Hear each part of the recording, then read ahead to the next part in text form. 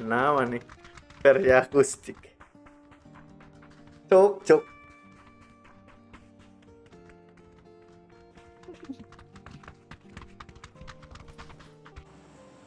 Cara gimana tadi nambahnya? Play. Underscore play ya? Min. Oh min play.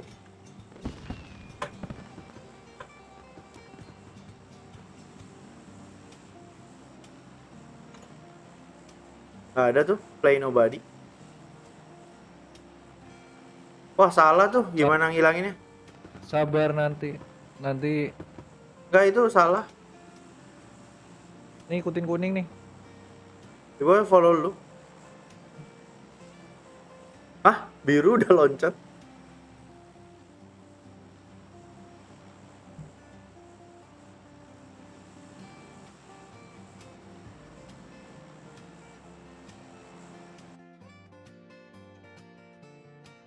Kayak gini kan gue lagi live ya, karena copyright berarti ya?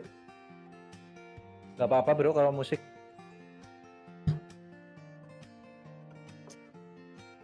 Kalau nggak ngaruh musik itu. Nggak ngaruh ya? Cuma ngaruhnya itu kalau kamu udah monetis dibagi dua sama pencipta lagunya uangnya. Misal dari satu video dapat 100.000, kamu dapat 50 gitu. Ya kayak temen cok. Yes, one team. Kita kemana ya? Gue nggak jauh.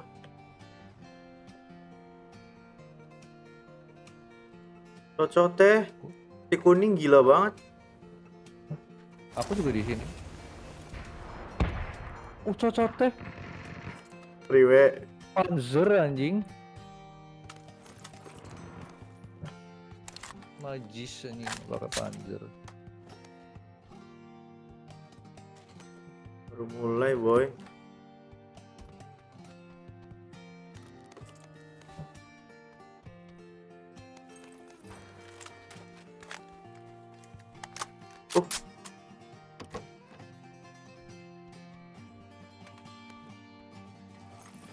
Aku nggak dilihat sama orangnya ya.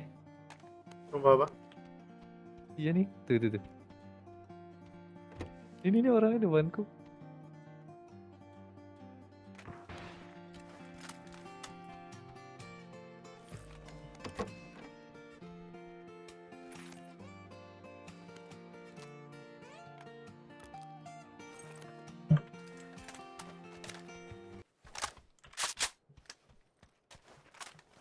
Digotong ya.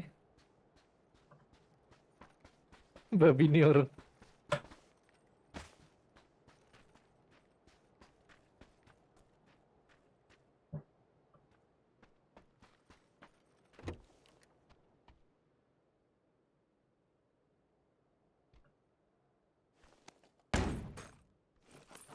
Nih di aku orangnya lagi gotong aku be.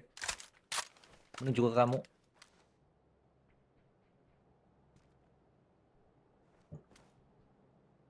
Ini di aku persis 2 orang. Ya. 3 orang. Nih siap-siap udah deket nih.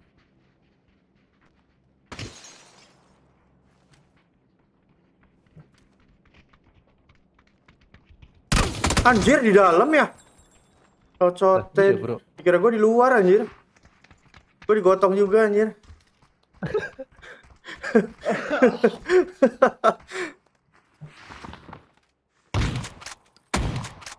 Wah dieksekusi kita bro. Kampret lah. Keluar lah ya. Keluar lah. Fuck banget cok. Digendong. Dikira gue lu dari luar datangnya. Digotong anjing. Belum apa-apa di roket ya. Kejam cok.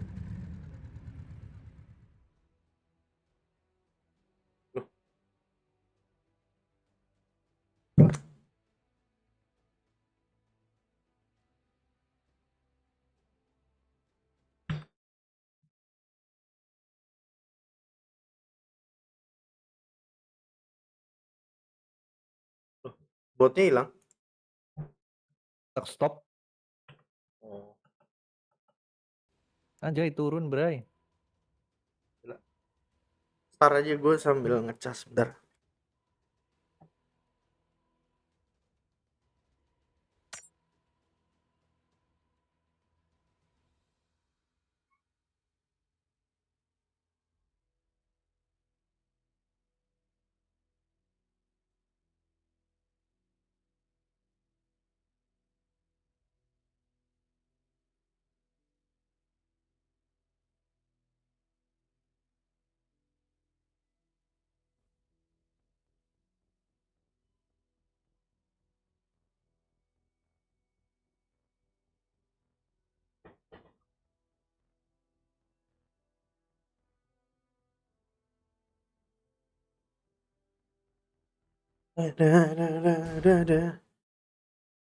Pas banget.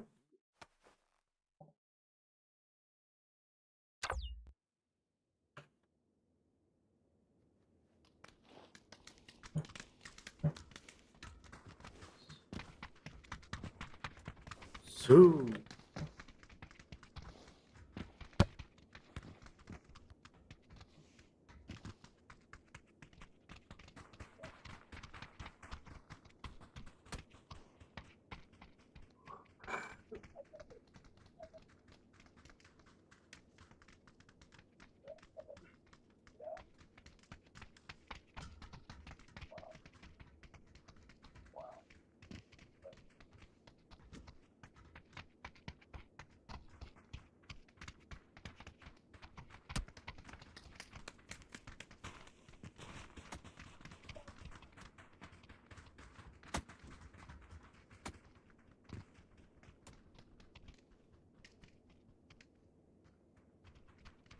Aduh.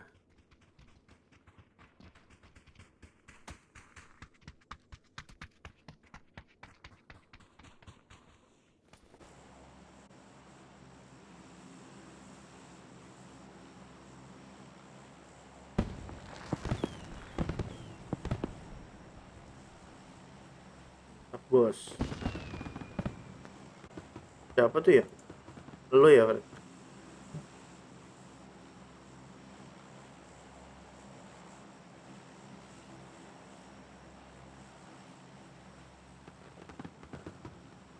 Mantap juga, boy.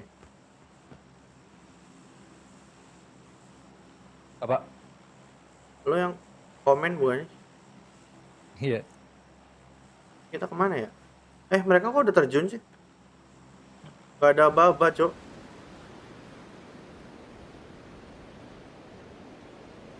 Train station kayaknya.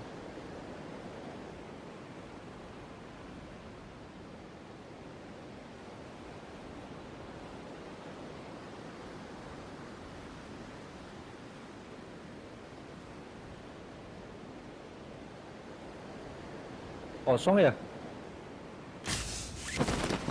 Hmm, Kosong, oh, Bre.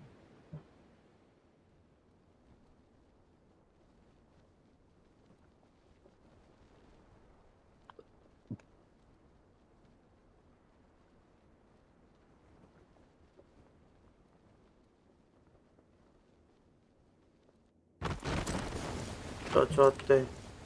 Hoki banget gua. What is that, bro? Jatuhnya ada itu penahan. Kalau nggak langsung jatuh.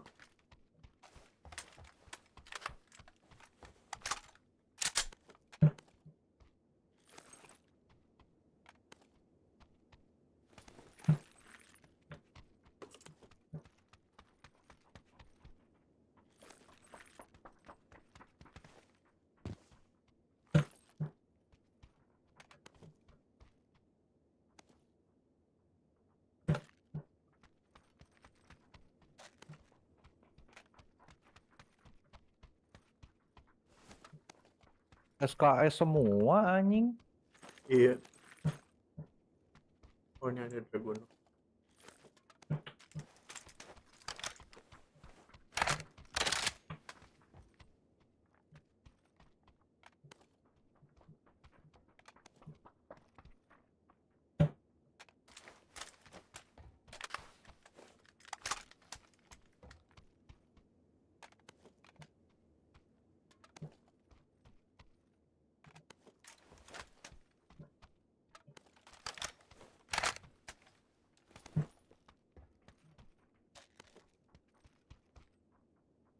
Kali ini udah. Kali 4. Udah.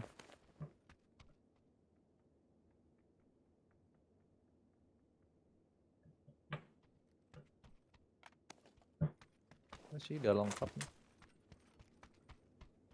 Extend udah. Udah.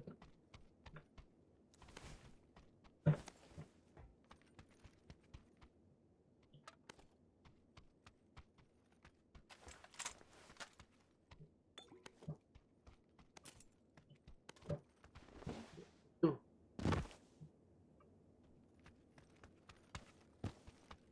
Jangan bro. Apa? Just like that. Udah selesai ngelutnya. Full. Extend quick draw nih. Oke.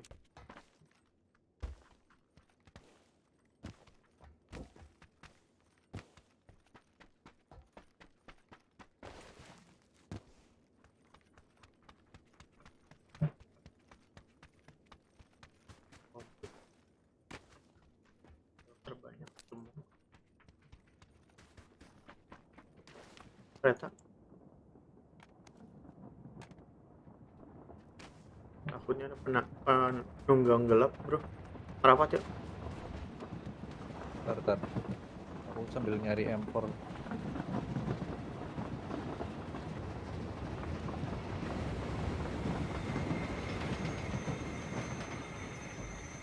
Yes, dapat.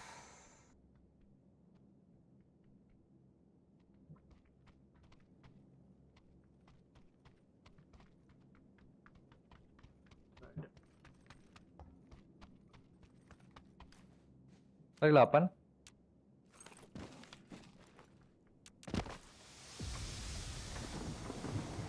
Boleh lah. Kali 8 lagi.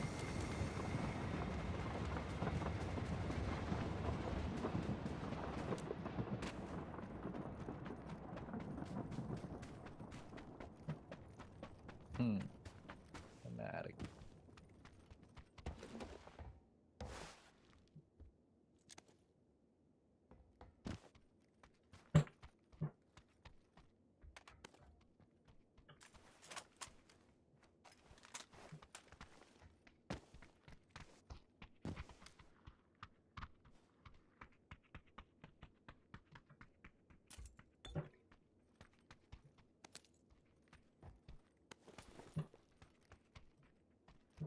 Di mana ya extend sniper ya?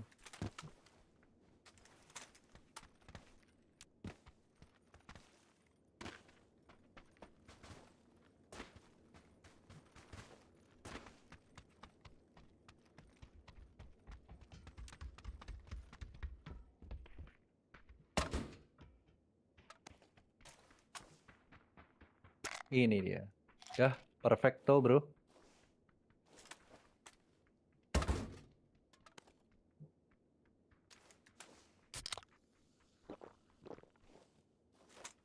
Perfecto, señor.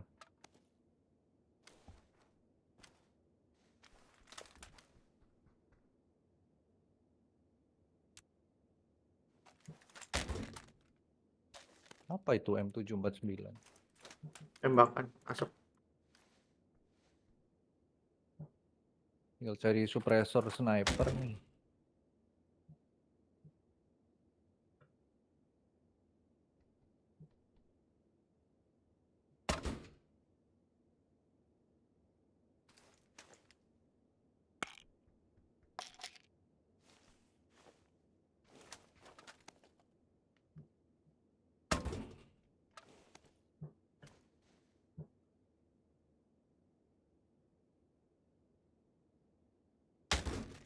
Teh 12 energy drink. Gue lagi mainan kulkas. Off stock.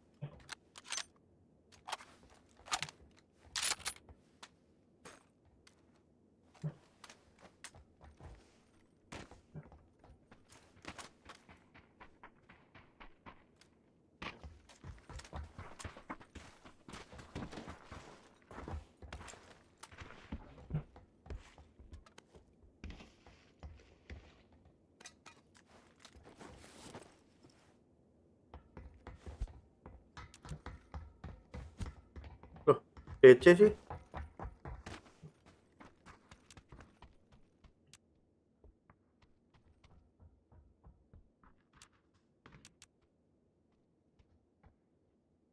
Itu emergency tuh. Mau nggak?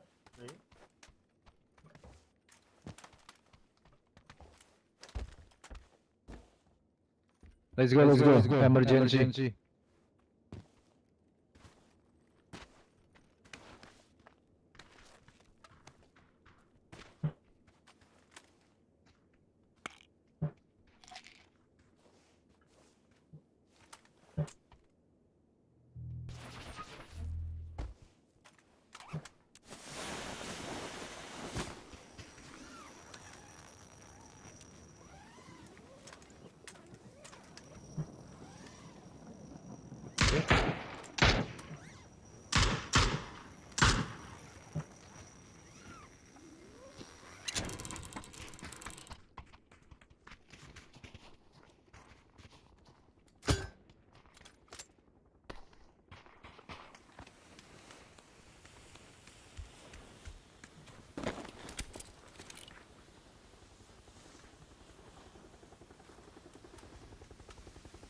Mojok banget dah.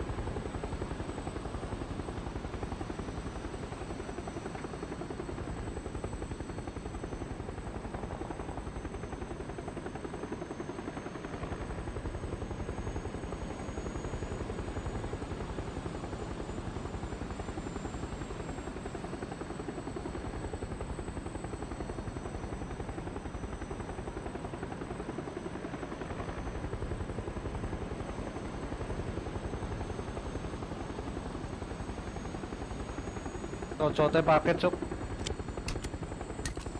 Aku ke paket sih.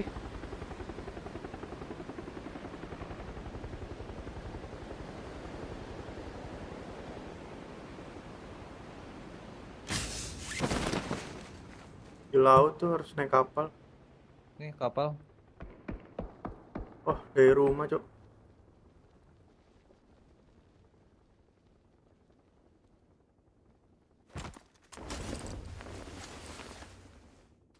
Where's the enemy, my friend?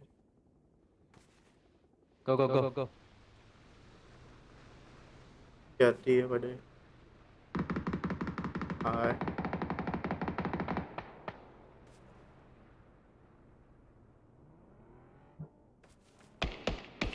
Pull up. Pull up, right. Go right.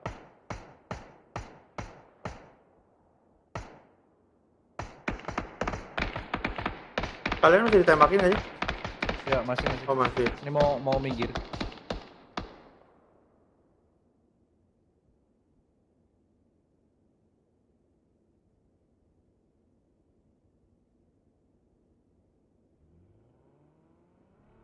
Pada naik mobil.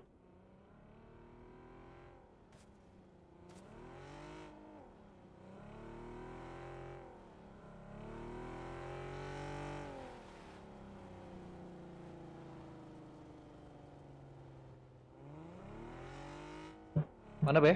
Tandain. Ada yang naik mobil ke arah kalian, tapi ada yang masih jalan.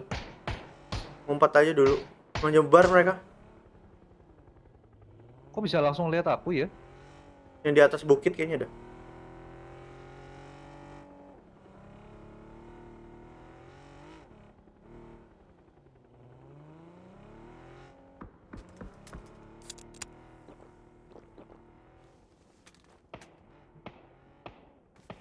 Gue nggak bisa lihat, gue lagi tiarap di rumput.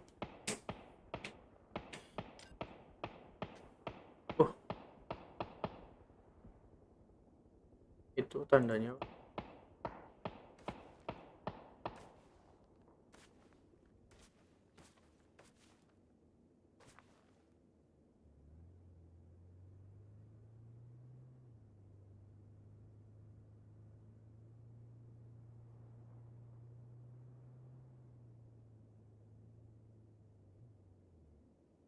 Pada udah ke rumah kayaknya.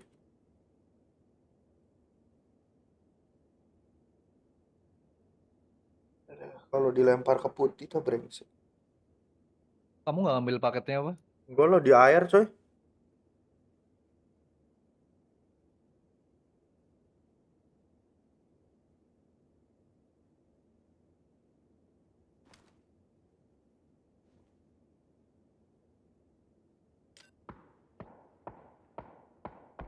Ada apa? Ada. Sesuatu. Titis temen ya? 8 mungkin.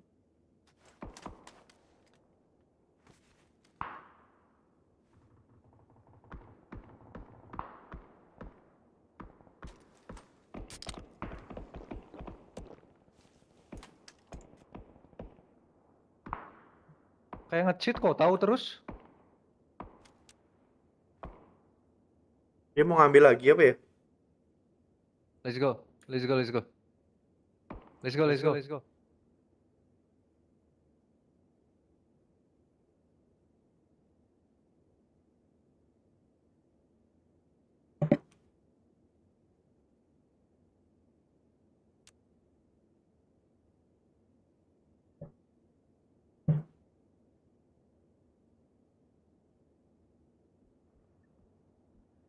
Kalau dia tahu gue pasti. Kalau ini tembak lagi Ini apa? kita ke situ lagi. Ambil paket lagi.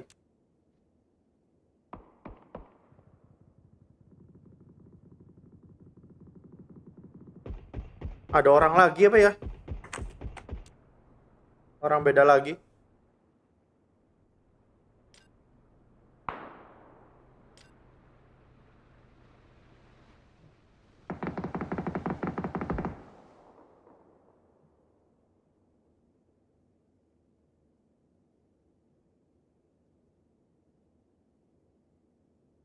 Wah, circle ke tempat tadi.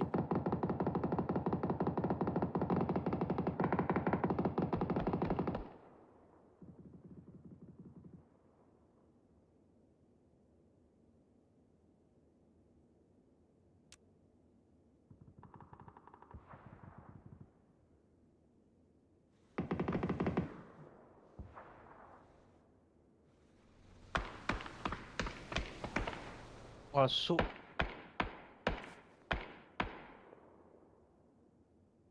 Itu orang dua berenang apa? Iya.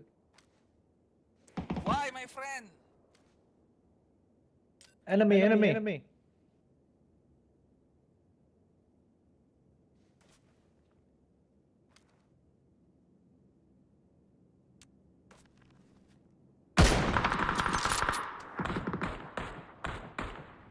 Dia yang kenok kok, be. Orang. Dia mau nembakin kalian.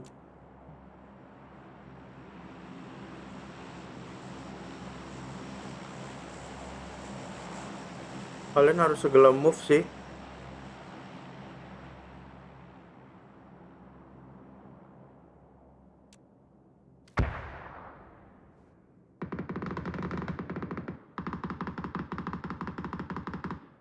Di tandamu apa?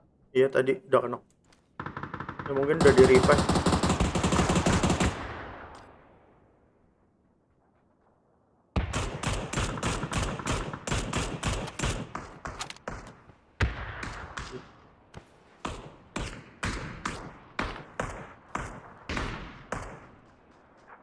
Instan. Enggak.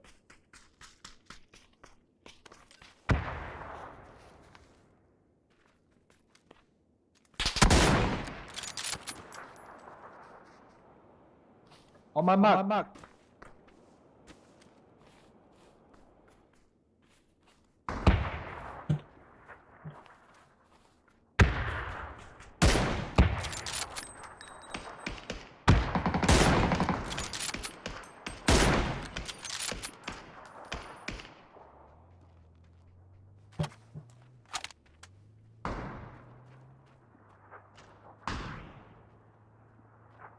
Oh. Yeah. 1v4. Let's go. Together. Di sana.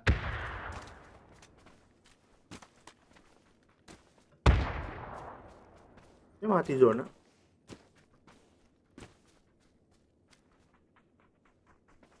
Yakin di sana? Tadi gue Ya, dengar yakin. mobil di atas loh.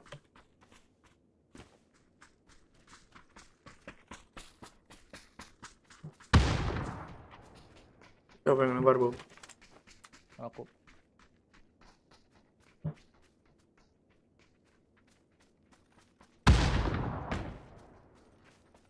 Oh, Where? I don't know. I'll find it. He got the car. Where?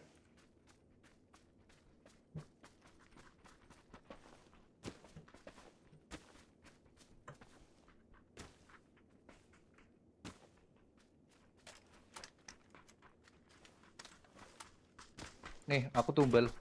Stick together, team. Let's go.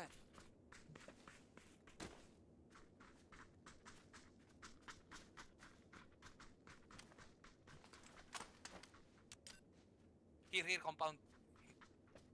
oh tuh. His car is here. Oke. Oke.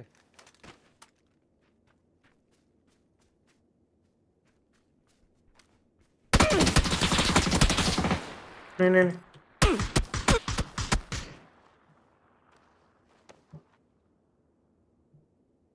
Mana? Itu tanda gue persis.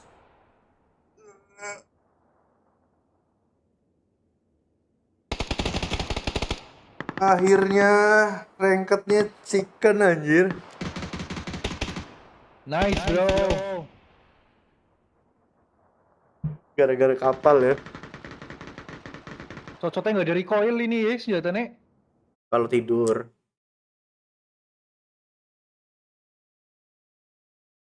Kalau berdiri ya sama aja. Coba berdiri.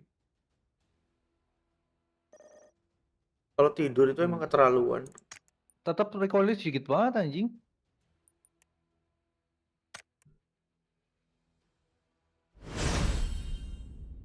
Chicken guys, akhirnya guys setelah sekian purnama gitu. Ada schedule, ada pertandingan. Apa? Pertandingan apa, Be? Tuh, PUBG, EWC kayaknya ya. PUBG Nation Cup. Nobar lah, guys. Yuk. Atau udah mulai Mau belum? nggak? Good morning. Kamu streamingin. Mana? Harus sign up apa?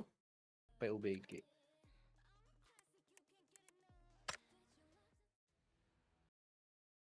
Live.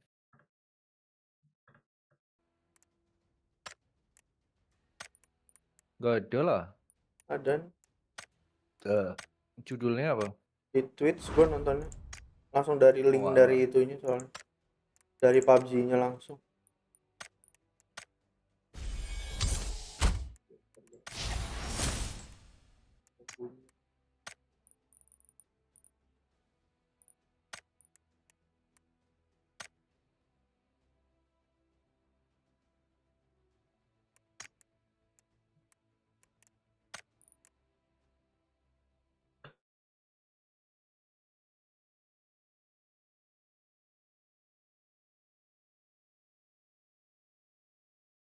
Gimana sih? Jam berapa? Gak ada jamnya. Oh, 20 menit lagi. Miramar, Taigo, Rondo, Erengel. 6 match.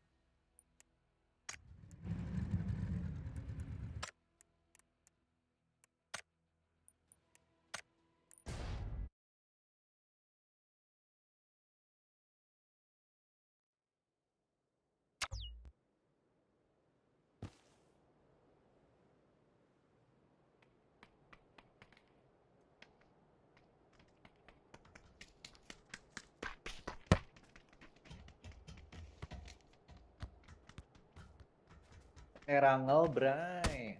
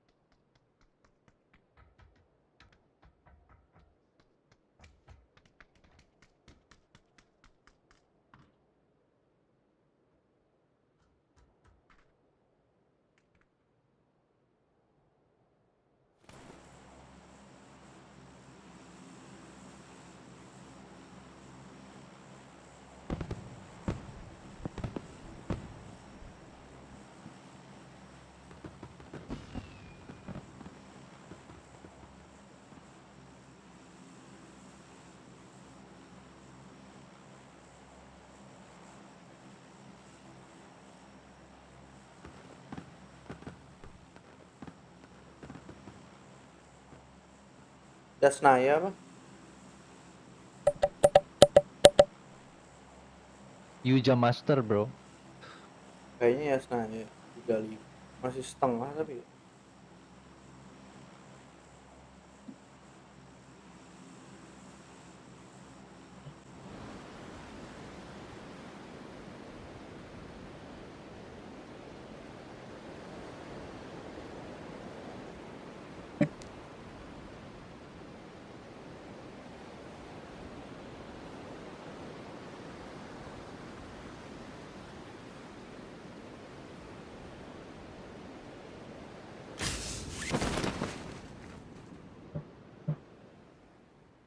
Ada ya? Ya 2 tim.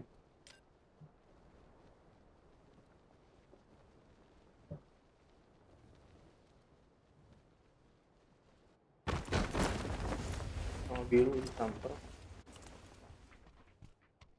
Dekar pendekar.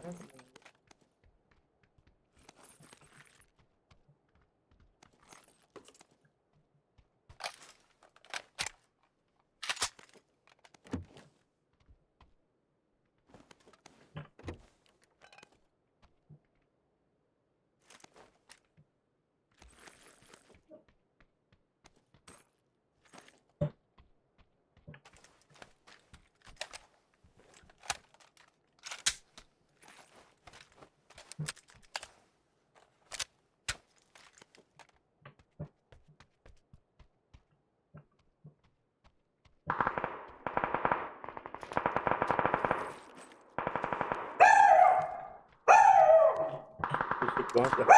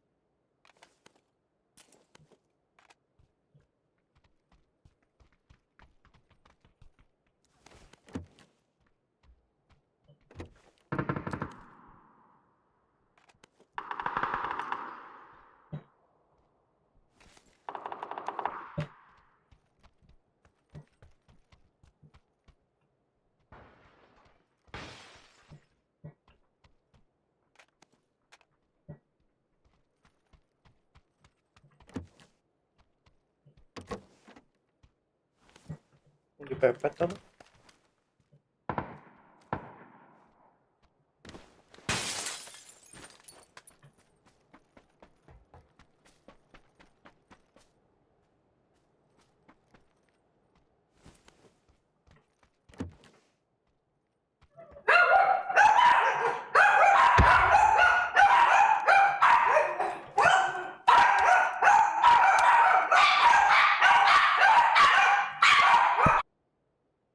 Mereka mepet apa? Iya mepet. Aku nantilah ngalut dulu.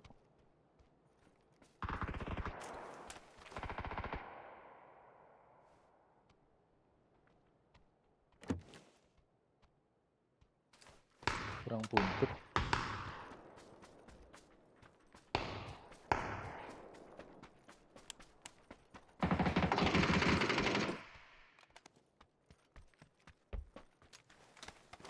Wait. Don't push number four. Number four. Don't push. That's shotgun, man. Don't push. Number four.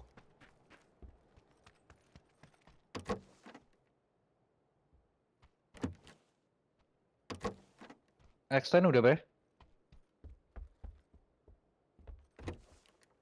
Be? Aman. Gue lagi mute, anjingnya lagi berisik banget. Don't push, man. No push.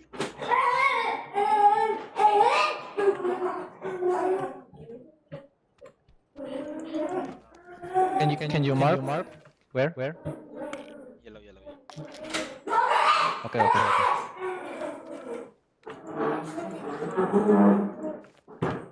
man. Shotgun, bro. Wait next circle. They're gonna. Alright. They will not.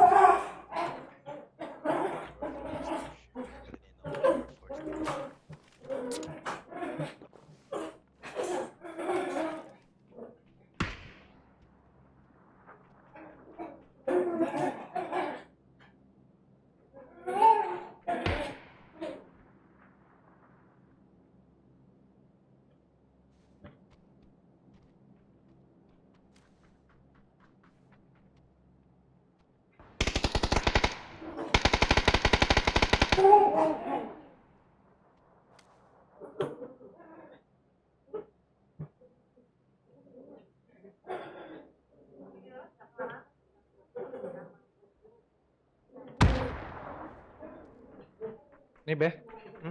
Apa tuh? Extend quick draw. Ya.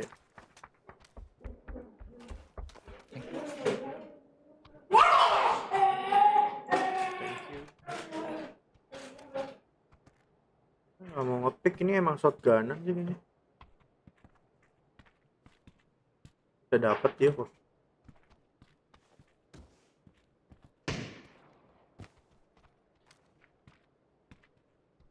Mancing dia. Oh, tuh dapet.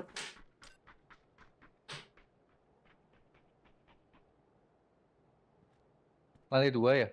Lantai 1 tadi ada. Nah itu.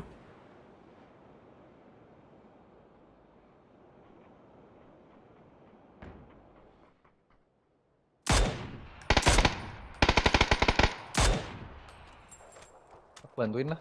Ya, gue. Pan. One more.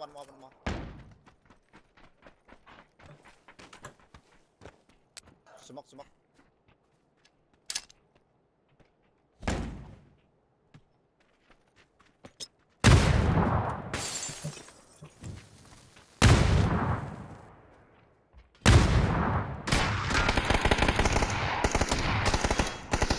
Kanan kiri.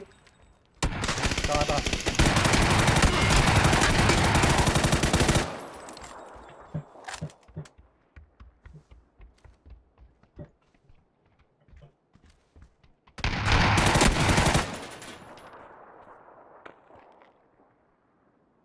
Awas, Be. One more. Revive. Gue healing dulu. Don't push. Revive. Nice. Instan apa? Instan. Aku ngedrop FPS-nya. Fucking hate shotgun, bro. Fucking hate shotgun. Mana?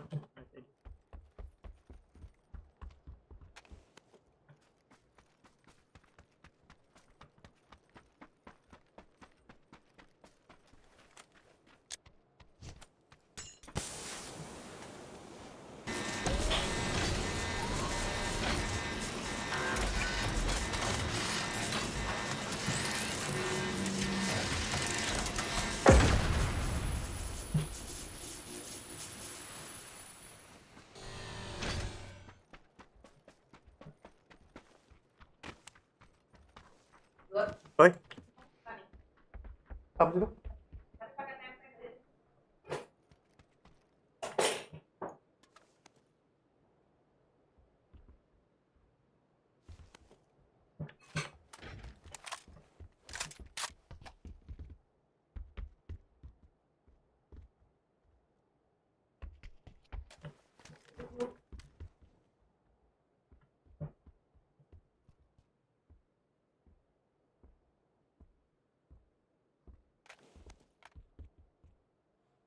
PS gua kapan ditembak ya?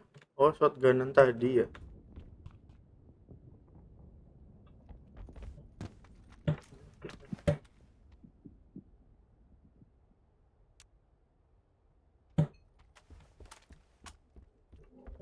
Shotgun.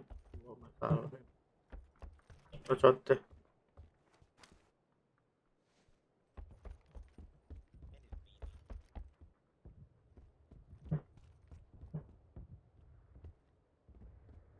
Menit.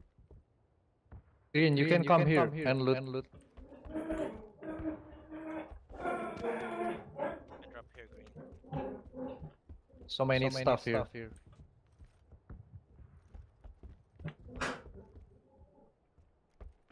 Bumping. Flare. Flare gun katanya. But I think that's yellow.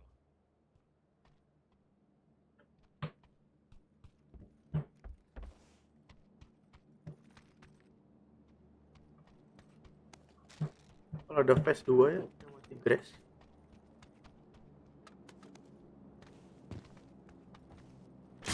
okay.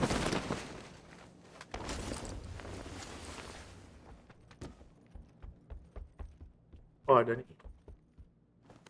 Oh, phase 3 di grass.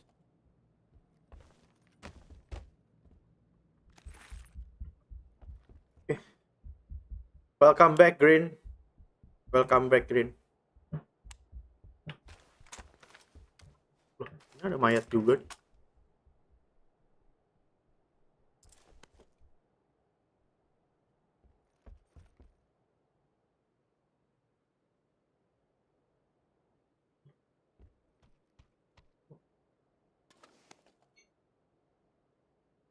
Ini lebih asik lagi nih.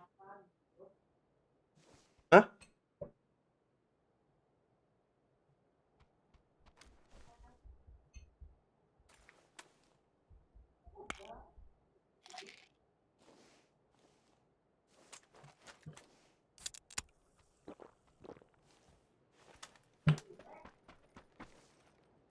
You don't. Kok dia nggak mau ngambil mayatnya dia?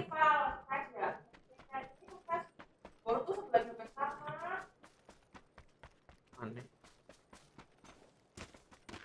Green, come here. It's so many stuff here. Hey, green, go to the body, man. Udah tadi tuh bukan suaranya dia.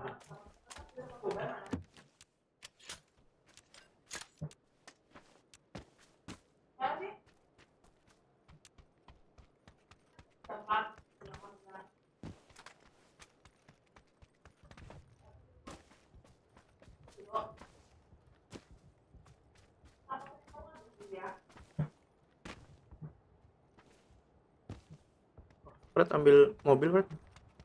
Kananmu. Mana sih? Harusnya ada depan market. Tuh ada. Darcy. Paket ke?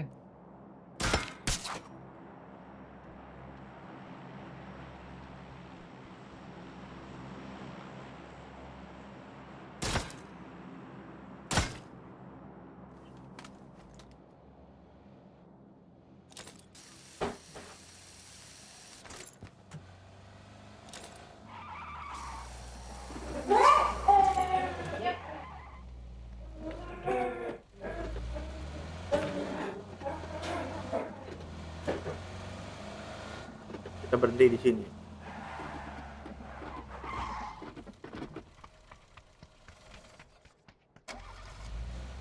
Terus parkir dulu.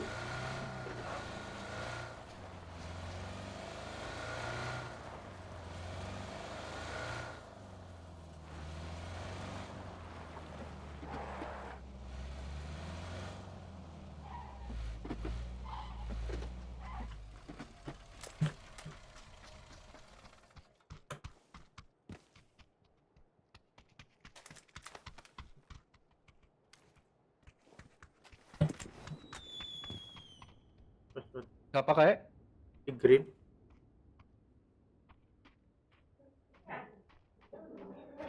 Berhasil nggak? Berhasil.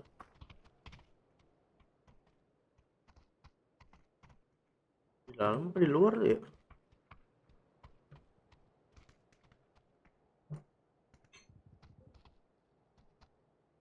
Kuning musuh apa? Biasanya adanya begitu ya. Yellow mark. Nah, yellow mark enemy bro, yellow mark. Yeah, I think so. Someone flared here. Like right here. Someone flared. Paket kita datang.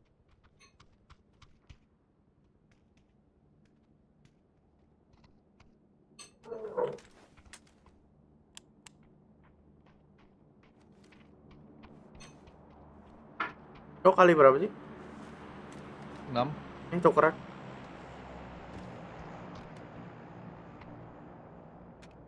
AWP kan? Iya. One team drop. I think they're coming to us. They drop middle. Itu dia tuh. Mana tuh sini? Iya. Mana aja kena. What the fuck? What?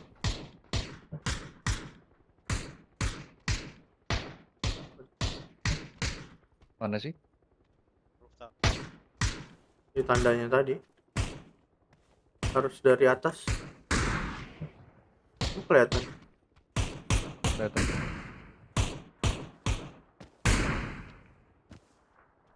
Wah,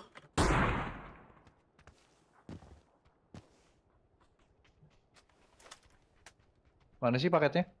nggak tahu. Berhasil nih.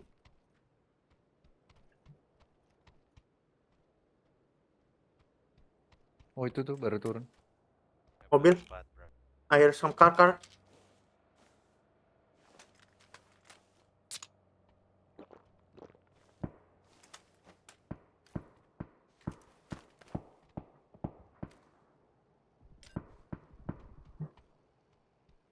Dapat apa nih si green? Uh,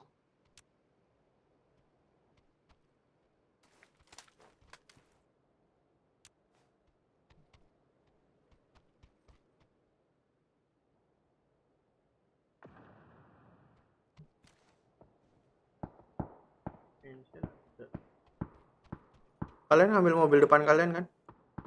ya.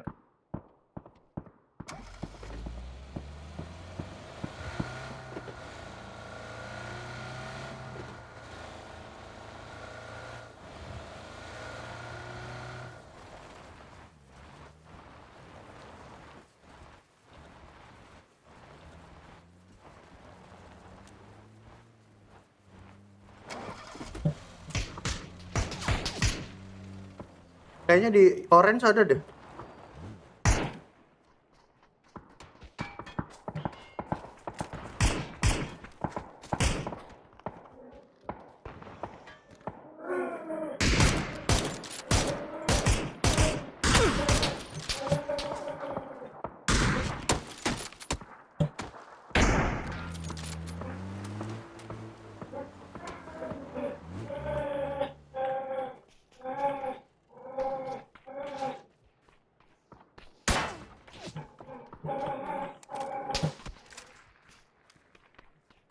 Kayaknya not good banget.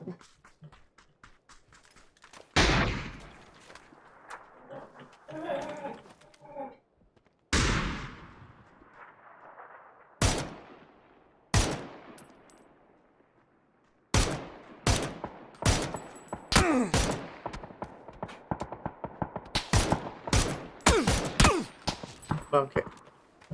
Bisa lihat gua.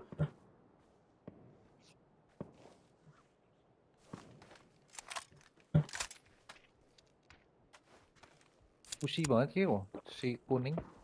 Iya.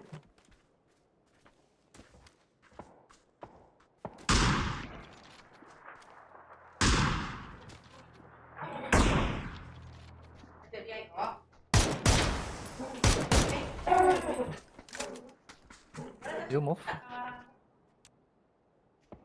Ayo Cok. Ayo.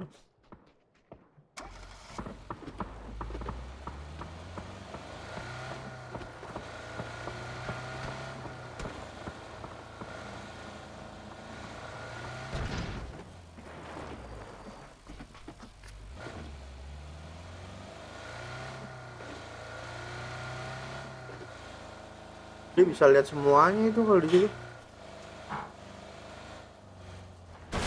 Hotel lah.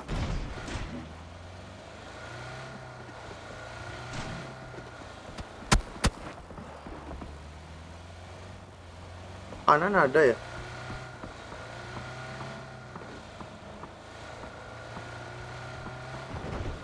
Rumah depan itu ada nggak?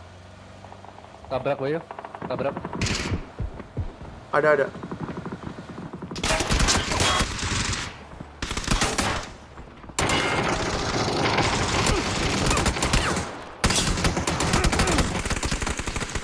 Nice. Oh alah. Oh, that's too early, man. Take this Kita one. ditembakin dari belakang juga sih, lebih tepatnya. Mereka potato tuh. Yang belakang jitu banget ya. Oh, energy drinknya dia beda warnanya. Iya, tapi nggak ngaruh sih. Ini ya? Si kuning mati juga, Pak? Enggak, ini masih naik sepeda. Batu ini aman apa? Dia ngumpet nih.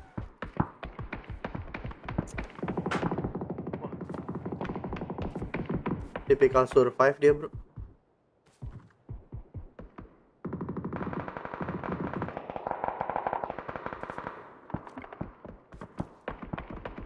Tipikal prawn dia, bro. Iya.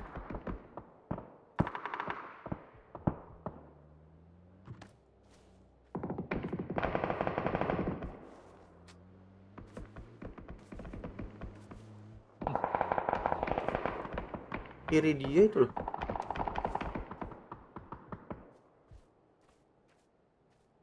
Coronanya udah tanggung banget ya. Kepo dia, bro.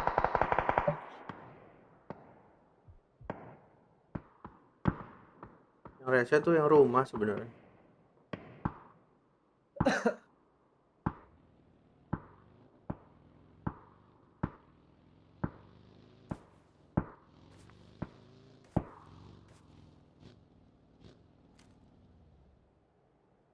Wah, yang rumah masih masuk, yang rumah kecil.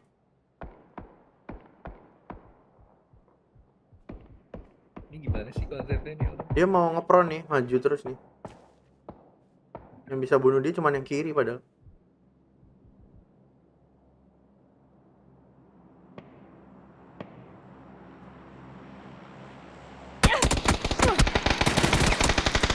Dia L.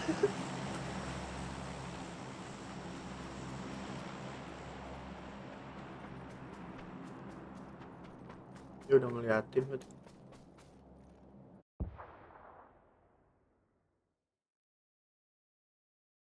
Gara-gara dia ini nggak sih? Apa? Berdiri-berdiri ya. Iya. Tapi kayaknya dipantau juga sih dia naik sepeda tadi.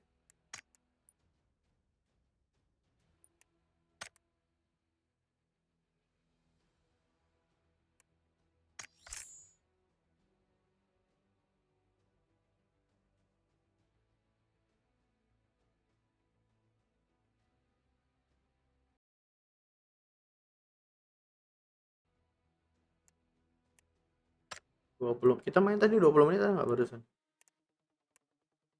Ada? Coba kita lihat. Udah mulai. Nggak ada. Kalau yang barusan nggak ada. Top 8 top 8 team. Korea, USA, Thailand, Vietnam, Brazil, Argentina, Cina, Australia. Loh, baru 8 nih.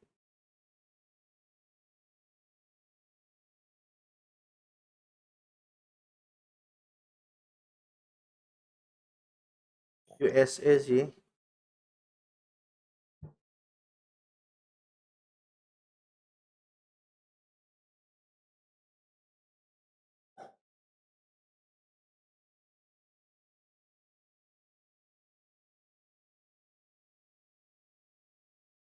Nggak mulai-mulai nih. Nonton dikit banget.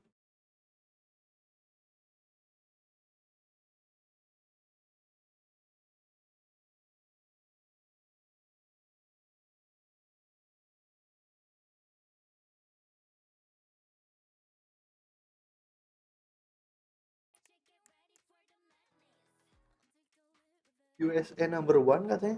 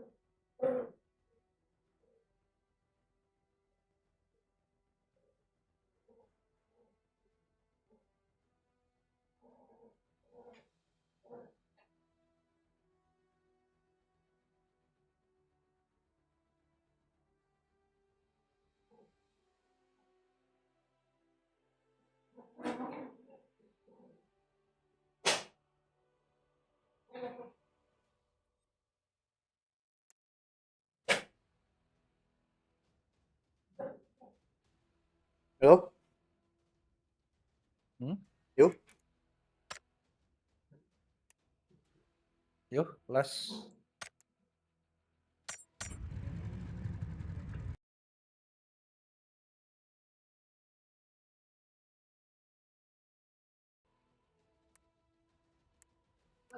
Hmm? 1000.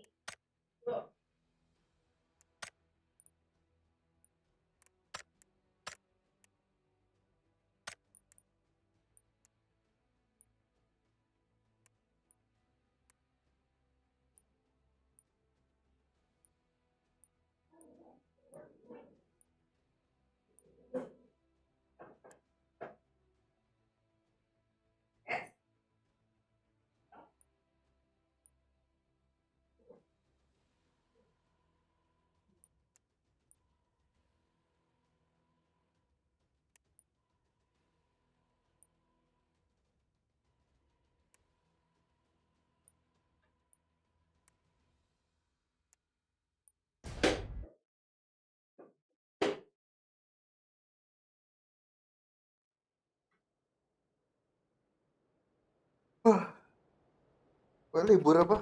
Oke. Ya, libur.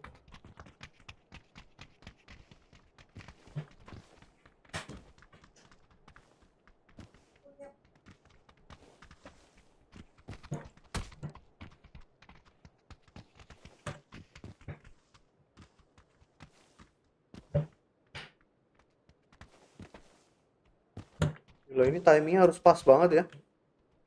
Kalau mau kayak gini. Priwe, bisa nggak lo?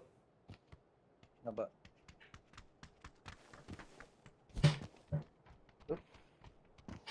Timingnya harus pas, bro. Bro, jauh banget nggak tuh?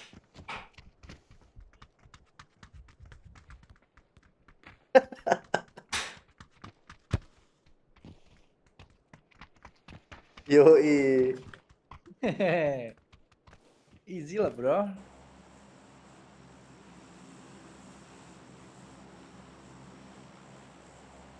Follow biru ya. Birunya mau kemana nih?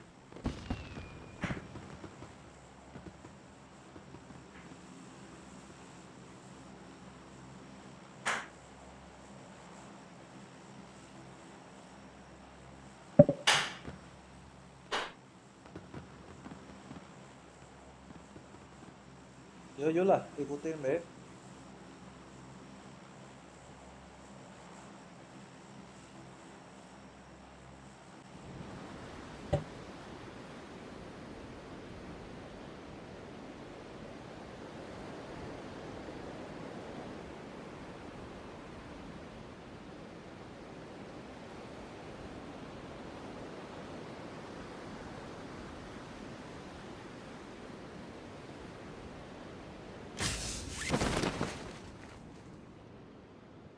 Tongol.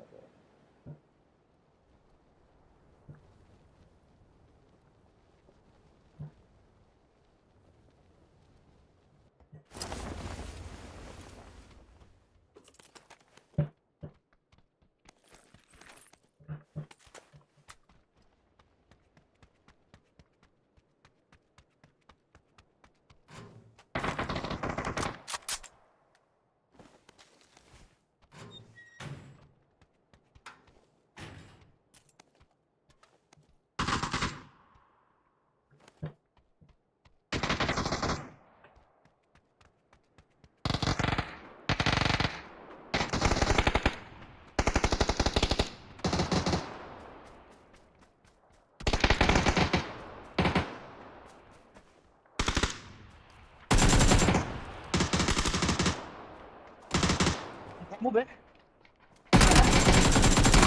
Astaga naga. Kenapa? Belakangmu ada orang. Gue nggak damage nggak Bisa sih? aku makan dulu lah. Iya.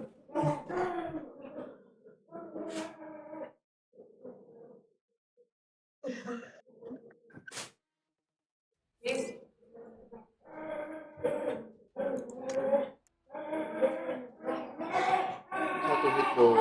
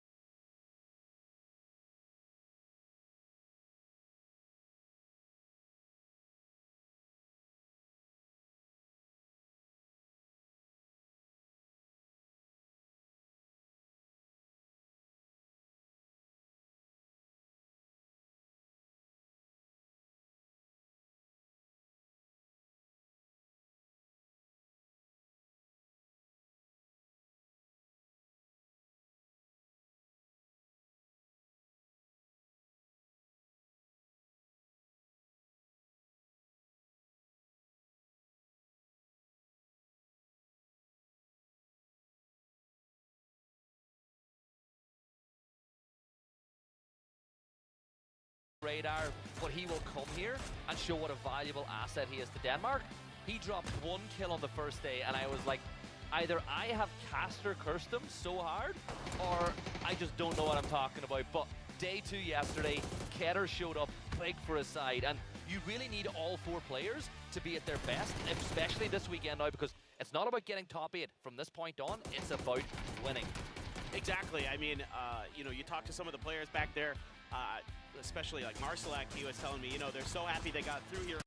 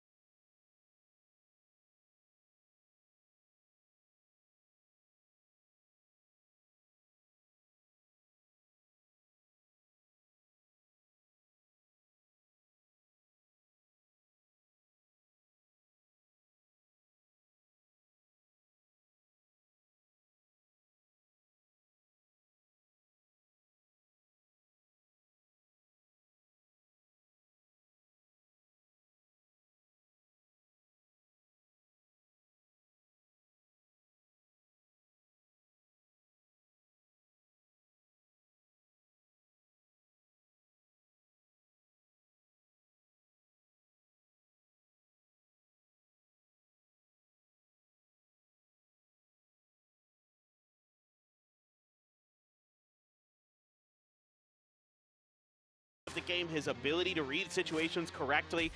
You know, I still am going to think back where, yes, he died going over the hill to 2 players of Japan, but that actually got Sweden much further in that game because he identified that 2 players had crept up underneath them because of his game sense, because of his understanding of the map. Things like that are so important, but I'm sad Sweden's not here. They had such a good first day, but looking forward to hopefully seeing more of Fuzz in the future. Yeah, definitely.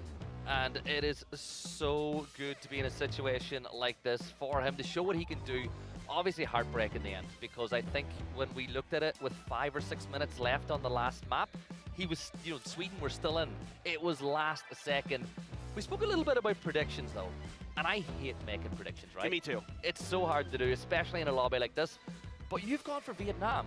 For today. For today. For the whole event, I'm going with China, but I think today Vietnam's going to come out swinging. I think with APAC having all this momentum, I think they're going to be the best APAC team here, so that's the team I'm looking at. You went with Brazil, though. I literally seesawed between USA and Brazil. USA because it's the region I work with, Brazil, but then I was like, you know what? We're going to talk a lot about USA. Let's go for Brazil because I think Sparking is probably the best player we've ever seen come out of South America. Yes. And I think we don't even have to debate that anymore. No. And when you consider that they've been added by some new blood, obviously you've got BL who've come in from Rock alongside Santastico. Incredible players. Yeah, no. I mean, this Brazil squad, I think, is going to do damage again. I mean, they always do well, right? But we're going to see an even bigger step up, I think. Sparking is one of the best players on the planet. So he's always hungry to win. I love talking to him behind the scenes because he's always got that fire in him, and it's just infectious. He's such a nice guy. So I don't blame you at all for thinking Brazil here. Yeah, not to mention the fact that as it is a new roster, right? It's not the Brazil that we're used to seeing. So for them, I think they're going to come here with a point to prove. And all the graphics that we looked at anyway, Brazil and Argentina, historically over the course of all the PNCs, have won more maps than any other regions. Yeah, and I'm not super surprised by that in most ways. I mean, again, players who are very experienced across both teams, across just about every level of PUBG esports. You know, you think to any possible event, those guys are going to be the ones doing it. In Argentina, I'm really excited for Capitan, his first time playing, and as an IGL, so he's really stoked. Oh, we'll talk a lot about him later, but we asked some of the people at home as well who they thought would get the most kills. And we got 3 of these right. We talked in the pre-show, we were like, Tiggleton's going to be there, Salute's going to be there, Hemas. But we got Kiss showing up, and I love to see that. I thought for sure we'd see like an Left or a Xiaowu maybe coming through, but man, that's great to see. Kiss well-deserved here because of how impressive he was. I thought maybe Sparking as well for, you know, the Brazil fans maybe coming through with their survey, but Tiggleton, not surprising. I mean, he's got an army of, you know, followers from his streaming, so he's definitely going to be popping off no matter what. He's looked really good this year too. Yeah, rightfully so. Look, he's an incredible player, and you know, I think that a lot of the time over the course of this year, he's not had to make as many big plays as he had to in the past because of the way that Falcons were playing, because, you know, Shrimsy's on another level now, Kickstart's the same, and Tiggleton's always been Tig. He's always been phenomenal. He's got his head locked in the game, but I'm surprised that we didn't see any votes for the likes of Shrimsy, because you and I know he has been playing out of his mind for the last, I'm going to say, 18 months. One of the most consistent players ever in PUBG esports. I mean, he is going to be a legendary player whenever he decides to retire. I hope it's never, but you know, eventually all good things. He is just a tremendously smart player, a tremendously effective player. He's done it across so many different events, so many different levels of the game. No doubt Shrimsy is going to be a force to be reckoned with. And if you're looking at your fantasy league over at Twire.gg, Shrimsy a very solid pick. Yeah, Shrimsy would be a great pick, I think, with the momentum that Beamy is bringing in today. It's definitely worth having a look at him. So if you're thinking about building your team, you've got a $100,000 budget, which is more than enough.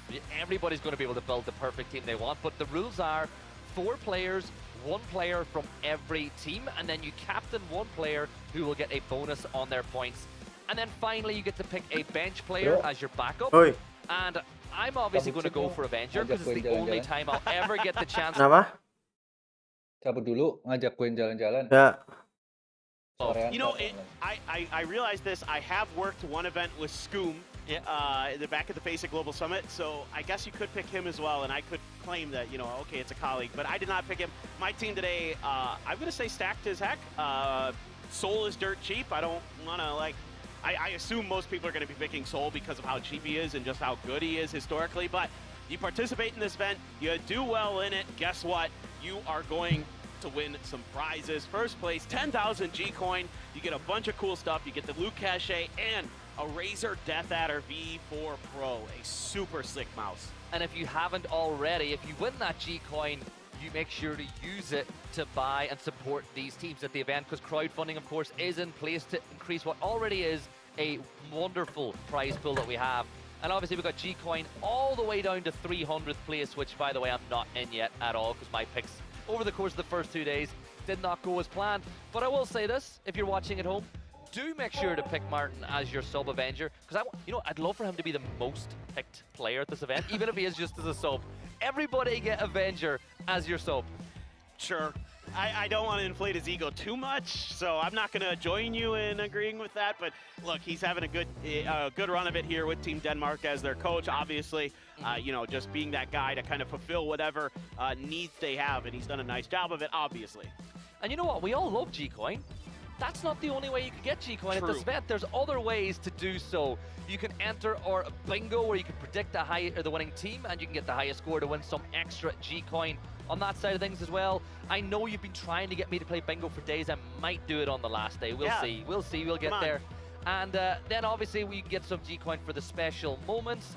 And the other way, I guess, is there'll be codes. There will be codes in chat. You don't need to ask about them. They will be put up at random stages during the show, so make sure to be ready to redeem those when they are put up on screen.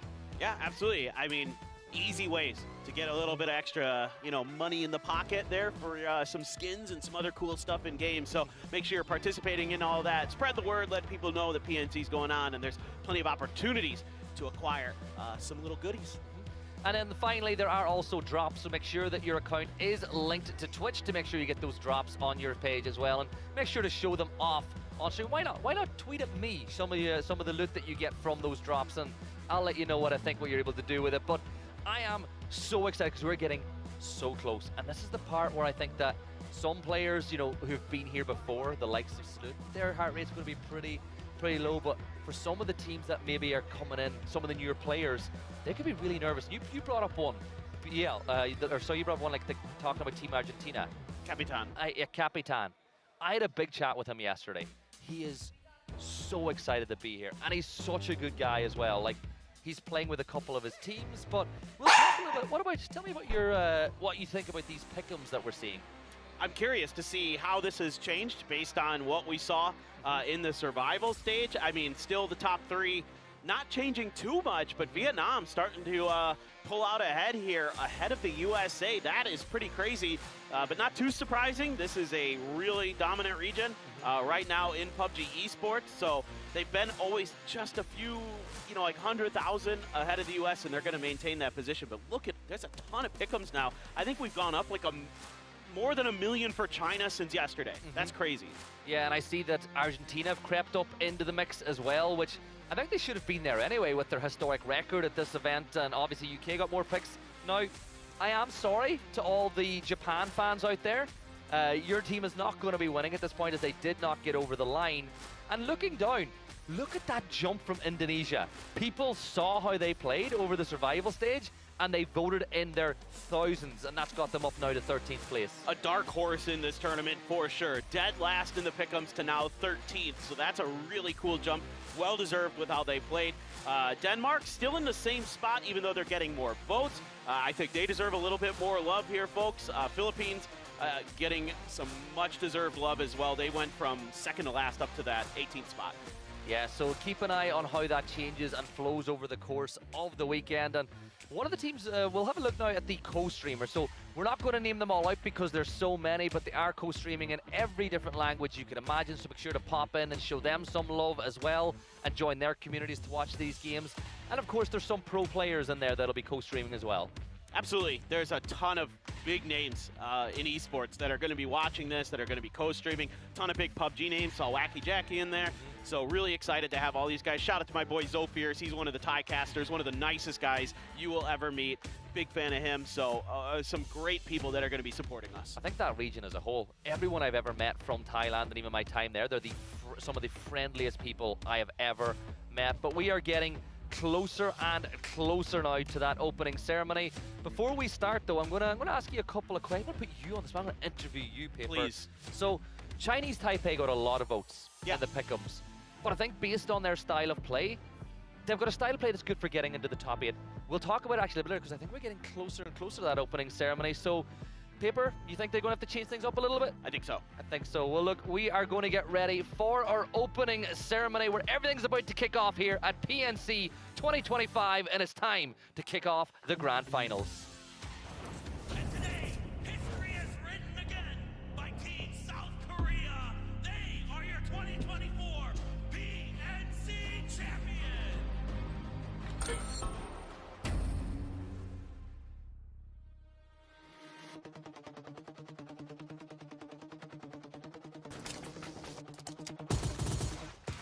And the Korean team, back-to-back PNC champions, defend their trophy once again.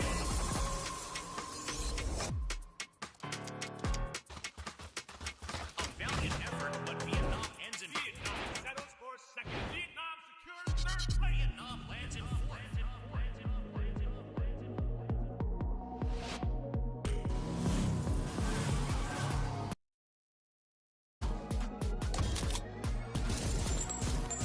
USA, they need to overtake Korea.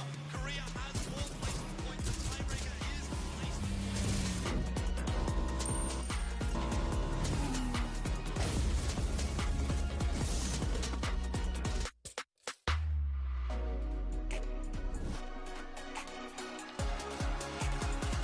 Welcome to PNC 2025.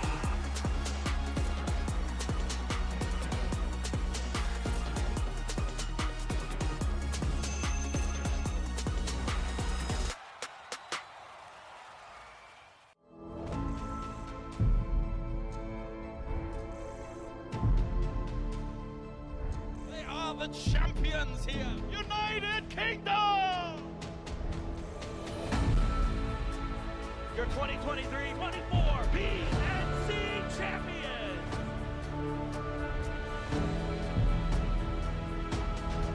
Welcome to PNC 2025. Just barely.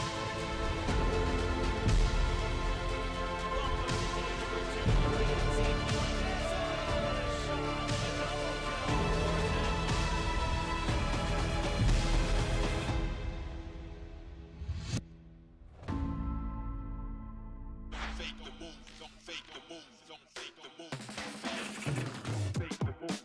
Smooth and original. Straight from the underground. Listen to the real funk. Hold on. Watch out, the furious. Better be focused. Listen to the real funk. And it goes a little something like this. It goes on and on and on and on.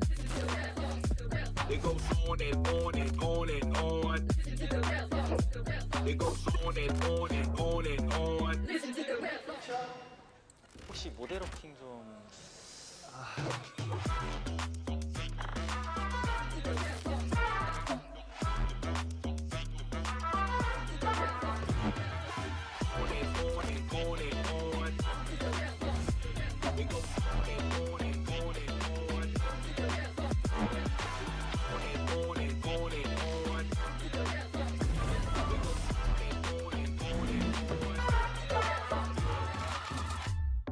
Smooth and original. Straight from the underground.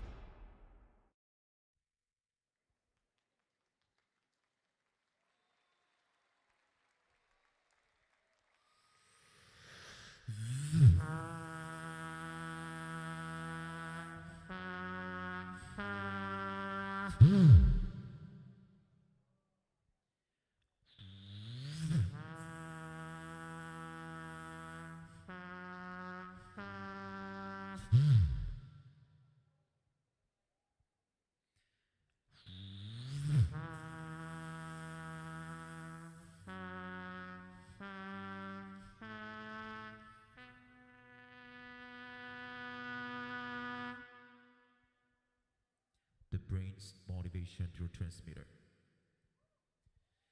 dopamine.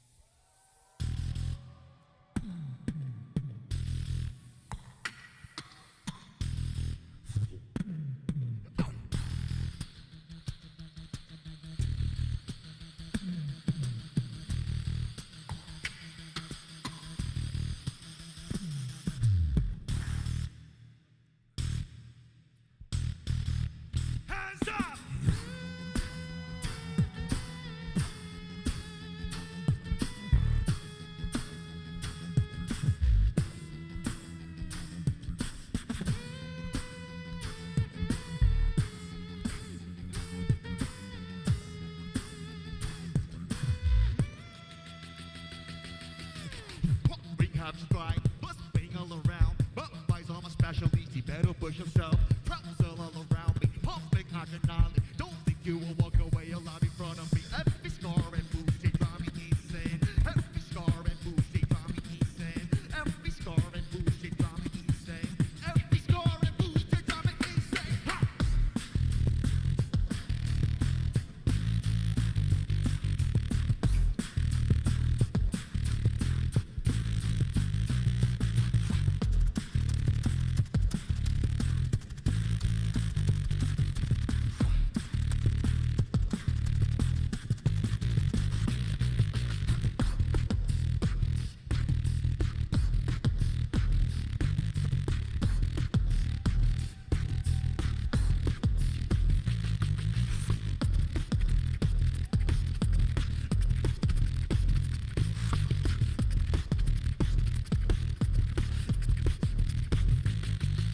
Every scar and bruise, they drive me insane. Every scar and bruise, they drive me insane. Every scar and bruise, they drive me insane. Every scar and bruise, they drive me insane. Every scar and bruise, they drive me insane. Every scar and bruise, they drive me insane. Every scar and bruise, they drive me insane. 3, 2, 1, let's go!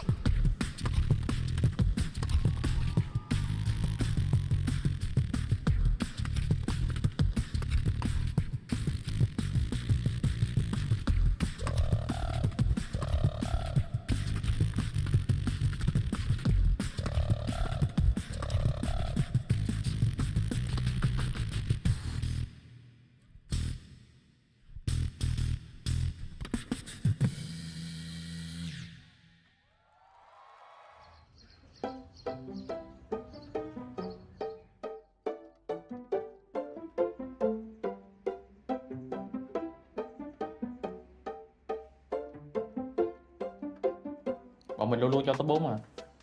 Bây giờ chỉ còn vô địch nữa thôi. Lần trước không có tôi, bây giờ có tôi, anh em sẽ vô địch được thôi. Lầm. Ok đi thôi. Ok, làm cái đi. 1, 2, 3. Listen up. We have got 2 goals to this PNC. First, we gotta win PNC. And second, we need to get a ace plus autograph. Okay.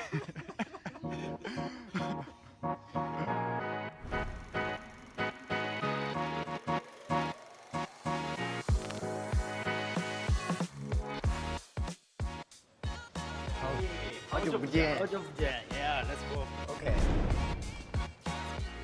중국 대표팀은 일단 최근 스크림에서 느꼈을 때 4명 다 자신감 있는 플레이를 하는 것 같고 4명 다 엄청 공격적인 것 같아요.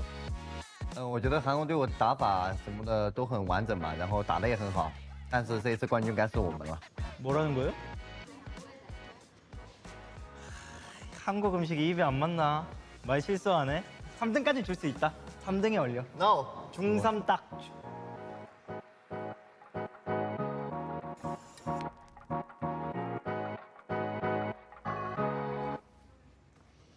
What's up, buddy? How you doing, man? Fantastic. Nice. You need a new jersey, bro. What's that supposed to mean? It's not looking good on you. It is what it is. Yikes. You know, it kind of sucks to not be on the same team, but it's also fun to come back as enemies. I mean, you got second place last year, but, you know, I'll lift that trophy for you this year, mate. Didn't you guys get like 8th last year? Like, we only lost by 1 point. And you're IGLing this year, right? Nah, that was just a fluke. We're the real deal this year, trust. You say that every year, man. You gotta figure your stuff out. Korea's three-peat will be no longer. They will not win. Yeah, I don't think this year's for Korea either. We will make sure they will not win. I'm down. Guaranteed. Let's go.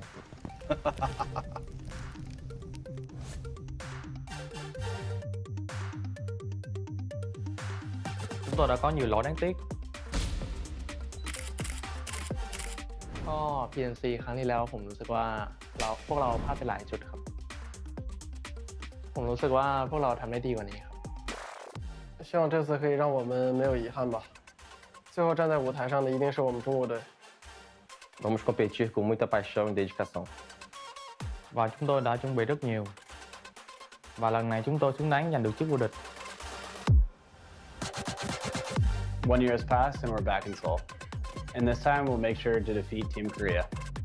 And we'll show you what a powerhouse Team Australia can be. Please look forward to the birth of a new champion. Esperen que nuestro equipo sea muy fuerte este torneo. Survivor stage itu sama saja ibaratnya kita main scrim biasa. I think the real games are beginning now. Team Norway will make sure to take the trophy. Esta vez vamos a vencer a Corea.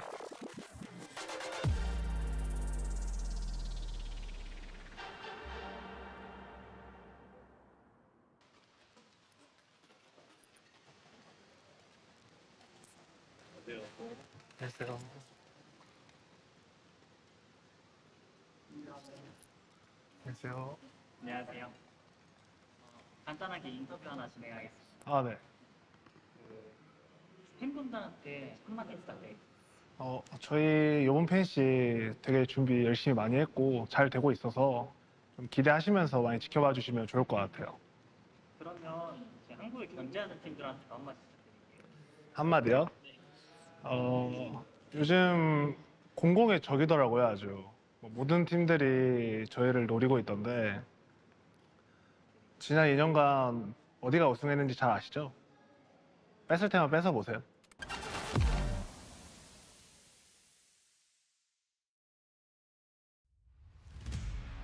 Welcome back, everyone, and those videos and that intro, what a ceremony that was, Paper. But there was a theme. So many teams saying they're going to win this year, but there's only 2 teams on the stage with a star on their shirts, and that is Korea and Team UK. Do you think we're going to see a new PNC champion this year, or do you think Korea will get the 3-peat done? It's going to be really tough to keep this Korea team down. Some of the best in the world right now on that squad, no doubt about it. The return of Seoul to the global stage, he's going to be hungry, but my eyes really go to teams like Vietnam, like China, who have PGC winners on their squads, who know how to get it done. So absolutely, they are going to be forces to be reckoned with. And maybe, you know, with what we were hearing a little bit between Australia and USA, teams might be targeting Korea a little bit. Kind of actually hard to do in a PUBG lobby because you got to just kind of take the points where you can, but there is going to be a lot of eyes on that kill feed whenever Korea's involved. Yeah, and I love how some of the players were talking about how they deserve to win PNC. Well, there's only one way that you deserve to win this event. Yeah, we got Himsy, we got Gunner represented and Kick, but there's only one way to deserve to win a PNC, and that's to go out over the next 3 days and earn it. And you know every single player behind us, even if they're going into this with the underdog mentality, truly believe that they have what it takes to win it. And honestly, I think it is going to be the best PNC we've ever had. And that's a bold statement considering there was 1 point last year. No, I think this is going to come down to the wire again. I mean, this is just such an unbelievably stacked lobby that we have here. 16 teams, 64 of the best players on the planet right now. You saw in the survival stage how hard fought it was, how every team made that one of the sweatiest 2 days I've ever seen at a PNC, and it only should get even more intense here over the next 3 days, over the next 18 matches. Yeah, 18 match format, of course. I think it's the best because you truly know who deserves to win over that many maps. A 6-map day, it can come down to luck. A 12-map day, you get a little bit of skill, but over 18 maps, the cream truly rises to the top. But it is time to kick things off in Miramar. PNC 2025, day 1. We are underway here, Paper, and I cannot wait to get stuck into the action. For sure. We're coming to you live from Seoul, South Korea, once again for PNC, and we begin our journey. Let's go, Miramar. The Dusty Map pertama. Dunes. And I'm telling you, if what I've been hearing about is true, I think we're going to get hot drops probably most maps today. I think there's a lot of teams who have a lot to prove. We'll see, though. You know, teams in the scrims in the lead-up today just kind of were quiet because nobody fought for anything. They didn't want to show their hands. They didn't want to show their cards. They kept it close to the vest. So now my question is, are spots like Picado, You know, sometimes ASEAN, there's some other points of interest that do get fought over. For Team Korea, you're going to be seeing them go for the normal DN Freaks drops, so it's going to be Kantara here. For our defending champions, throughout the day, I've looked at their desired drop locations. It's going to be all Freaks ideas, so curious to see how that's all going to work out. But right now, I'm just seeing China over Picado. I was curious if the Philippines were thinking about making a claim or trying to make a claim. No, you can't. Not against China. You can't. Not on your first day. You really, maybe you win a couple of gunfights later on at the tournament. But the big one for me to point out straight away is that in the initial drop map that we were given, Germany and Thailand were going to hot drop over water treatment. Now, speaking to some of the players and having watched a lot of Europe, Germany do like avoiding early game engagements if they can. And with this flight path, and they know that they could get to water treatment, but their alt drop in Puerto was available, no point risking going for a hot drop on map 1. They've gone to Puerto. And you know what? The circle with the flight path we have, it's pretty good for them early stages. Yeah, absolutely. There's a lot to work with here coming out of Los Leones. You know, the USA is going to start there, but they are certainly not going to be anywhere near that initially. Once they get their gear, once they start making those rotations, they're going to be trying to claim some of those center compounds. This is one of those weird circles where usually it's going to end up somewhere around Picado, is typically where these circles like to go. Doesn't have to, though, as we do have an interview ready with Salute, the defending champion. 안녕하세요. DM프릭스 소속 살로트 우재현이라고 합니다. 이번에 2025년 PNC 국가대표로 참가하게 됐습니다. 최근에 있던 대회에서 좀 아쉬운 성적도 가지고 제 개인 폼이 안 좋았다고 생각을 하는데 이번 대회에서 꼭 그걸 떨쳐내고 좋은 모습으로 활약할 수 있게 보여드릴 테니까 재밌게 봐주셨으면 좋겠습니다. 사실 잘하는 팀을 견제하는 건 당연하다고 생각을 하고 그 왕관의 무게를 견디는 게 한국 대표팀이라 생각을 해서 이번에도 별일 없이 우승을 하지 않을까 싶어요. 제가 왜 국가대표로 선발되었는지 이번에 결과로 증명하겠습니다. Terrifying, isn't it, when a team that won the event last year as a player going, yeah, I don't think I played anywhere near how I can. James in a spot of trouble here as Flood from Team Australia will fire the first real shots and anger here at PNC. And Australia, they will keep on moving inside the circle. Australia, by the way, great drops here on Miramar, getting power grid. That's a great staging post for them this event. It really is. I mean, you see that this drop spot is often contested at the global stage. At PGS's, often Twisted Minds is having to defend that territory. One of the best teams on the planet, of course. So when you're looking at power grid, you're looking at easy access to a lot of early game, a lot of high ground, a lot of powerful compounds that Australia's already kind of reaching out to near that road that runs out of Picado to the northeast. So certainly a great spot to start, and I'm really curious to see how Tiggleton is going to approach being the IGL this year for Australia. He was talking to me a little bit about it, how he's not used to having to talk that much. Like, he is normally a player who's allowed to be a little more quiet because, you know, he doesn't have to do that IGL role and he can just kind of rely on his teammates. Now he has to be much more vocal, and he found that to be a little strange at first. And it is going to be strange when you've not done it for so long, but we're honing in on Simoy here and the rest of Indonesia.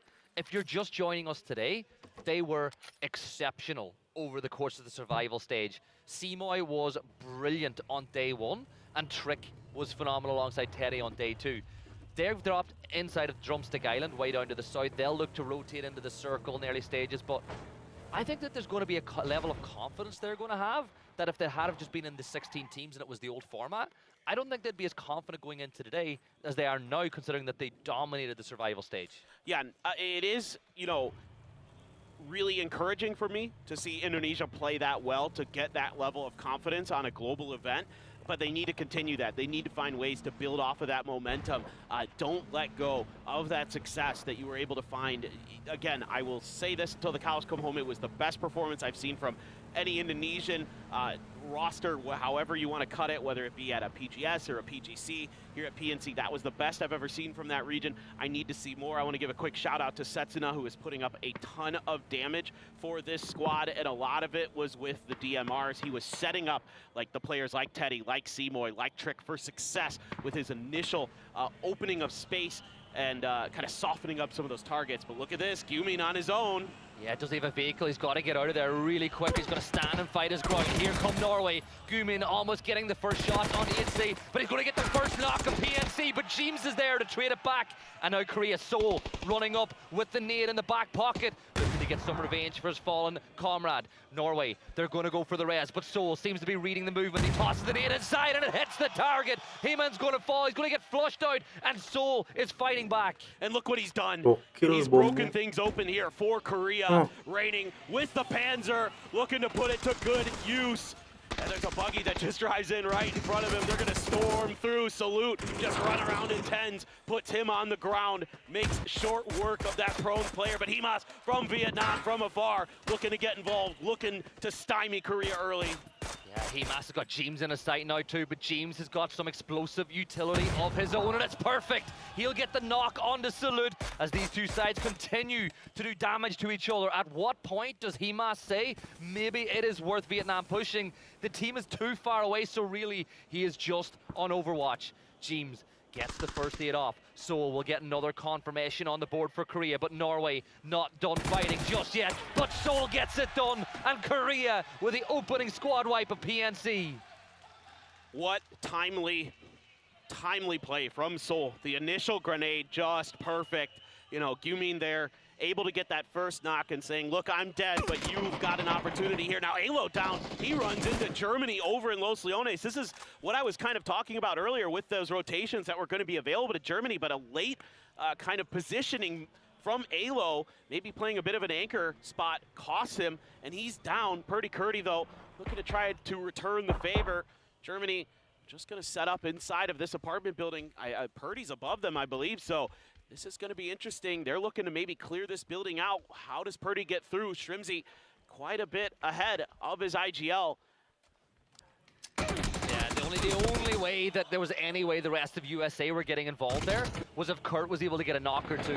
They're going to play as a 2 for the rest of this game. So we've got another bit of action here. Team UK pushing on to Vietnam. Tan Vu, of course, takes the first bit of damage in this fight, but Michael with a FAMAS already, and Himas gets the opener of this engagement. T-Bone is going to fall. Himas will flush that one out, but UK brilliant at bringing players back once they've been dealt with already. But this is going to be tough here, Paper, but Fex will get a knock of his own. Yeah, Fex being really patient here behind these boxes, so the stuns come out, a good grenade does a fair amount of damage. Tambu able to finish what the grenade started, so just one player left here for the UK, and it's Vard quite far away from this fight. Looks like he is just going to wait for his opportunity to try to see if he can grab the blue chips and get the recall through. Yeah, 10 players have fallen already in the opening 8.5 minutes here on Erangel, which has completely had a revamp to its tempo at the highest level of esports here in PUBG.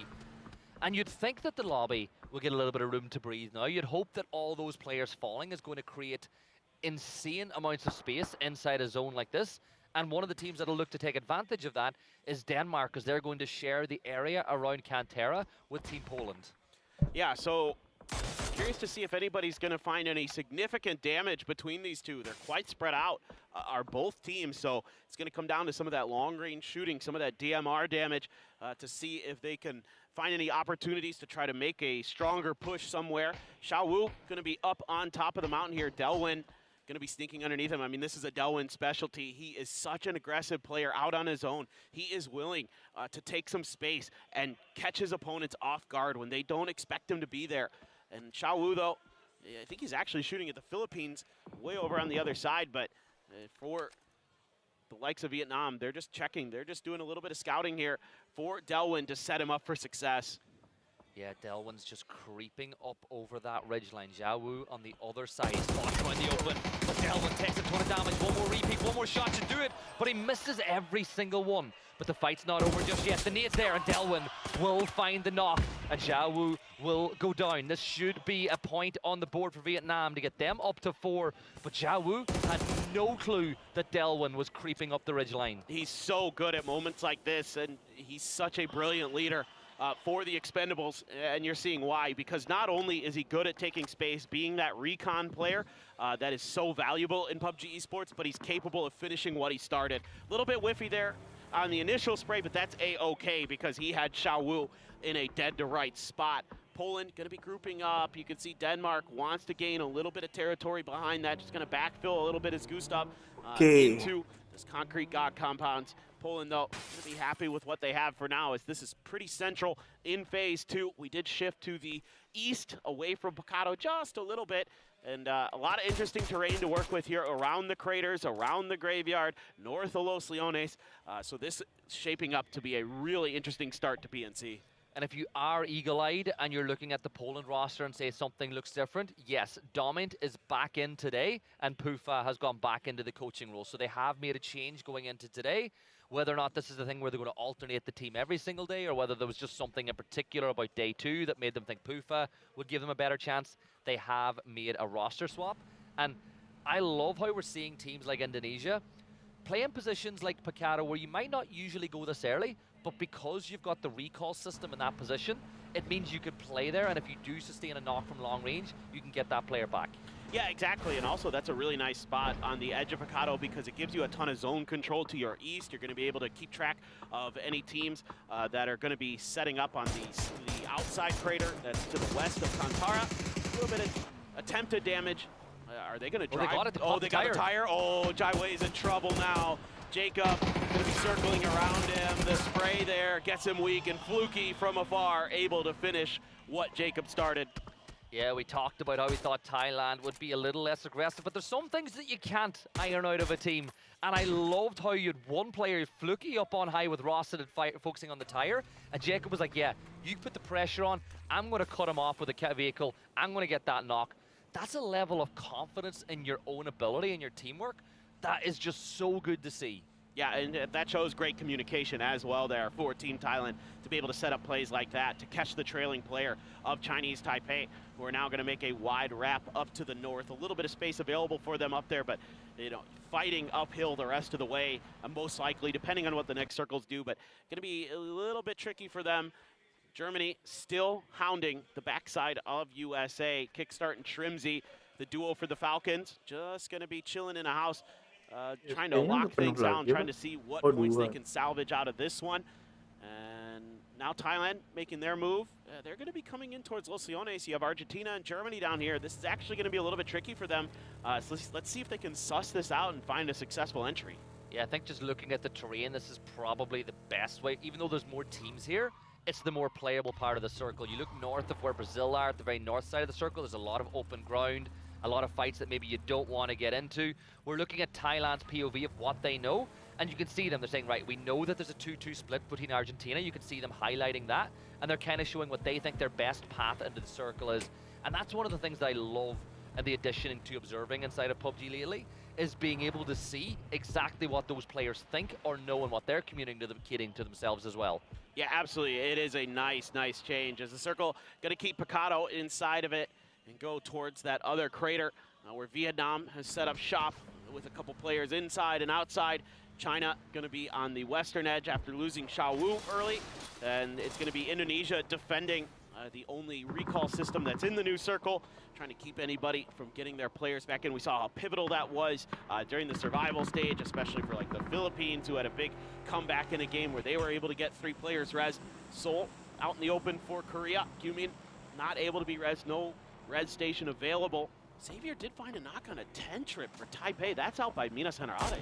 Yeah, that's a long-range knock, and it's a bit more aggression from Chinese Taipei that we weren't used to seeing over the survival stage, but it's a very tough one to flush out. They should be able to get the res, but here comes Mao Rush. He thought about pushing up, but Calbs, as you would like to say, Johnny on the spot, saw the push, and he's able to push them back the other way for now. But this fight, I feel, is not done yet, as both these sides want to go, and I think that Philippines, Chinese Taipei, they want to do this so Philippines cannot get up into the sky with a C pickup. Exactly. This is a really nice aggressive play. You're making it so Philippines has to... Oh, the sandstorm. Pick something, make a decision. But this actually makes it easier for them. It's going to be harder for Mao Rush to get close so he can really identify where they're at.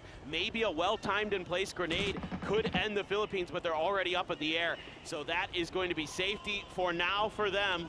That is a huge win. That dust storm couldn't have arrived at a more opportune moment. Usually when people talk about PUBG timing, it's in a negative light, but for Philippines, that was perfectly timed. It gets them out of dodge and now they can focus on moving into the circle. But the question is, where do they drop? Because they are going to be on foot from this point on. Denmark, they're starting to turn their attention towards Poland, who they've got surrounded on all sides, as Matchsters and Domi will take a little bit of damage. But this Acelef is actually able to take 10 trip out of the sky. He is one of the best in the business when it comes to just raw skill. Acelef has that in spades for sure.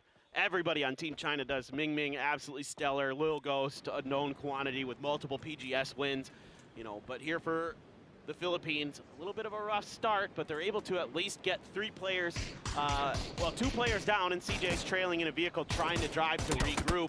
He's under fire. A grenade there from Ketter. He's going to get a knock onto a Poland player, and they're splitting a big 2-2. So Denmark has an opportunity here to really do some damage to a team that's been harassing them for a lot of this. And in fact, they are. They've got the 2 players here down, Marsalek and Cappy, trying to get back. Yeah, the question is, how aggressive do they want to be? If I know Marsalek, the answer is just yes. Aggression, yes. He takes some damage, though, as Posa from Brazil is able to target from the other side of the fight. Brazil with a 2-2 split, very close to the center of the current circle and right in the center of this one. And that adds even more value to this Poland-Denmark fight now, because they've got a brilliant position as well. Yeah, this is so important. Cappy finds a good knock on the Dofi. Now, Posa taking his opportunity to try to do some more damage. That's a confirmed point there for Poland. Grenade being thought about here by Ketter. Goes just a bit wide. Cappy there, ears ringing, but he answers right back with a big grenade of his own. That's going to push Ketter back into the house to go for the heal. Yeah, Marsalek still on Overwatch as well, but a spray from Gustav does a ton of damage up on high on the hill. Over by the other side of the circle, Chinese Taipei locking horns with Korea right on the edge of the circle. Seoul with level 3 gear.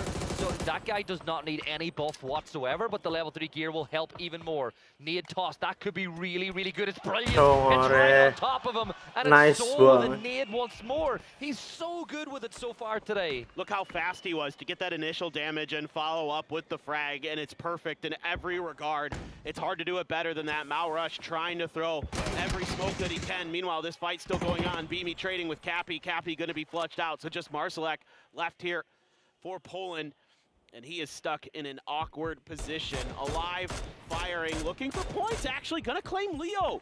So that's not gonna go to Team Korea. That's a nice find for him. Yeah, and that's a good salvage, because he's not going to win the fight with Denmark at this point, so it's all about finding whatever bonus points you can find. 46 players still alive after 18 minutes in the double blue zone. Malrush, it was nice knowing you. A salute. We'll get another knock for Korea as they are kicking things off the way the champions should. Philippines now locking horns with their rivals from inside, but here come China. They've got to get a clean fight with Indonesia, but China start pushing up here. Here's the that Calv's going to fall as well as Lil Ghost will get that knock. Philippines, it's all going wrong. Oh, they felt like they had such a good fight, but then China shows up to the party. Lil Ghost tries to hold the spray down, he loses, but Algenbot's actually going to get taken down from afar by Thailand. So China's Ming Ming going to scramble to try to get these reses, and it looks like he's going to be given the opportunity, I think. Indonesia not driving in their direction, so Indonesia happy to let them lick their wounds and take another fight there. They get a knock on to Luke 12 over towards Vietnam, who is sitting on top of some Argentina players. They've already done some serious damage to them. Luke 12 all but out at this point. Tiggleton, Monty trying to protect the player as best as they can, but Trick lining up with another big grenade, and he's got that point secured. Yeah, Indonesia 3 players up. Australia now the exact same as Flood, Monty and Tig will look to combine. Tanvu, he's going to fall, but Capitan was a lamb to the slaughter there with a Panzer as a solo inside a building. But back to Indonesia. The longer this fight goes on with Australia, the more likely China are to get involved, as Tiggleton will get a knock on this salute. A big one for the fans there at home.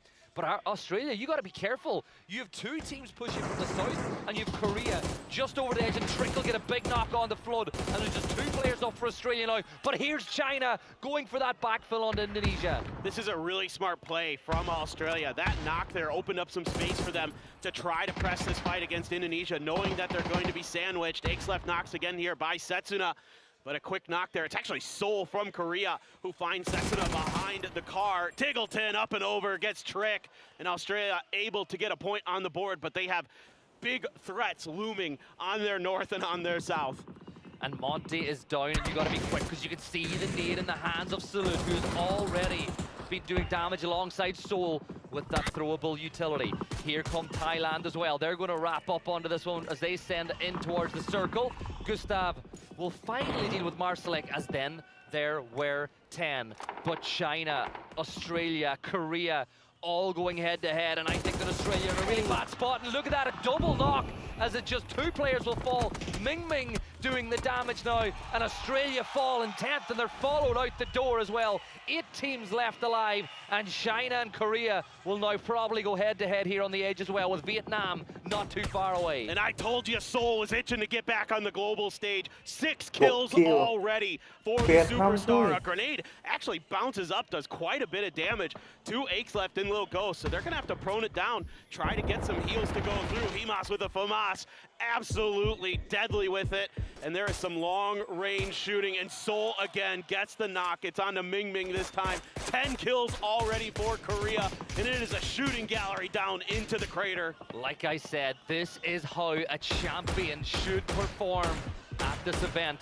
But the game is not over yet. We're only now entering the placement point window as Vietnam look to push towards China. Himas and Tanvu will start tossing utility that way as USA are wiped at the hands of Germany and Brazil. Good nade from Himas picks up another point for Vietnam. That's 8 kills for them as well, as 2 of the favorites are going to work here on Miramar. Lil Ghost will step up over that ridgeline. The fog of war, the mist is transcending, but Tanvu is going to put that C4 in place. 15 seconds until boom time for them, and he's going to put it in the rock. There's not going to do anything. It's Lil Ghost, don't go close. Don't. He's fine. Just listen to the beeps. Just listen to the beeps. You just need to be far enough away from the beeps and you're A-okay. I love the attempt there. Aches left and Lil Ghost just clinging to life down here as both Korea and Vietnam looking to put the pressure down on top of them. But now Korea has another threat. It's going to be Denmark over to their east. Brazil staying quiet underneath all of this, and the circle is going to shift a bit up to the north. So uphill sledding here for Vietnam and China to get on top, to get up this hill a little bit. Let's see if they're going to be given the opportunity. Korea very keen to try to make sure that nobody's going to encroach on their territory, but it's flat up here. There's going to be opportunities for the likes of Germany, Brazil, maybe Denmark to try to harass them while they look to put some fire down. Good shots there from Germany. Brazil going to be backing off. The 2 European teams looking to combine together to do damage onto Brazil, sparking down to 32 HP as the nade will start to get tossed in. A barrage of utility thrown at the Brazilians, but Posa will be the first one to find a knock. Mika will fall. A second nade, exact same place. Confirm out your point, but this one bounces a little too high, and Zerath will get away with just about 1 HP and a dream. But Denmark get closer. China will get dealt with by Vietnam as they now steal top spot after game, or during game 1. 10 kills for them now too, as Germany look to regroup. But look at Denmark are playing this so well. They know they don't need to get aggressive on Brazil first, because Brazil will deal with Germany, and then they can deal with Brazil. They want to see some knocks both ways. They want to see a door open to give themselves an opportunity to make an aggressive move, but it's been a bit of a standstill now here on the edge of the circle, but Phase 6 going to force the issue in just a minute or so. As Brex trying to army crawl his way a little bit further forward, looking for Brazil players to see if he can do any damage. Raining, watching all of this from afar, making sure that the flank is clear for Korea so they can harass Vietnam on their way up this hill. Himas just barely able to find a ridge to prone down behind. Not seeing much in the way of util left here for Germany, so they're going to have to find their moment, but they're turning their attention north. Could be a 3-way battle. This could be big for these sides. BL will get another knock. Mika will fall for the second time as Brazil continue to fight. Sparking will up, but Brax you gotta hit those Brax as Posa will 180 and get the knock the other way. Brazil still battling, still fighting, and now we're seeing Denmark close the gap. They're in a bowl. Mimi will find Sparking. Gustav another. Keller, Posa, and Brazil will fall. And now they turn their attention to the Germans. Mika back on his feet. But Brax is going to fall. Red for Denmark, stealing all these kills away. They're up to 9 kills now too, as they look to find some more. Is that nade perfection close but not close enough. It doesn't get any better than that on that push for Denmark. That was so clean, and now they're keeping Germany completely pinned. One down, but Mika ready for Ketter's push around the corner. Just Gustav on his feet. He's able to win one at 5 HP. Just wants to confirm this point. Able to at least do that with some help from the smoke at his side. Germany actually wiped out by Vietnam as they do end up getting up the hill. 4 players still alive. 3 here for Korea, and Denmark on their last legs. Gustav trying to hide. Raining having none of it. Oh boy, Gustav once again on a sliver of HP, able to get back behind the shack. Yeah, Korea want the kills, but Vietnam, they want the win. They're locking up a little further away as Korea begin to just wrap around this team. The BZ, not good. Oh, Delwyn's going to do it again. Delwyn back into super stealth mode, creeping up over this hill, getting closer and closer. The Predator is hunting, and there'd be music in a show, and Delwyn strikes again, and it is Vietnam and Korea battling for the win. 13 kills for Vietnam, and it's 10 for Korea. But can the reigning champions, the hometown heroes, lock it out in game number 1? Look at Vietnam. They're bled dry. No explosive utility whatsoever for them to work with in this battle with Korea. But maybe they can salvage some from these crates. A few things being scooped up here by Salute. The nice thing for Korea is they've got a ridge line on the eastern edge of the circle that they can hide behind right now. So it is cover temporarily. Getting further forward, going to be pretty tricky. Vietnam's going to have that extra player to create that extra angle, and you can see Salalzi on the map going to be that player for Vietnam to try to find that flank angle. So it's going to be a lot of pressure again on Raining. We've been seeing that he's been the guy to really be the one to watch for those aggressive maneuvers around the edges, and you never know where the hell Delwyn's going to pop up at. So got to be really proactive with your information gathering, making sure that you're checking every angle possible here as Korea, because pretty likely that when we get to another circle that it's going to be a little bit tricky to move forward, as Vietnam has a great ridge line and they're basically guaranteed to at least have a couple players in. Yeah, you look at this circle, and Korea, at this moment in time, they're in, yes, but as you point out, not an incredible amount to work with. Salute, he is creeping not too far away now from Delwyn. It'd be curious if Delwyn was to get caught out by his own trick. If Salute can just creep close enough to open up that line of sight. Korea really need the first knock in this engagement, because if Vietnam get a 4v2, they don't throw those.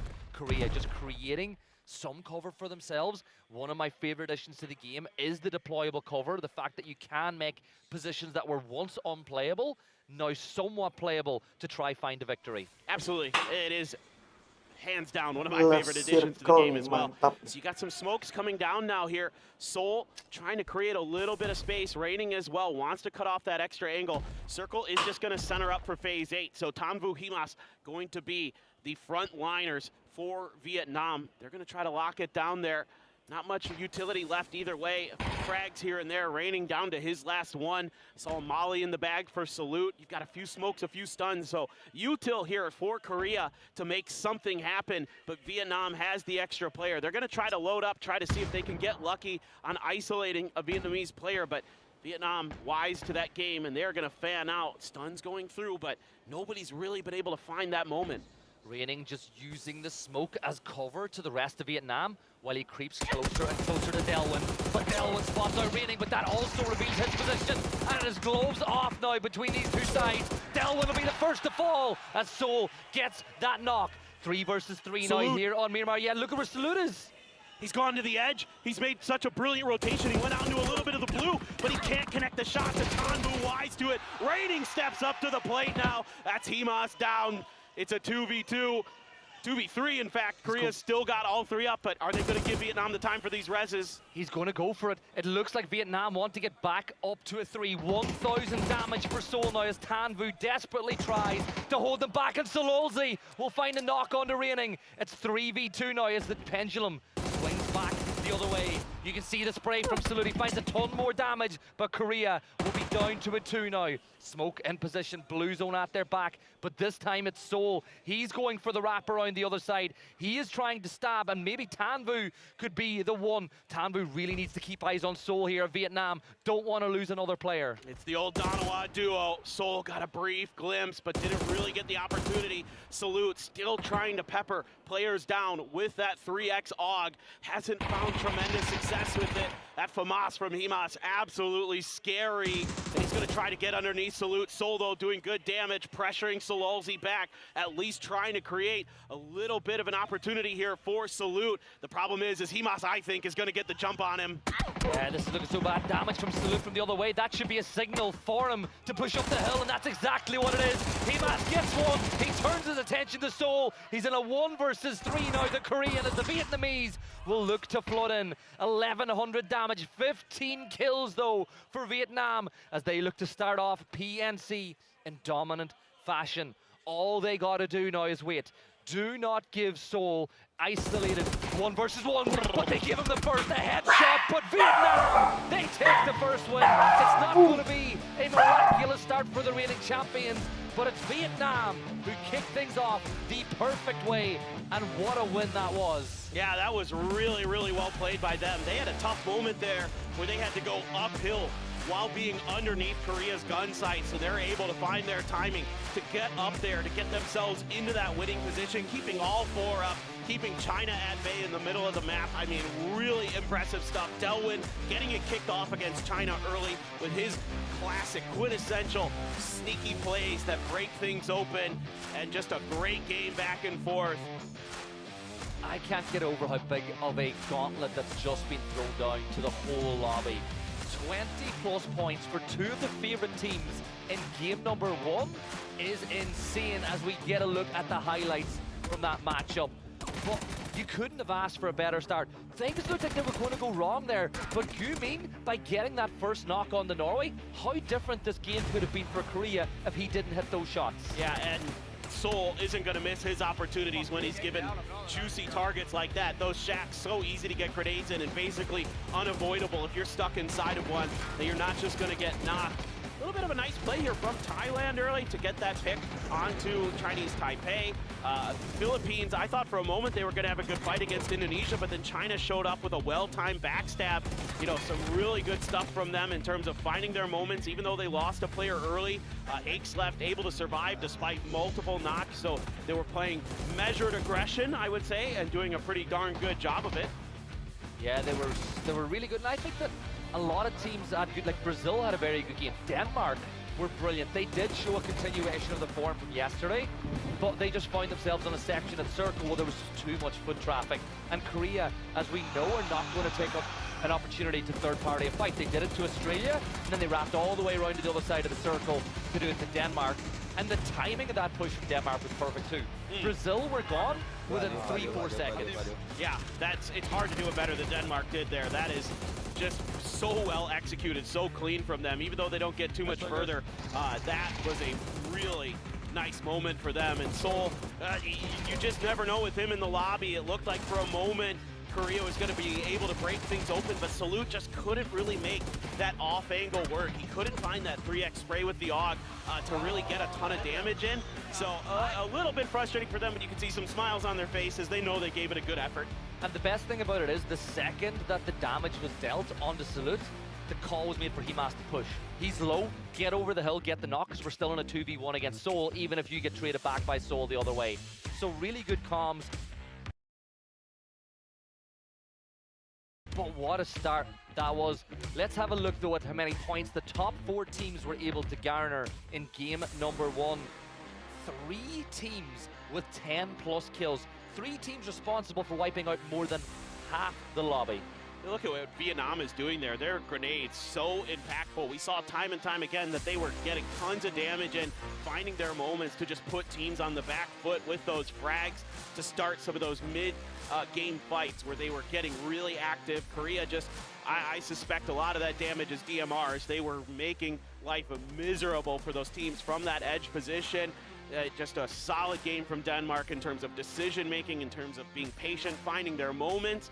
Let's see who our man of the match was for Vietnam. It's going to be Solalzi with 5 big kills, 600 damage. What a start here for Vietnam.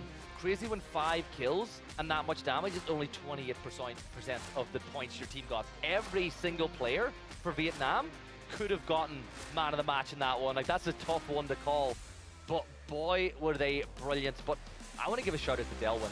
Like, look at how he was able to creep his way into multiple fights and get that initiating knock. He did it to China. He got a point earlier as well in that gunfight with Korea. Brilliant. He's really darn good at doing that kind of stuff. I'm so impressed with Delwyn throughout this last year, really. PGC in particular, obviously being a champion there, and they get themselves 26 total points, 17 for Korea, 16 for Denmark. And then it's a pretty steep drop down to Germany and China, who had really solid games, but these other three teams just sponging so many points at the top of this. What an explosive start to this one. I mean, once things kind of got kicked off, it just felt like it never ended. That mid-game in particular was just wild. Imagine getting 11 kills and third place and still being 10 points off the team that got top. That is how good Vietnam were in game number 1.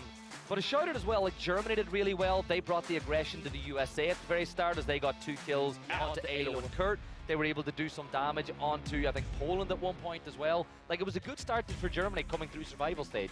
Kind of curious what happened in that situation there with Alo and Purdy, just maybe not anticipating that would be the rotation path there for Germany, or just never heard it coming. It didn't have an escape route or something. I'd have to go back and watch the VODs a little bit to figure that one out. But usually, especially with Purdy there, I wouldn't anticipate that you got caught off guard like that unless Germany did something really sneaky. And it's Chris, it's Germany, so that's probably what happened. Yeah, like Alo was caught outside camper stack, and camper stack's a great position, right? You get lines What of is that? You're gonna So you camper use stack words. is the 5-story apartment building on the edge of Los that looks all the way over to the west. We call it camper stack because people tend to camp at the very top and just look over the whole of the map. I see. So it's a great position to play, but only if you've got 2 or 3 players up. Sure. Right? You're up there all by yourself against a 3-man. Unless you've got a Panzer and the team are grouped so close together, you don't win. Yeah, no, it's true. So I just suspect something sneaky from Germany. That's at least my initial inclining, or just they were so fast to get there and it just caught America completely off guard. But yeah, not bad at all. If you weren't one of those top 3 teams, if you're getting 6, 7, 8 points, you're very happy with that game. Argentina off to a bit of a slow start, but I don't think you can hold them back for too long. They had that explosive day 1 the other year, and they're a team that has some great fraggers there. You can see here for Argentina, really good finishes, always in that top 10 spot. Brazil, you're not going to hold them down for too long. I don't blame them for what happened in that game. They were gifted that crater, that little dip that's up on the top of the ridge, and they were able to lock it down for a bit. Of course, there were just a lot of hungry teams around them who were given the opportunities to punish that fight. Yeah, and I think that as well, you talk about Argentina, they got third party by Brazil. Long range shots from Posta got a knock, which really inhibited their ability to hold their own in that fight where they got wiped. So things like that just happen inside of PUBG. This is where I want to talk about Brazil again, because you brought them up. It's a almost completely different roster than what we're used to seeing, right? There's no Gizera for what feels like the first time in a long, long time. This year, we've seen the players from what used to be working in silence who got picked up by the Org Rock. They did really well on the second PGS of the year. The first one, of course, they didn't quite play their best, but they won a couple of maps the second time around. They earned the right to be here. I've been a massive, fan of BL and Santa for a long time, and I think alongside Sparking and Posa, they're going to be really good additions to this Brazil team. It should be a really well-balanced Brazil team. I mean, Sparking, Igelling, and also just one of the best fraggers on the planet. Biel and Santastico, we can see, like you're talking about at PGS, what they're capable of. I mean, Santastico winning that nice 1v3 versus BB team. Absolutely insane stuff from him. And then Posa, one of the best salvage point players I've seen in quite some time. His ability, his knack to just sort of rat things out and get you those extra 2, 3, 4 points is unparalleled right now. You don't have Loki in the game anymore, so now I'm looking at Posa as that new guy who can get it done by himself. And then we spoke a lot about the teams at the top and how well they're going to feel after game 1. If you're USA or Team UK or even Australia, you didn't have the best game number 1, and then you look and you see how many points Korea and Vietnam picked up. But you've got to stay calm. It's 18 maps. It's not a 2-day event. It's not a 1-day event. There are so many maps still to be played that you've just got to get into your mindset that it's fine. That one's done. We can't affect it. Let's focus on the next. Yeah, for sure. And it's easy to do it at PNC, I think, because so many, players, Yeah, there's some level of pressure on you, obviously. You want to win as much money as you can, of course. But at the same time, you know, this is a more fun event. Everybody comes into it a little bit looser, a little bit, you know, take it a little less seriously, let's say, in terms of just like, hey, you still want to win. They're still going to give it their all. But when it comes to, you know, after the round is done, there isn't that whole, oh man, you know, what is wrong with our team? Like, what's going on? They're like, guys, that one just didn't go our way. Easy reset there. As, yeah, got some USA fans. Kick's hair, isn't it? That has to be, that's Kick's hair. It's Shrimzy's hair, actually. Oh, Shrimzy, is it? Yeah, for sure, that's a Shrimzy sign. I didn't even think about who was holding the sign up. That's my bad. I should have thought about that. That's my fault. I apologize, the viewers at home, but I'm not going to apologize for this. Game number 2 is about to kick off. We're going to Miramar for the second time today, as we have a little overlook at Los Leones, which has been the drop spot, especially in the Americas and globally, for Kurt and Liquid for the longest of times, and well, it's no surprise to see that USA will be taking that spot here at PNC. For sure. It makes a lot of sense, as you know, a lot of these teams are going to be leaning into their drop spots in terms of who their IGL is. That's going to be where they want to operate from. I think a lot of players, you know, if you ask just your average fragger, they don't care too much where you're dropping for the most part. Like, they're happy to just be told what to do, where to go, nyebar and ya how mereka to ini. play from there. Just let the IGLs do the talking, do the thinking. They're going to do the Dari shooting. mobil. So certainly for the USA, it makes a lot of sense. Australia should be power grid again, you would assume. Are we going to see any hot drops? Doesn't seem likely, as you talked about. Germany does have that all drop in Puerto Paraiso, so again, that one going to be claimed by them.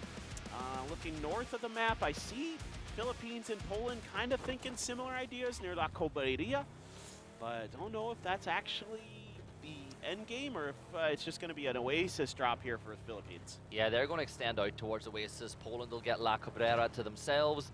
Thailand aren't too far away. We know that they'll be taking water treatment over the course of this weekend as we get ready for the first circle shift of the day. Remember, if you do want to keep an eye on what is going on the map at all times, !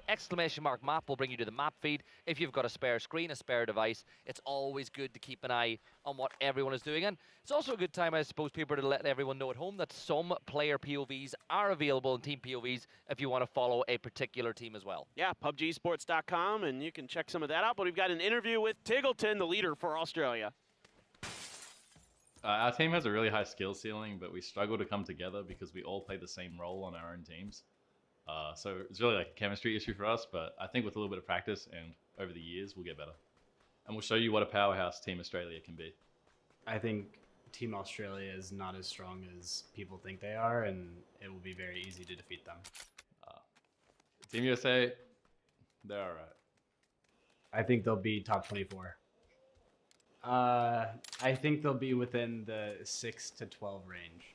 Shrimzy, I think the score is 1-0 right now, but I'm coming for you. I am on the same team as Tiggleton, and he is not an IGL at all. He's all aim, no brain. Which is not true. Seems like they're having a little fun, Shrimzy and Tig. Obviously, those guys very good friends, so you know, a little bit of friendly banter there, and all aim, no brain. I'm not so sure. I think Tiggleton's pretty smart. He's got some really interesting thoughts about the game, and he was the one who was convincing me that Nedex was going to be a force to be reckoned with during the Survivor stage. Yeah, told me that any EU team that's looking for a player will be insane not to pick him up. Marcelik will look to pick up his first point of this second game of the day. He's got Tentrip in his sights. The door's been opened. Tentrip, oh, that's great being Tentrip. Tentrip thought there was somebody there, and Tentrip will shut him down. He opened the door. He put the barrel of the gun out there to force Marcelik to shoot. Step back inside. I think the words there are hook, line, and sinker. Well, the whole way through, I could tell that Tentrip was wary of somebody being here, whether they saw it with the drops or some piece of loot, you know, got picked up off the ground and gave it away, not sure. But regardless, that's really good diligence from a player who really stood out, especially on day number 1. He was your top damage dealer on the first day of the Survivor stage. And you can see that Tentrip is the real deal here for the Philippines. And now Poland not happy that they lost a player, and they're going to try to pick on poor Tentrip, who is all alone, and he's actually going to use the backside of this hill to try to get through. I think he's got a little bit of cover from Calves at range to try to get him an escape. And let's see if he can get that. Oh, he hits the headshot. Oh, just far enough out that it didn't get the instant knock. That's 99 plus damage. You saw the 100 come up on your screen. He was within I'd say he's less than 1 foot away from finding that knock. But it's great from Tentrip. He's staying inside this fight. He did not elect to fall back. I'm just surprised that the rest of the Philippines have not come. And I think that Calbs has actually gone to pick up his teammates to give Tentrip a little bit of a hand. This is a 1 versus 3, yeah. So all Tentrip had to do was stay alive and keep pressure on to allow Philippines now to join the fight. Yeah, some nades are starting to come out now from Poland. Feeling like they're not going to be able to get it done with just the guns. They got to find another way to get Tentrip down, but reinforcements have arrived. Calbs at range, not able to really find much either way. Dummett not doing too much damage there, but that's Tentrip again with that Dragunov. This is just deadly from Tentrip. He has stayed in the fight. He's going to toss a follow-up nade, but for Poland, it's all going wrong. CJ getting within nadeable distance. Cappy is going for the res. Domint needs to keep the pressure on to stop Philippines from surrounding them on all sides. But it ain't that easy. Elgin Bots gets some help from Tentrip as Cappy falls, but Domint will trade it back the other way. Matchsters and Domint now 2 players up against the 3 from the Philippines. They're outside the realm of that BZ nade, but Domint doesn't even have a sight on his AUG. See if they can get the res, the heal to come through for Poland. Domint, as you can see, CJ knows that he could find it. Tentrip actually dealt with CJ quick to trade though. Looking to go for that flush with the AK, has to reload it to make sure he's got extra bullets just in case the last player from Poland shows up. But it's actually going to be Thailand now, looking to go for the flush onto Tentrip. Algenbox did get rezzed. Oh, he sees the feet there to try to finish what he started. CJ doing a nice job. What?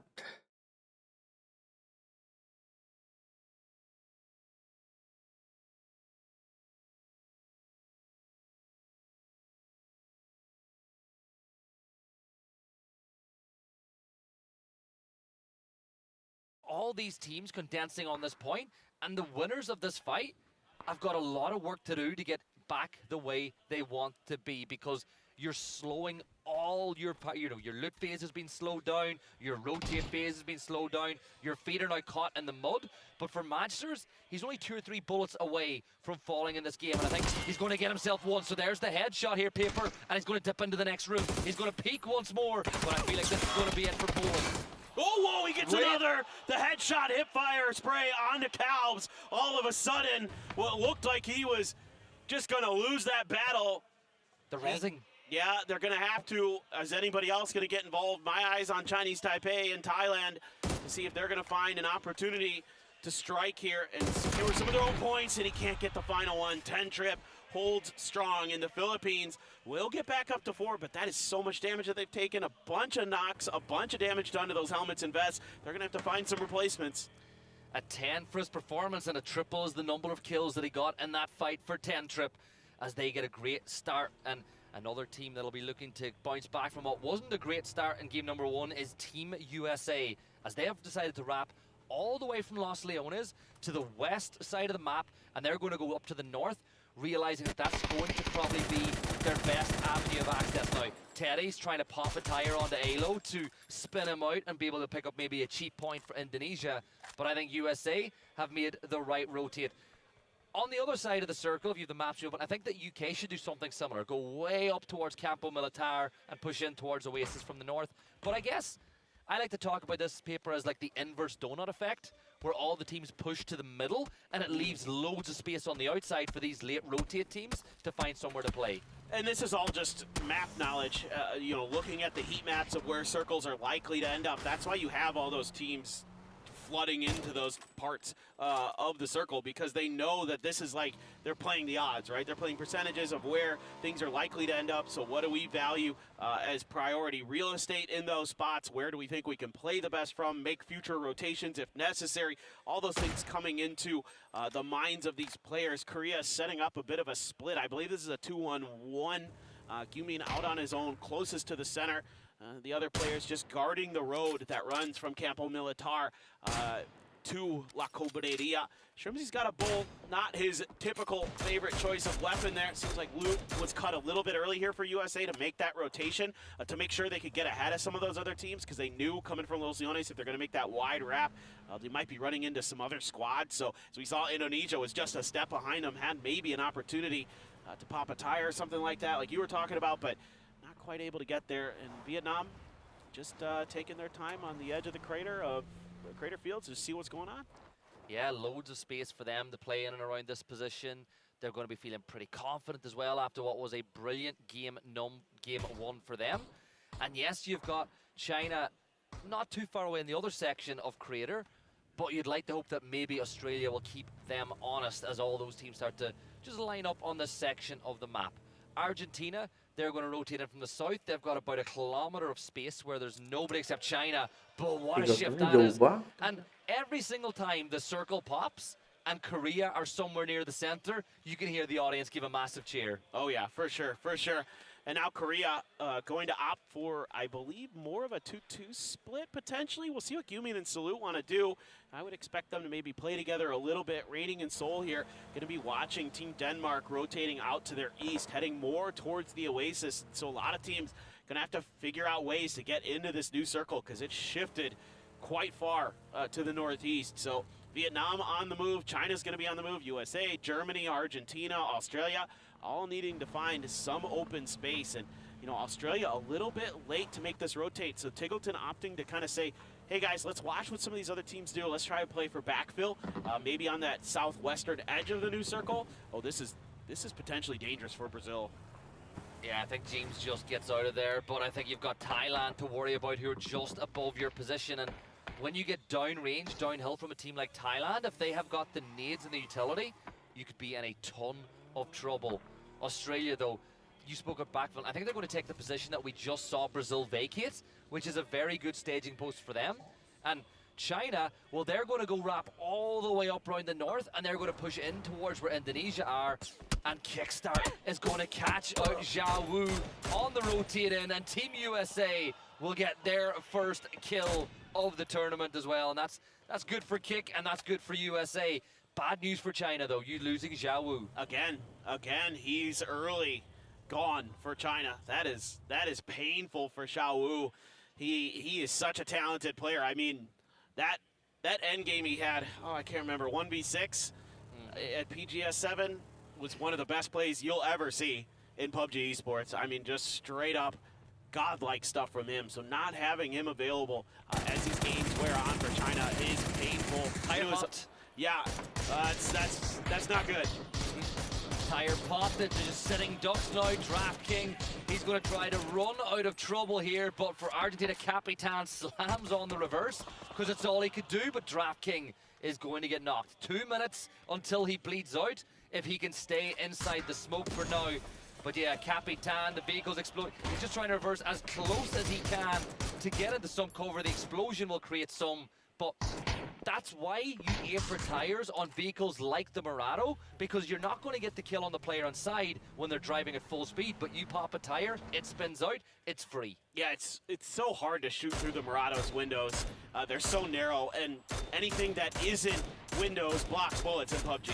So like you have to find ways through, so you're absolutely right. The tires, the correct thing to go for there. What I love about that fight, Tiggleton stayed up on top of the crater on the edge. He knocked DraftKing from probably 600, 700 meters, so that is an absolutely disgustingly good long-range shot from him to give Australia a little bit of extra breathing room and to keep Argentina pinned on the outside of the new circle. And that completely changes Argentina's rotate now as well, because Ribo will need to go pick up Capitan.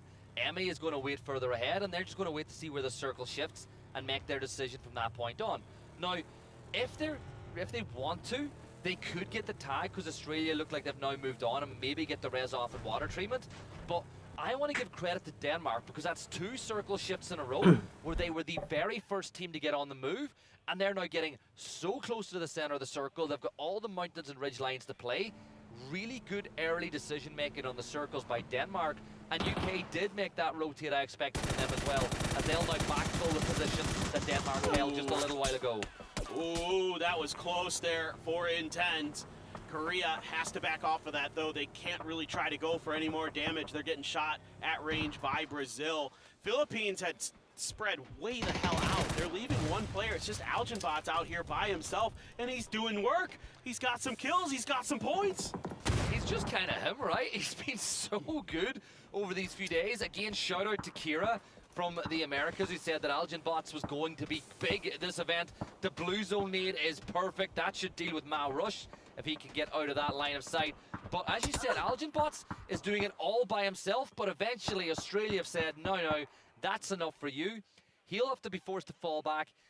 And that's got to be frustrating for Algenbots too, because he did so much work, but his team weren't there to help him capitalize it. And now his teammate Tentrip has been knocked way up to the north, and he's probably going to be forced to back off Chinese Taipei and join the rest of the team. China. Oh, that's another great moment here for Indonesia. China didn't have many good options left. They were just driving around trying to find something free. They took a gamble trying to challenge Indonesia, and these guys have been really strong this event. So they are right back to where they left off during the survival stage, getting 2 quick knocks and kills onto the Petrichor Road duo of Left and Ming. And Simoy looking for more, but as we can see, nobody really that close unless it's Chris gets crazy, which it's Chris, so possible. He's having a look anyway.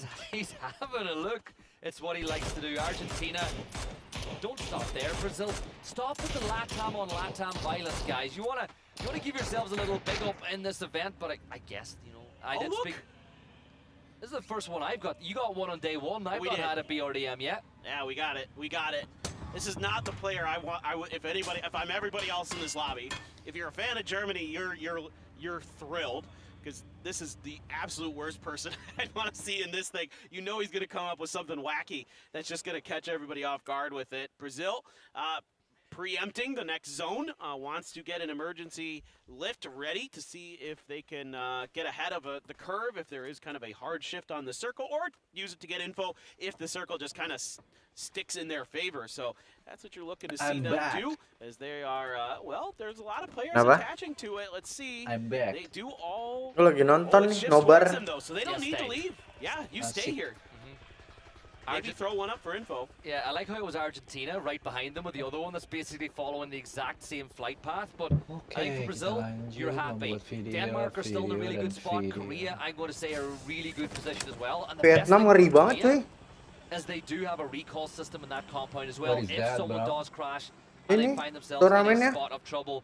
But DraftKing, he's going to fall. Peringkat Pick 1. your poison. Do you go towards Vards running Poinnya away? 26 Going for the apa shot, anjir? but it's James Hah? with a headshot. Yang PUBG. DraftKing Iya. hold, and Argentina are back to a 3. Make that a 1.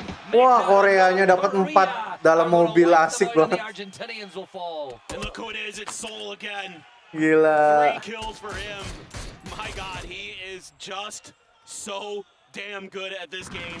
It is just brutal going up against a player of his caliber. And Argentina finds out the hard way. Here's that BRDM. Just keep it safe at this point. I mean, you would love to just get this thing into the late game. Meanwhile, everybody else is going to shoot the hell out of this. They don't want to see it anywhere near that Phase 7, Phase 8 circle, because it becomes exponentially more difficult to deal with. And it's already starting to smoke a bit. Teams are going to be, I think, really proactive at destroying these. And yeah, this is going to be the end of a BRDM. Takes quite a few bullets, but if teams combine for it, oh no! He's stuck. Is he stuck? He's stuck. Brax is stuck. And can you knock him and pick him up and grab him out of there? You're going to have to try to do something here, but Brax is stuck inside the middle of the circle. Oh, he got out. He got out. Oh, okay. And I did want to point out, just before that BRDM blew up, Germany were trying to repair it. They had repair kits, and they were attempting it, but once it started to flame, it was get out of dodge. But for Brax, that could have been so bad. And here, we're going to get Sol's POV. He's so damn good. He is. I mean, he had been the best player on the planet for a couple of years. Now with him shifting over to D+, they haven't been able to find success as a team. CJ there finding a nice knock through that window. Michael as well finding a knock onto Denmark. Denmark making some proactive moves, but losing a couple players trying to get into this next circle. Himas just on point with that first grenade. The follower from Tanbu, perfect. Takes the damage from the Philippines though, gonna have to scramble to safety. Vietnam, a clean push there. Yeah, Tanvu does get knocked, but man, that Vietnamnya was emang ngeri loh. really nice stuff from them. And our good old buddy Algin Bots is starting to look this way again. He's heard the action. He thinks he can take it. Ngeri apa, Be? Ngeri banget. He's just him. As Sparking and Posa will deal with Tig. USA on the move as Himas will look to pop a tire. Vietnam's other teammates have spotted out. Killnya banyak banget mereka gila. Still up, but Delwyn will find that knock on to CJ. Ah, 3 kills for them. kayaknya saat ini game kedua tumbang kayaknya. This is a big fight. Algin Bots has got to get there quickly, but look how close Sololzy was for a second. Jadi tuh main PUBG-nya tuh nyebar tau, Fred. Kalau turnamen tuh turunnya misa-misa ngambil mobil semua. Wow. Nice grenade from Beamy right into the chin of Sentinel. Beamy finds 3. Huge stuff from him. He is taken down off to the side by Simoy. 1 left here for Indonesia. Stolfi just looking to clean up these points, but grenades are out. I think that just missed the backside of Keter. Simoy, a chance here to do something special. Denmark looking Deketan tapi harus nyari mobil terus nanti berkumpul naik mobil. Jadi 4 mobil rata-rata. Just trying to stay hidden, looking for his moment. And if this takes too long, Lil Ghost might get the opportunity to pick up a point or two of steal if he thinks that's the only way he can get a best salvage game possible. Doffy with the M249 steps on up, but Keter will shut down Simoy. 12 teams left alive as now Alo will get the knock on to Flood as USA and Australia go head-to-head, while the other Australia members are getting really close to Brazil. And keep an eye on that rotate as Korea will lose reigning. That's tough. That's tough for Korea. Michael just out in the open. Winning. Oh, nice banget roketnya. The kiss of death is striking. He has tons of damage done. He's looking for more. Looking around bawa the roket. backside. It's actually Germany who's helping out a bit. Mobilnya di roket pas ngedeket. But Sparking is there. Oh, iya bawa Panzer. He gets it done. Brazil explosively dealt with at the hands of Kiss, and Korea, well, they're looking from afar, but they can't get closer because Thailand yang ngeroket. need to deal with.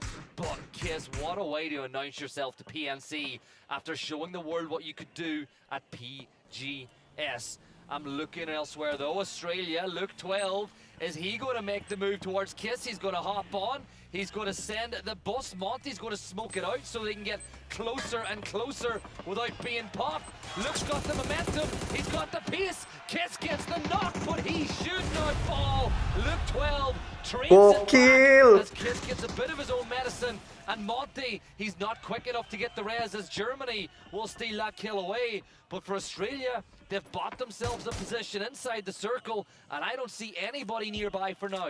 Yeah, I mean, look, you got to get the points where you can there. And for Australia, they didn't have great options. So that's a guaranteed knock on to Kiss. That's a guaranteed point there for them. Might as well take it. Don't mind that play at all. C4 Korea, though, stuck on the outside of the circle. The UK has done a fantastic job of harassing them and keeping them pinned down, not giving them the opportunity to open up any extra space. So they are going to be tucked in on a bad edge. They're going to have Thailand in the compound underneath. UK full force up here to the north, and UK still doing damage. Keter knocked by Fex, trying to find an opportunity to go for the res. Lil Ghost out in the blue, actually just barely got a heal off. He is going to be sitting out there just trying to survive as long as he can, but he can't get into the placement points. Fex is going to suss him out. Yeah, better map 2 here for Team UK. A couple of kills on the board, and in the top 10 now as Korea start their move, but they've got to thread the eye of the needle here between Norway and Team UK. This place will erupt if Korea get the first knock on the Team UK and maybe buy themselves a position in. But Michael will get a perfect nade. One of the kill leaders from the survival stage will find that knock. Salutes down to just 22 HP as well. And for Korea, you can't even blame this. There's so little they can do from this spot. No, this is an impossible position to be in. Salute, looking for the opportunity, going to switch over to that SLR and then go for the shots, but can't really find the mark well enough. Soul going to be sticking the res onto the IDL. Salute in trouble. Salute able to answer back, though. Able to find one. Now you've got a bad fight here for UK. Michael continues to be just absolutely incredible throughout this event. Salute and Soul. Ternyata 2 tahun ini yang menang Korea terus loh. Keren banget bomnya. Right on the money again. Soul literally with just perfect nade after perfect nade. Michael is down now as well as Soul will reposition Korea. giving themselves a chance to get inside the circle. Norway have got Denmark not too far as Gustav will start stepping this way. Steps inside the fire and the flames as he will start losing HP. Whoa. And Germany from way afar getting knocks on the Norway. Everything is conspiring right now to give Korea a chance to get into the zone. I think that was Denmark's own Molly there. Not sure if it got shot out of the air or a grenade landed or something like that. As the smokes begin to expire around Seoul, he is trying to find his opportunity to strike again on Ini harus negara ya, nggak bisa timnya dari negara lain nggak bisa ya? Nggak bisa. Still, Rez probably not going to be able to come through. Korea just cutting off the space, making sure that it isn't going to be possible for them to get back. Beck spotted up over the hill. Seoul thinks better of the spray, thinks that the grenade might be a better one, but Fex reading that nicely, repositioning back over with Bard, who had taken a ton of damage there. Looking to try to hold the line as Norway Gila ya, satu tim tadi ya menangnya bawa 26 granat, 24 asap, wah ngeri-ngeri banget. Maksudnya totalnya loh. Seoul steps up, but Ketter gets the kill, and Seoul, the last player up, turns his attention to Heeman. 4 kills for Seoul now, as he's so close to double digits for the tournament after just 2. Here comes Ketter now, but he's gonna fall. Down go Korea in 8th place, and they're followed out by Australia. Bawahnya tuh rata-rata 200 sih. Left alive, and Norway will look to deal with their compatriots. Satu orang bawa 5 bom gitu-gitu. And they'd say spots out Ketter, but Ketter's not going to go down without a swing, and he does bring down one player with him, but Dofi looks for the trade. Wah, Koreanya tereliminasi, Be. Trying to hold on for dear life. He got Dofi so Masih weak, ada throws ini out dia. the stun, trying to go for the flush. Gustav there trying to prevent it, and he will, but it does fall. Eventually, Ketter down, but 5 kills in this match. 9 total so far for Denmark. Germany, look at this split. 2-2. They are controlling so much of this circle right now, and they are doing a great job of just keeping everybody at arm's length and forcing all these fights out on the edge. But USA has a good chance themselves. 3 up, southern side of the circle, all to themselves. Himas with an AWM with 4 kills already in this game. I mean, 35 points in 2 games already for Vietnam, just missing there. I always love it. Every time I see any bolt-action rifle, I beg for the headshot. The smoke grenade, though, will come in perfect for Gustav. He should be able to use it to get out of trouble. Jermannya bawa The itu link. Germany 2-2 split, as genius as this could be, is now forced in place, as it's going to be so hard to collapse. But Brax is going to attempt to do it. He runs back this way. USA, they can mountain climb their way up this hill, and they've actually got so much cover when they make their way up that they could find themselves in a really good position. I think the wild card in this lobby is going to be Vietnam. Up on that north side, if they turn their attention to Germany and catch them cold, Germany could be in a ton of trouble. Well, Germany has a lot of threats they have to worry about. They have USA underneath them, could find those weird angles that you don't expect them to come from. You've got Thailand hiding over on the eastern edge. You've got, like you're talking about, Vietnam above you. And if Vietnam can clear out Denmark in particular, they might just go back-to-back to start this off, because they're going to open up a ton of space for themselves to work with here. And they're going to have great angles on their opponents. Let's see if they can do that. But Denmark, very wise to this game, and you would expect with a guy like Gustav on your team, he's going to know how to try to keep you as safe as possible for as long as possible. Just a few shots ringing out, but this circle, I think, going to be quiet for a moment. Everybody's going to find at least some safety, I believe. Gustav dueling with Solalzi, but no damage done either way. Look at it as well, like this time around, Solalzi not quite as many kills as he had in the last map, but we are nowhere near done yet. Germany with another circle shift that goes their way as the USA just keep on climbing. Look, they're getting up the hill, they're getting closer and closer, but Braxco is danger close.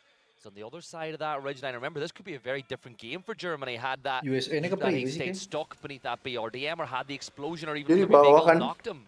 Yeah, that's a really good point. Iya, itu padahal ada yang ngumpet loh. Much more difficult to control all of the space that they have been for so long. Kaget pasti itu lagi naik storm right now. Everybody looking for their opportunity, looking for that extra advantage. Ketahuan. Out in the open, takes a little bit of damage, trying to figure out where the hell USA was. Shrimsy letting him know. Follows up with a grenade. If it's on point, he's done. Bomnya that sih is cooked about as good as it gets there.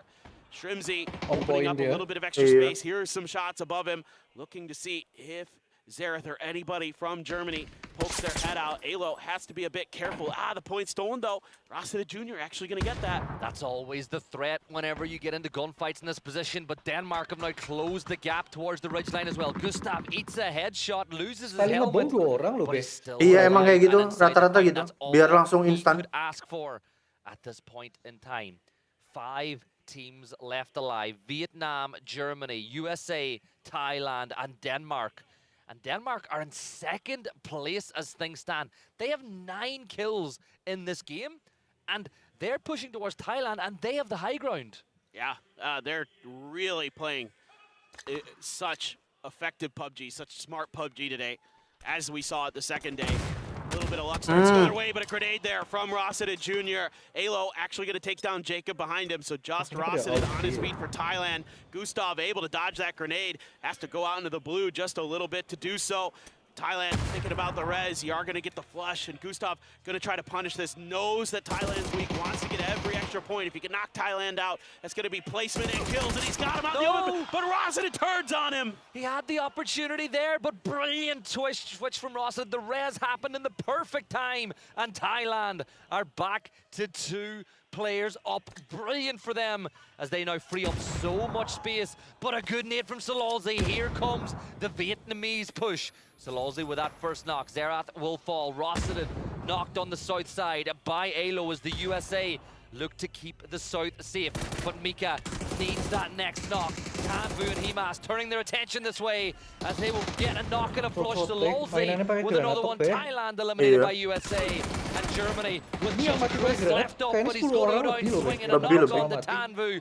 But here's Salolzi. Germany will fall in third, and it's USA against Vietnam for the win. Germany mati. Looking for the USA with Vietnam having a player down to try to do some damage here, but the terrain not in their favor. Still a lot of those rocks. Finally, Alo able to start swinging out into open space, but it's so well held by Vietnam. They were so aware that he could be there. Salolzi, though, gonna get traded. Himas has Shrimzy down. It's a 2v1 here for Kickstart for the USA. Up and over, Himas able to take this challenge. Kick, though, is good for it, but here comes Tanvu, and he's got it done with the sawed-off. Oh, so close for kick, but Vietnam. Gila, 2 kali chicken dinner, bro. 22 more points added to their tally as they are really showing PNC what they are all about. Probably, arguably, have the best player in the world in their roster. And as of right now, they are playing like the best team in the world. Yeah, and they've got 2 players from the current reigning champions on this squad as well, and you can see that they are all on the same page. They're making really good decisions right now. The firepower is Istirahat apa ya 2 game? aggressiveness is there. Like they Tadi mereka tetap duduk, sekarang siap-siap tuh. And I love the switch there to the sawed off at the end. That is so heady. Oh iya, istirahat dulu. To secure that moment against Kick. Yeah, and it's just little decisions like that that really elevate these players as we take a look at the highlights Gokil, ngeri bro. from that game. We'll be back in a few minutes for game number 3. Game number 3.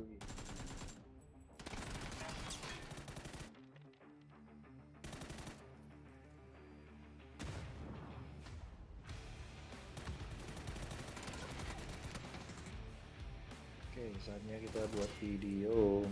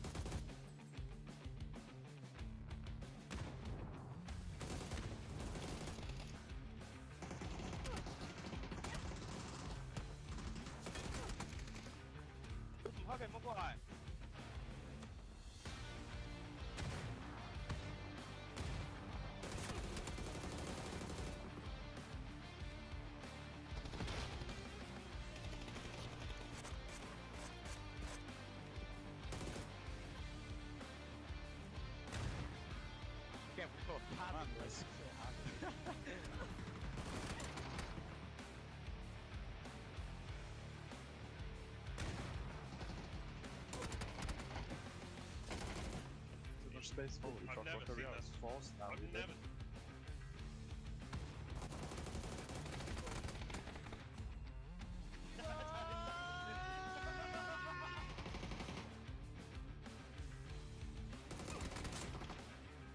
Come again. Fuck.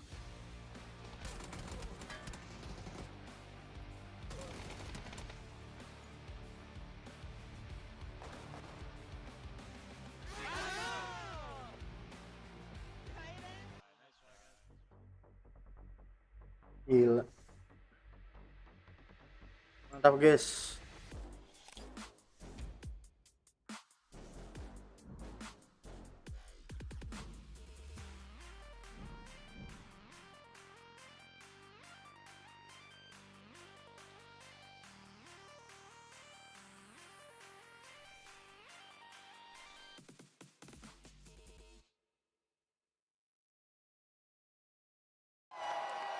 Fueled by the same passion as esports athletes, Zowie continuously develops tailored products, empowering gamers to bring their best out. Today, we are launching the all-new XL2566X Plus, which uses the newly developed Fast TN panel and upgraded Diac2 technology. The new monitor series continue to evolve, refining details to ensure players can perform their best consistently in games. Dominate with speed. Octopus 8K HE. Scanning every key at the speed of light.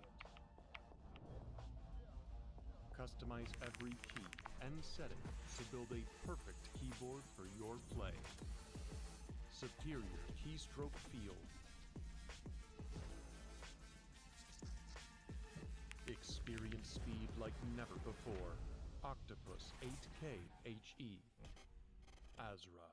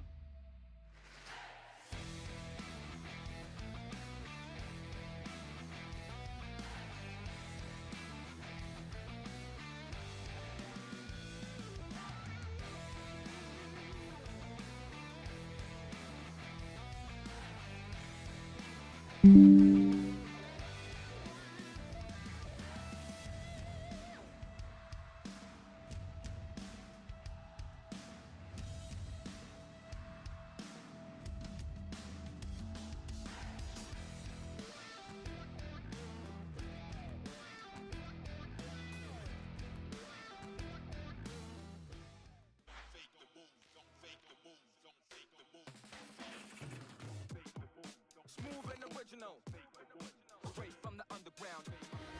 Listen to the real funk. Hold on. Watch out, the furious. Better be focused. Listen to the real funk. And it goes a little something like this. It goes on and on and on and on. It goes on and on and on and on. It goes on and on and on and on. 혹시 모델업팅 좀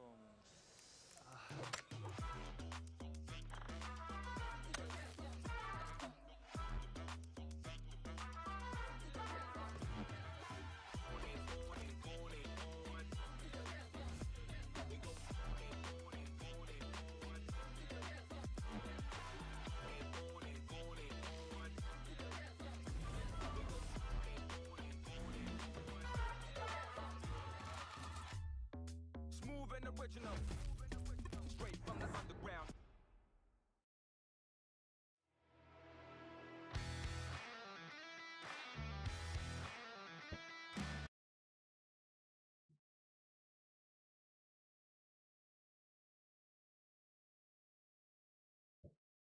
PNC is well underway here inside of Seoul. And if you're just joining us now, having missed the first maps of the day, well, all I can say from my notes is Vietnam are very good. Yes, this is a tremendous start for them, winning both Miramars to start our final stage here on day one of the grand finals. And man, Himas, it's just unbelievable what he's capable of. I mean, so efficient there with his kills and his damage. Just a tremendous individual player, Tanvu there to clean things up. But this is not what anyone else in this lobby wanted to see, was seeing a team as good as Vietnam off to this strong of a start. Yeah, and honestly, I think for the team behind, like to change that graphic, the stats are almost the same as what Sololzi was able to do for the team in game at number 1. But looking at the overall standings from that match in particular, 22 points, not as many as they got in game number 1. But if you were to offer them another victory and another 22 points, they're going to take it every day of the week. But Denmark, for the second map in a row, picking up a really nice tally of points. They're having a great day. I mean, they're playing so well right now, controlling their space beautifully, taking great fights, finding their moments. Ketter had 5 kills in that last game, doing a ton of damage, stepping up for Denmark. And, you know, okay, you're 20 points behind Vietnam, but you know, you never know. We're switching maps. We're switching gears a little bit. Generally, kind of teams that struggled a little bit on Miramar start to pick up the pace. So we're looking towards some of those other teams to get it going. And USA at 5th with 12 points. I mean, so top-heavy, so hungry, so aggressive is Vietnam. And everybody else now going to have to start playing some catch-up. If Vietnam get just over 20 points over the next few maps, they have done better than what Denmark did yesterday, and what was a phenomenal day. And Denmark are playing as good as they played yesterday as well, and that is one of the things that I think is worth talking about. I feel like the teams that came through the survival stage, even though I'd argue the survival stage can be a lot harder to read because some teams are newer, so you don't know what they're going to do, but it does mean that you're a lot more warmer and acclimatized to going straight into this venue and performing on day 1 of Grand Finals. Yeah, this is always a huge discussion amongst teams is, do you want to play, you know, early so you can get some of that momentum, get your feet underneath you, get warmed up a bit, or would you rather just go directly into these later stages? That's a big question. Philippines playing really well in that previous game, took in some good fights, winning some good battles, but now it is time for game number 3. It's time to Tego here at PNC. Our first look at it here for the final stage. Can't wait, cannot wait, because that was a just awesome Miramar. 2 games, just action-packed. Yeah, if you're a Vietnam fan, you're loving things right now, but if maybe you're a fan of the likes of Argentina or Norway, it's not quite gone the way you would want, but no better time than the present to remedy your woes and get things going the right way. The flight path, very player-friendly indeed, going from the northeast down to the southwest, finishing just north of Hosan Prison, which should give most of these teams access to their primary drop spots. And I always like to point out some early jumpers. All 3 maps in a row, Germany are one of the first teams off the plane. They want to get boots on the ground and be able to react as soon as the zone pops. Yeah, and they're going to take their time with it. You know, they're going to get themselves a little bit of extra gear and then make some late rotations to find that open space on the circles as the game kind of wears on. And they've really done a great job of it throughout the event. Obviously, they were in the survival stage. I love the way Germany plays personally. It's kind of reminiscent of you know, some of the older Na'Vi teams and some other teams that do that. But Chris has been around for so long. Like, he is a known quantity. I know exactly what he's thinking in a lot of these games. Yeah, and here we go, our first proper hot drop of the grand finals. Team USA and the Philippines are going to go inside of Palace. And if you would have asked me 2 or 3 days ago, I'd be saying USA would win this all day long. But having seen how the Philippines have performed, they have a really good chance in this hot drop as well. And Tentrip picking up the SMG straight away. I'm trying to work out who's the more aggressive team in this hot drop. I'm going to say Philippines. The USA have dropped all condensed, whereas the Philippines have taken a lot of space. And here's the first shots in anger, and Alo almost losing his head. Yeah, that was darn close for Alo. I don't think he was quite expecting that Algenbots would be wrapped out that far already. Purdy Curdy taking some damage. It's up on the roof. That Tommy gun put to good use by Tentrip. Tough to read right now how the Philippines are approaching this fight, and the USA is paying the price. You expect them to kind of try to fan out early to try to take space. That had been their MO in the survival stage, but this one, they're being a little more tightly grouped. They're kind of trying to put the pressure onto these weaker flanks of the USA. USA trying to reinforce a bit, but Alo stuck here out on his own. The other 2 members, Kick and Shrimzy, quite a bit far back. Yeah, Alo as well with that damage. He's got no other meds, so he's going to wait for the health to tick up. Calbs has wrapped all the way around the south to the other little compound adjacent to Palace, which will give him an angle and lines of sight onto the south side of Palace on whether USA move this way. But this is what you expect. Teams getting up onto the roof lines, having a peek this way. Tentrip is going to be insane, but the problem, if there's any problem with those SMGs, they don't get the headshot bonus that the DMRs or that USA are going to give them, which gives USA a firepower advantage in these fights. Yeah, so USA opting with losing a player early to try to put the long-range weaponry to good use. So the Philippines maybe going to have to rethink this one just a bit. You can see that they do have a flanked out player in Calbs trying to find that off angle. Thailand is going to scooch in around the outside of this to look to see if they can be some vultures, pick off some of the carrion that may be available if this fight gets really hot and heavy. Just wait and see what exactly these teams want to do. Level 2 helmet scooped up there for Tentrip. He still has that Tommy gun in play. Looking to try to take some space, so it's going to be on Kick to try to keep his eyes onto him. But there's quite a bit of cover there for Tentrip to make his way forward. The real issue, as we know, but these teams do not, is that Thailand is danger close. Yeah, and I love this too. Look at the way they're playing. 2 players in the middle, 1 either side. That means the 2 in the middle can move where they need to help either of the solos if needs be. So it's really clever from Thailand. Kick's got to be so careful, but Thailand don't want to fire until they're guaranteed a knock. It's not worth giving away their position until they're guaranteed points in the fight. Now, USA still playing in each other's pockets, which I think they have to do whenever you're down 1 player. And Philippines still putting the work in. A nade does a little bit of damage. And you know that the voices are telling Kiss to fire, but Kick's been in the game long enough to know never stand still. Yeah, absolutely. He's not going to give him the chance until a player of the Philippines gives him the opportunity to go for some shots. So Kiss just going to have to wait things out. Did see a Panzer in Thailand's back pocket as well, so they could let that loose. They're close enough where if they can judge the distance correctly, they could arc a shot in there, maybe get a quick knock onto the USA. Alo just going to hide in this corner, trying to play a tricky off-angle position here. Let Shrimzy, let Kickstart identify where the Philippines are going to be coming from, and then make your moves off the back of that. The Philippines, though, very wary of this, and rightly so. Got some great players, but look at Rossiter Jr. Yeah, he's crept right up onto the wall. And the USA have been waiting for Philippines to push aggressively, which has not happened.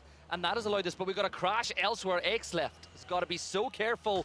And he's going Absolute gets the first spray off, and Gustav manages to avoid the fire and the flames. And X-Left, he's going to absolutely beam onto Beamy. How do you win that, X-Left? And Denmark, well, Gustav, he manages to run away, but poor Beamy will fall. Now, X-Left will fall back to get some meds on, and the rest of China are going to collapse onto this position. Gustav needs to smoke off this area to get Beamy back on his feet.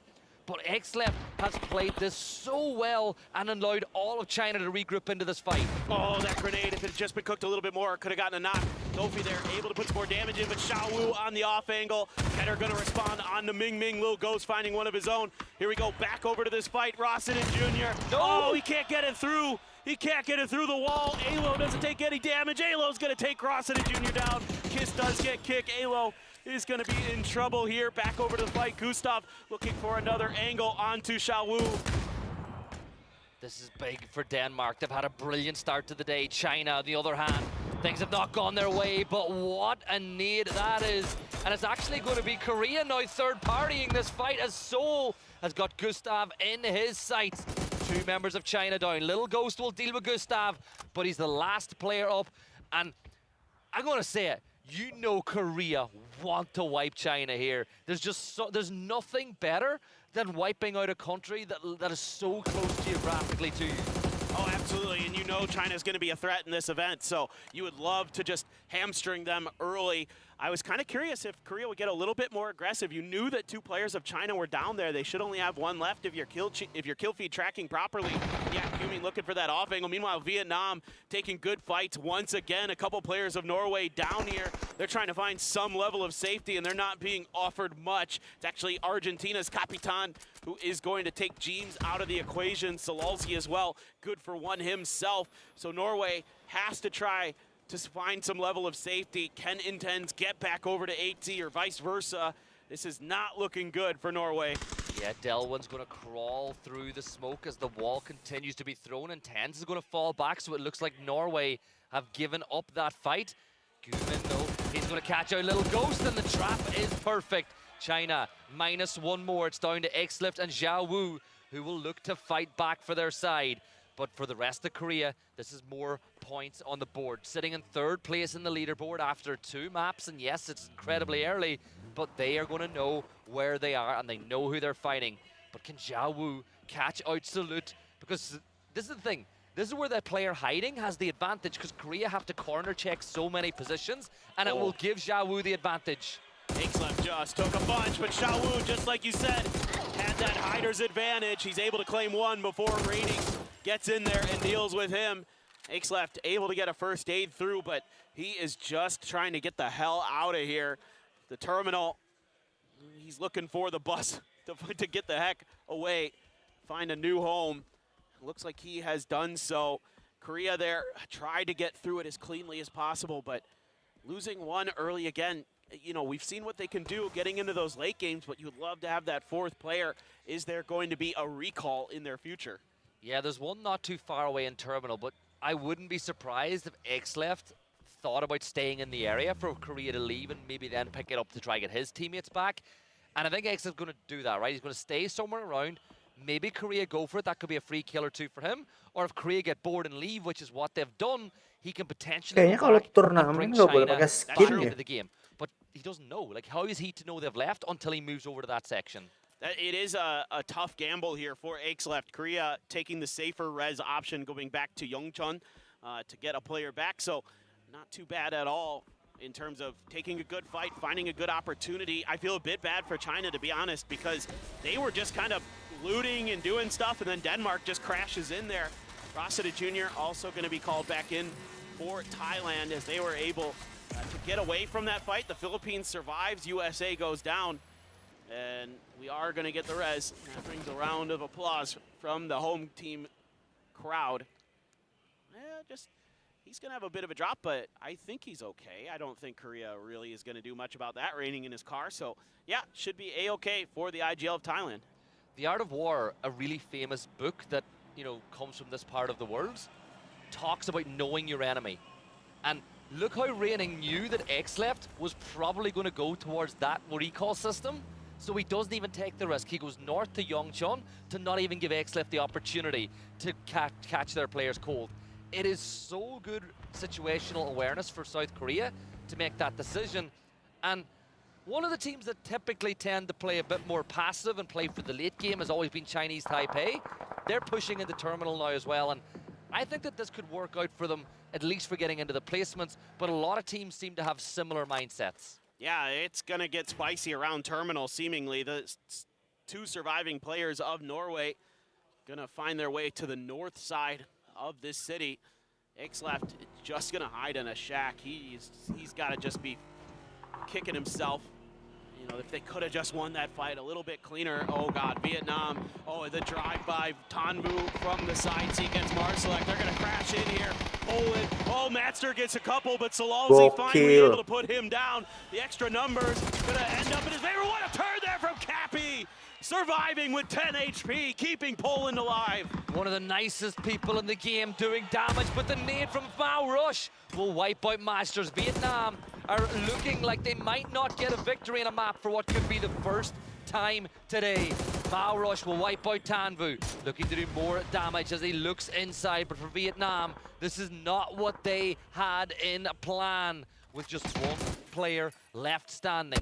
Cafe, can Marsalek get close enough? The answer is no, as Ixleft from China will pick up another point for them as reinforcements will come in from the sky, as the second buyback recall plane will come in from above. But I'm looking elsewhere, right? Look at where some of these teams are going to go. Thailand are going to wait it out on the north side of the circle. But Chinese Taipei, 4 kills after this amount of time. This is so much better from them from an aggression standpoint. Yeah, you gotta love that from Mao Rush. Just so opportunistic there. Saw the kill feed light up, heard it right next to him. Immediately went to pounce. Korea, though, hunting with some Panzers, looking to see if they can get some damage for themselves. They're hearing the same kind of thing going on. You're hearing all this fighting. Ixleft, though, oh, he would love to get a few extra kills onto Korea after they third-partied that fight earlier. Oh, no, Trick there. Just cars flipped, danger. Oh, this is bad. Oh, no, T-Bone, really clean shooting, and he's gonna get some points. It looks like they T-boned each other, and then they got T-boned from afar as he was able to pick up those 2 knocks, and those should be 2 points to Team UK. Smoke grenades are being sent out, but there shouldn't be enough time to get that res, and there you go, Teddy. We'll see that point delivered. And this is what you'll see with a Panzer. Korea will send 1 player with a Panzer, 1 player behind them. So if you fire the shot off, you get the knock, your teammate can clean up anything or get that instant res on the other side. But let's take a replay at this one from Team UK. It looks like Brazil were the target for Vex. And yeah, great spray from him. Turns his attention over to Posa then on the other side and read him like a book. Oh, that is so clean from Vex. It's hard to do it better than that. He has gone down for the UK, so they're 3 strong. They've got Australia right on their heels. Cuban's still looking for some kind of target with this Panzer. They know that Ixleft is around here somewhere, and they want to clean him up. More kills for Chinese Taipei as Delwyn gets sussed out. He was the sole survivor for Vietnam, and he was just trying to hide things out himself, but not going to be given that opportunity. Flood trying to get ahead. Monty trying to keep UK pinned so they can make this wrap around their edges. And it looks like they're going to be able to successfully do so. I think they're going to be pretty happy with this situation. They're going to be able to go up to the top of that mountain there over to the east of Terminal. And they're going to have quite a bit of zone control for themselves, assuming that they don't run into Thailand, although Thailand might be scraping with Germany. Yeah, and I'm looking like, I think Thailand, they'll just play this compound on the other side of the road. There's no reason for these 2 teams to push each other just yet, but keep an eye on Australia. They're wrapping in from the eastern side. They've got tons of space to work with. They wrapped all the way from the south. The only thing that could potentially happen to them is maybe Team UK could look to follow up this direction as well, as there is a couple of good compounds in this section of the map that are open and available. But I'm looking way down the south, and I just wanted to point this out. BL has just tried to buy back his teammates, and Indonesia, they had the same idea. They knew that there was a player going for the res, and BL was ready for it. But the question is, did they get the buyback completed? I don't think they did. Look at this. Australia. Yes, I knew it would happen. They turned around. They're going for the UK again. UK trying to fight back a bit. There are so many Panzers here for Korea. There's a shotgun, though, for Cappy, but that, you know, might get one if you're lucky. Korea being really cautious about this. He knows. Yeah, he's got an idea. Around that corner, Cappy holding it. He gets one. He gets one. He might get the finish. That is Soul down there as Gumin actually kills his teammate and doesn't get the knock. He's going to look for the grenade. I mean, Cappy should be dead to rights for all intents and purposes, but losing Soul in that moment, so painful. Yeah, but that's really good for Poland, salvaging more points, and for Korea, they'll lose one. Vard, the last player standing now for Team UK, as Australia with 3 players up. But you can see the bleed out. Luke 12 will now go down, but T-Bone, another point for Australia. And it looks like the UK are going to attempt the res onto Michael, who has been so good over the course of this PNC. They should get the res off. It'll happen right on time. And Monty, as he so often does for Team Australia, will be the spear. He will be the initiator in this fight. And that nade from Michael is really good. But Monty, he wanted to hold because he thought that they were going to chase that nade. Oh, Aches left, able to spring a trap. Korea's been looking for him, but they have been the ones who have been found. And that's a nice grenade there. That's a bunch of damage. Monty is going to get Michael. So Vard called upon again to go huge for the UK. Monty has other thoughts. They've got him pinned behind the fence. He sees him moving, head up and over. A close-range Dragunov, worried about running out of bullets. Vard around the corner. Vard, how are you still alive? Finally dealt with it. It's actually Sparking who gets the kill. And they got them back. So all of Brazil are back inside the fight. And if they win this fight with Australia, all the loot that they could want is available for Brazil. But Australia flood the last player standing, and Brazil are going to crash this compound. Timing is working out perfect for the South Americans, but timing is only one thing. Flood is another as he gets the knock on to BL, and Sparking, well, he's going to bring the Panzer. Flood anticipates that they're going to not push off the back of that. He thought he could get the res off, but a good nade from Sparking will secure that point. But Monty, as soon as he was back up, he's shut back down, and this is so good for Brazil. Yeah, this is really nicely read by Sparking. Those were fantastic grenades. Reading the position, and the Panzer's good as well. Australia goes down, and that opens up so much opportunity for Brazil. The king of the south, Sparking gets it done, but Korea are not done as Jia will be wiped out by Korea. Savior looking for the trade on the other side. He's got Raining just in front of him, and they're outside the circle. Now Salute, the temptation has got to be there to go for that recall, but you can't go for it until you've dealt with Savior. Raining's got a nade at the ready, so they know that there should be a Chinese Taipei player not too far away. And look at this, Thailand bringing the fight to Germany. Yeah, finally this battle, which had been flirted with by both teams, is going to be a bit of an engagement. Zareth gets a scrape of damage and over to the other side. Thailand, though, being diligent, being slow, being methodical.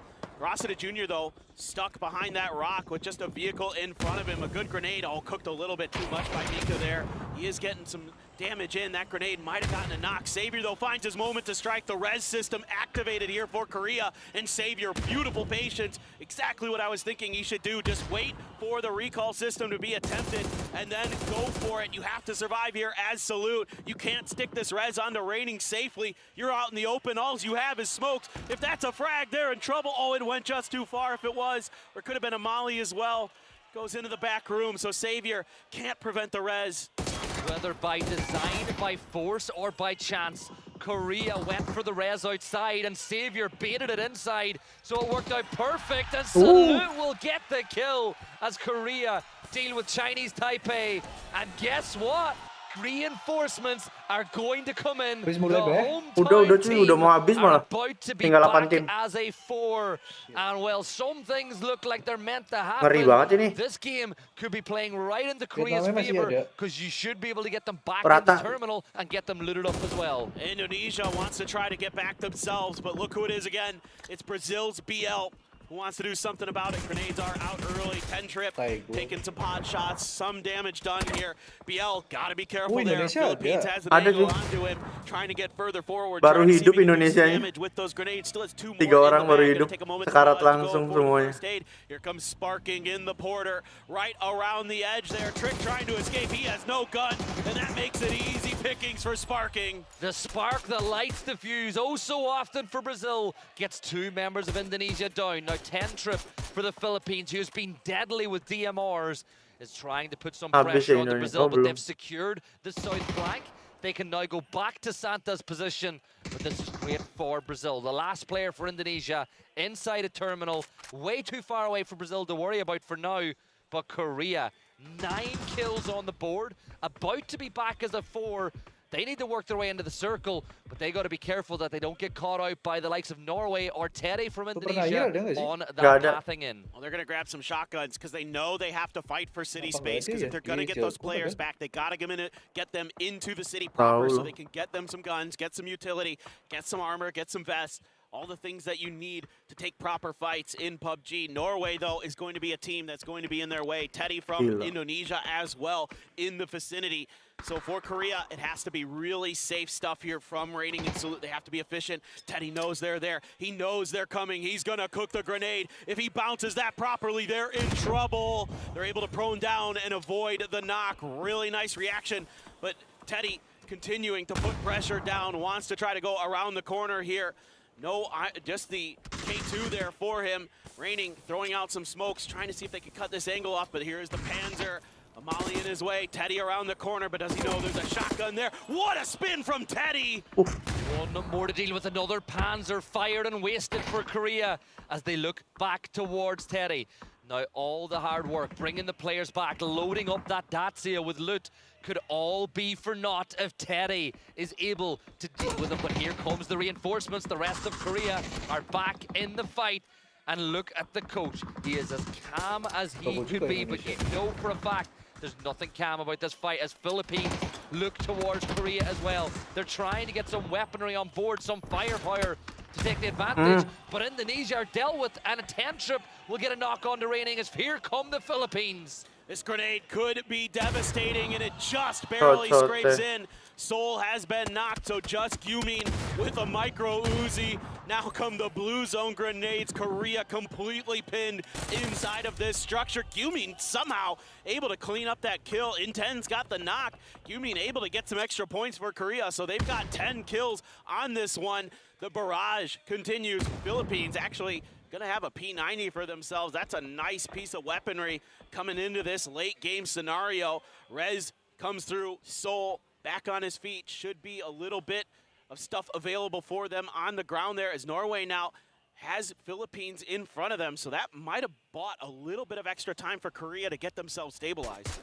Yeah, Brazil just looking to position and take control inside the circle. They're the only team with a clear path inbound other than Thailand. Santa will stay to the north, while the rest of Brazil will just hold out all the teams inside a terminal. This could be a feeding frenzy for Brazil and Thailand as all these sides look to leave terminal, and both of them are setting up that way. Kiss for Thailand is holding the north, and then Posa and Sparking are holding the south. I love the way Thailand are looking at this as free meals. I really want to see Santastico play his life over on that eastern edge of the circle. He's going to be really important in the late game here for Brazil if they're going to get the win, because these 3 players here should just be able to tunnel down onto this fight that's going on inside of terminal proper. Korea trying to get further forward, but they are in trouble. So much open space to cross, and it would take an insane amount of smokes. Gyumin gets the heal off, and Nazi striking. Philippines were busy looking in other directions. Gyumin, not much he can do here. Gets the first aid off, but this blue is so painful, and Korea goes down. Yeah, Norway are down to just in 10s now, but Korea do a lot of good work in that last map to close the gap to Vietnam. But that is just a chapter in the book that is even just this Tego, as we are yet to find out what the final story will be. Santa, you talked about playing his life. He catches out Rocinid, who was all the way to the north by himself, and that's really bad news now for Thailand. He has eyes on the rest of the roster as well, and here come the other South American side as Argentina push directly towards Jacob as they see the opportunity. Emi gets the read, DraftKings gets the knock, and Thailand, well, it's only Kiss left standing. Argentina take a big knock from that nade. Oh, he's throwing Peringkat some berapa good ones dihitung? in there. Kiss even gets a vehicle explosion to go. Emmy's in trouble right on the edge of a blue zone. Wants to find some way, maybe get a res. Meanwhile, traded Knox here for the Philippines and Brazil. In fact, 10-Trip gonna claim Posa's life. So all of a sudden, Brazil maybe in a bit of trouble here, trying to keep their eyes over towards this battle of Argentina and Thailand. Kiss, oh my God, 1 HP. Oh, how is he still standing as Santastico? Santa will give Capitan a present he does not want to receive, and that will be that for Argentina. Ontego, it's Brazil against the Philippines. Calbs is down. Brazil on They're on the Philippines edge of the circle. And here come Brazil. All they've got to do is secure the circle, play smart. But this is Philippines. They have proven they can go toe-to-toe with the best teams inside this lobby, and they have got all their deadliest weapons still alive and inside the game.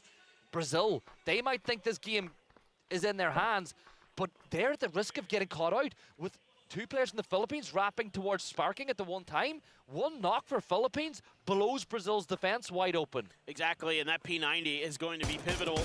Calb's there. Now they know where Sparking's at, and they immediately put a shot into his head. He has to get down on the ground and get this heal off. Philippines knows it, and they know that they can crest the other side of this hill and keep themselves obscured from the rest of Sparking's teammates. So Sparking has to play incredibly well here on his own, and he's playing safe, but Philippines looking to see if they can punish. Sparking into the vehicle. Is he going to be able to get away for free? Good covering fire from Santastico is going to open up the opportunity. Yes, Santastico just does enough to allow Sparking inside the circle and gets himself out of trouble. Now we're seeing deployable cover being tossed out by the Philippines, but how much utility do they have? 2 smokes for Algin Bots, and that's not a lot. He steps out over the precipice, and that will be Santa dealing a ton of damage. Wah, kalah That forces him zona, back into cover, but this is a slow blue zone as we get deeper inside this game. Santa does even more damage onto Algin Bots. He has got so many moving targets, and it is so hard to just focus on one when you're getting distracted by so much movement. Tough situation now that the Philippines face. They do have some extra cover there with those emergency ones. And, they, you know, every time they're popping up, they are getting popped. Brazil here has great angles onto this fight. So now smoke's going to come through, but the Philippines have been fighting tooth and nail throughout this game. Think back to the very beginning when they had a hot drop against the USA. Thailand showed up to try to third party it, and they have found themselves into a 3v3, but a really difficult position to make their way out of. On top of that, rock, Sparking gets the knock on a 10-Trip. And that's the big one. That's the initiating one. But Sparking being held back by that blue zone nade, but using the opportunity now as Santa to cross the road. Philippines will go for the res, but while all that's going on, the P90 from Calbs needs to hold them back. The nade from BL is perfect as 2 fall, and now Calbs in a 1 versus 3 against the never stopping tidal wave of Brazilian players. Calbs will spot out Santa. He gets one. He's not done yet, but he is done. BL will do it. And it is Boa Noche Philippines and bye Brazil. Just so well handled in that late game. That is incredibly disciplined play. Sparking there, not giving up his life. Santastico winning that edge battle against Thailand. All of those things, all of those individual moments. You know, when I say you play your life, you gotta just survive sometimes. And that's what they do, because they give themselves the better angles, the better territory inside of that circle to work from. And I couldn't be happier for these Brazilian players, having spoke to them over the course of the year. All of them, as we throw to the highlights, all of them except for Santa is the only one who doesn't speak English on that roster. But seeing them finally come together, and this is the thing, the teams in the survival stage with newer players, they've had the chance and opportunity to play in a live server. This is Brazil's first real live server, you know, LAN game together that's not really just a practice scrim. Yeah, exactly. Kayak ini Vietnamnya nih, gila banget mah. To this Brazil team this year, right? Just Sparking the holdover from previous PNCs, and you can't credit them enough with how well they played that end game. I mean, things got nuts inside a terminal. So many recalls came through for a bunch of different teams, but the way that they went over and got themselves back up and running in the middle of that game, and then took a great fight to finish what UK and Australia had started here, and to give themselves the utility, the weaponry that they need to accelerate into the late game. Sparking there with a great Panzer, and you can see that's got him fired up.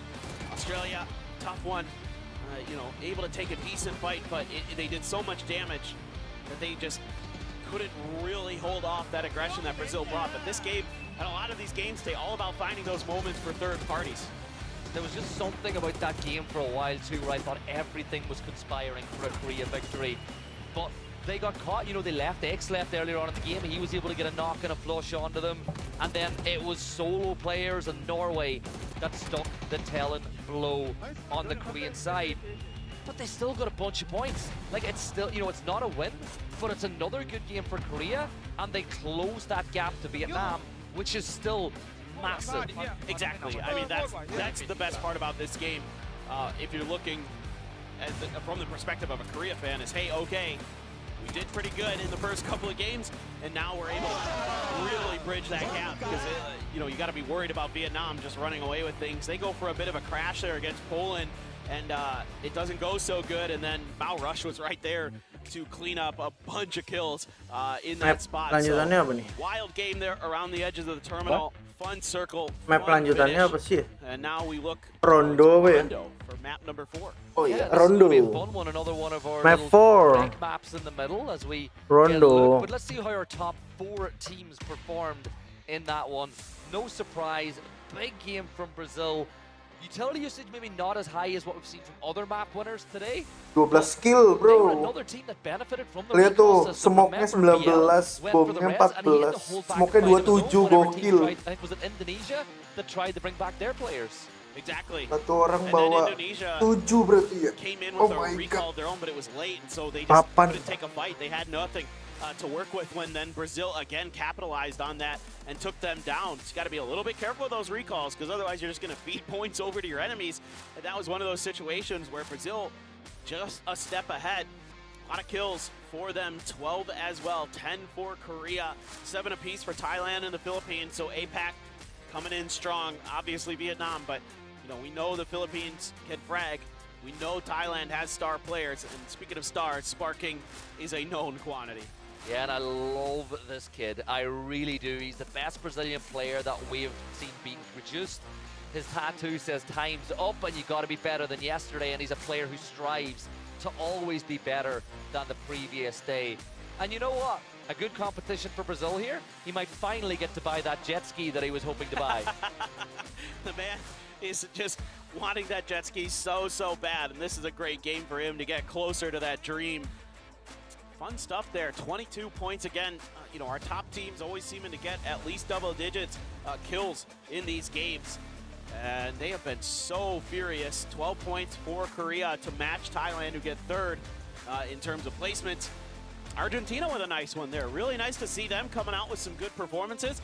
A little bit of a weird situation they ended up in. Kiss just landed some beautiful grenades, and all of a sudden their round was basically done. Yeah, I think the Kiss has just really taken PUBG by storm in the last few months, and I am so impressed. As I am impressed at how good Vietnam have been with their 49-point total, but thankfully for the rest of the lobby, they didn't extend to that lead by too much in that last map. Korea and Brazil now inside the top 3 as Denmark will fall out. USA getting a couple more points on the board. But for Chinese Taipei, first points of the grand finals, much better game from them. Really good at picking up some points where you maybe stealing kills away, taking the right advantage of knocks on other sides. Much better from Chinese Taipei. Yeah, need to see some more of that for Leo's last hurrah here at PNC. So far, the top 8, a big difference between Vietnam and China. That is a massive gap there. A lot of work to do yet. And again, I think China just kind of a little bit unlucky there in that situation. I don't think you expect a team to just full-on crash that northwest corner of terminal like that. I get it in some ways now with the recall system in there, so spots like that become a lot more desirable, because you're like, well, if we can win, the close quarters battle, then we can get to that recall, so it doesn't matter if we lose players along the way. So kind of the math of PUBG has changed quite a bit with that system being put into place.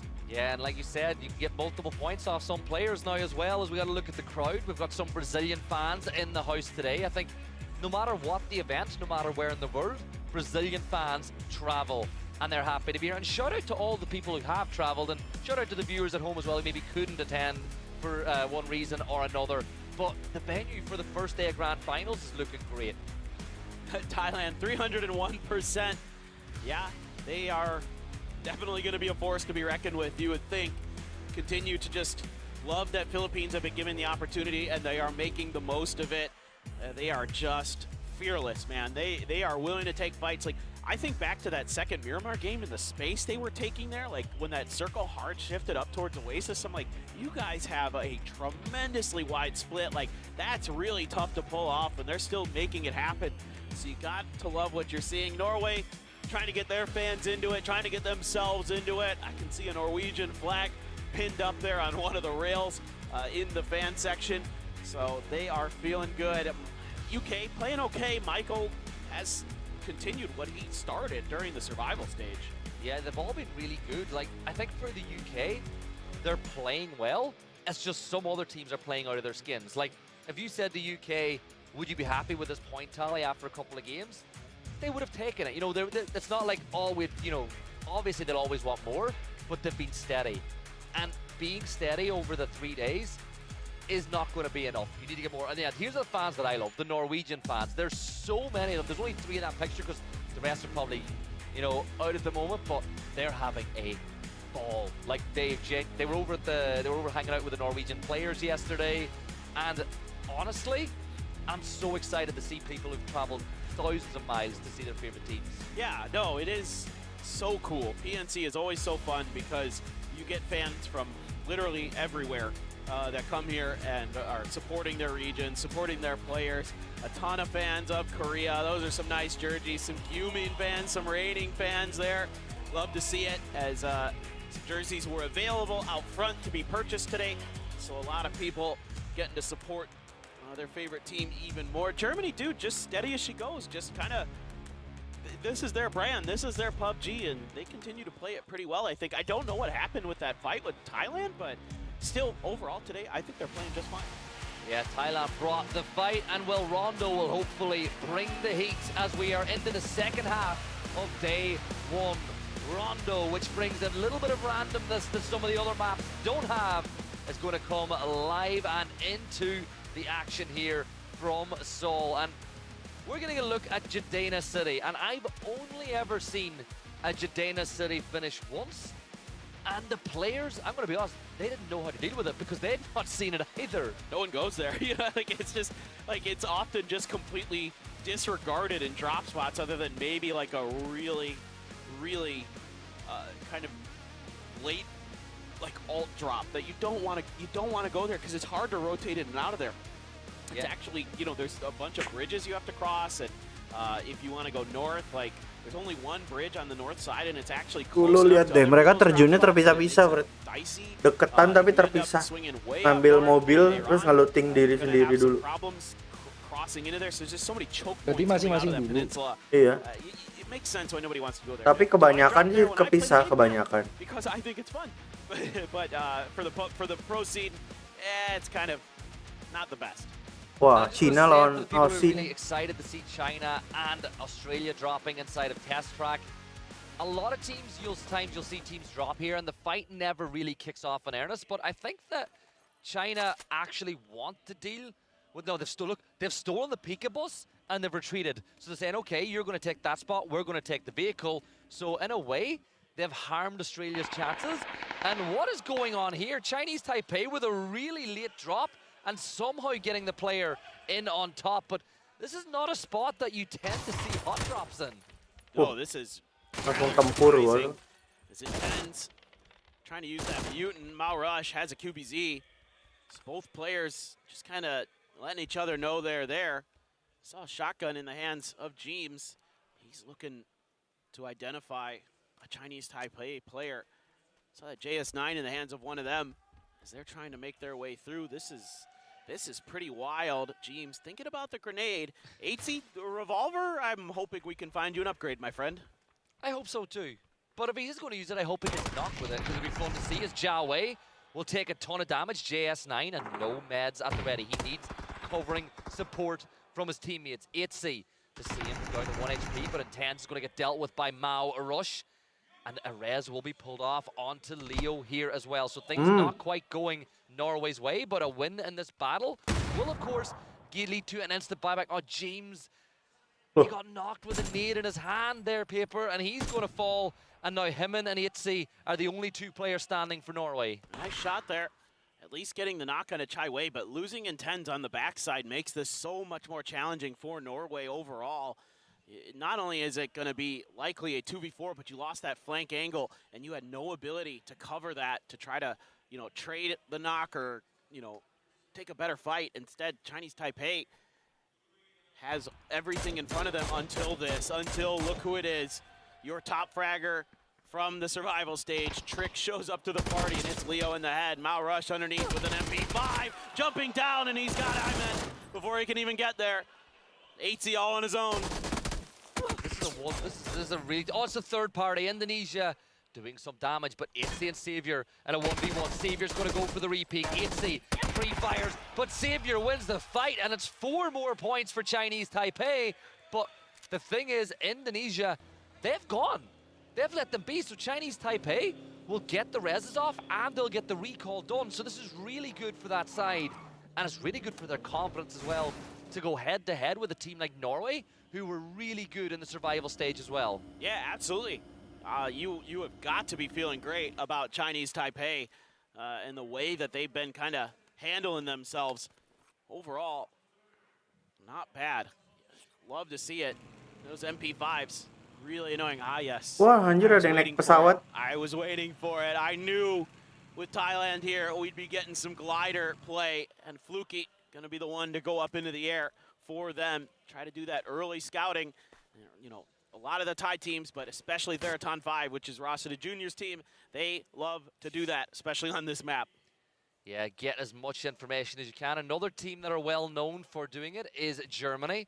And I think that's exactly what Braxco is doing on the very north side of the map. He should be taking to the skies momentarily as well. And when we asked Korea what was their motivation going into this here, they just said, watch us lift their 3rd trophy. They're going for the 3-peat. And in and of itself, when you're the reigning champions and you're essentially the hosts, it puts a target on your back. And there's so many teams, 15 other teams here who want to steal that trophy away. And I think that actually, I think Korean players, Korean teams and Korean orgs love being the hunted. They love being the team with the target on their back. Oh, no doubt about it. They're very happy to have you try to come at them, because they will take those fights, and they are so tough to deal with. The talent level on that team just through the roof, having Sol there in particular, who is hungry to showcase his abilities at the global level again. And the other team that you should not be even a little bit surprised about getting a glider is Germany. Brex saw him a lot during the survival stage. You see it all over the place internationally, that they love these gliders for themselves, love using it to get that info, and it really suits their style in particular. They use it in very different ways than Thailand. Thailand's looking for stuff in the middle. They're trying to figure out what's going on ahead of them so they can work their way forward, whereas Germany's using it to scout the edges, looking for some clear space, looking for maybe a third party or a fight they could take, an isolated player here or there. So very different ideas, even though they both are using the same vehicle. It's a Sand 101, right? That's just the way they have always played. But over here, by the hills, China getting really close to Brazil. Now, Zhao Wu has not had the day that he would have wanted so far. The first 2 maps, one of the first players to fall overall. This time around, getting super close. The Savior will be able to bring back their teammate. And I think they just waited for the next plane. But I think Brazil have set up a really good trap. And I think that they've just about got the buggy tight enough to the mountain that it's going to be very last second that China are able to spot it. But am I seeing a team E pick up potentially right on top of that mountain that these teams are on? Nope. They haven't got off yet. Yeah. You can see a few teams just putting some shots. Gumin getting way up on the stadium. But Philippines have identified a free compound and should be, I would assume, okay-ish to land. Plus, there's one of these Pillars of God, the really tall mountains there to get up on top of. As Dofi taking some shots. Nobody's even landed one yet, so able to get there. Can be a little tricky to work from this position, though. Tons of info, but you got to be clean with those DMRs, because once people start shooting at you, you don't have a lot of recourse sometimes. You have to just get down and prone. And if CJ gets knocked, Calbs will obviously parachute down to get the res. It's very difficult to clean these players up. But for the Philippines, they're so close to the center that in theory they should be in the next phase, and maybe even the phase after that, depending on what way it goes. I don't do phase predictions because it means nothing until phase 4 of a game. I know back in the day we used to love trying to predict where it's going to go, but in reality, teams are going to play wherever they think is best for them. Brax is now scouting, right? Germany have their position up to the north. He's now seeing if anybody's wrapping up that north way to give the team that little bit of information. And now the Chinese Taipei down to the south have got everybody back on their feet there on the move. But a trap's been set. Oh my God. USA know. They know, they saw it go up into the sky. This is so good from the USA. Kickstart first up to bat. Gonna knock it out of the park there. Does some pretty good damage. Mao Rush able to respond with a little bit of his own. Using that bolt. Try to see if he can get lucky. Connect on to Kickstart. The first wave for Chinese Taipei has to be diverted, has to go in a different direction. They're being chased down, though. Yeah, it looks like USA were hunting that one down, but we've turned our attention over to Brazil, who are getting pushed by Team UK. It's BL all by himself.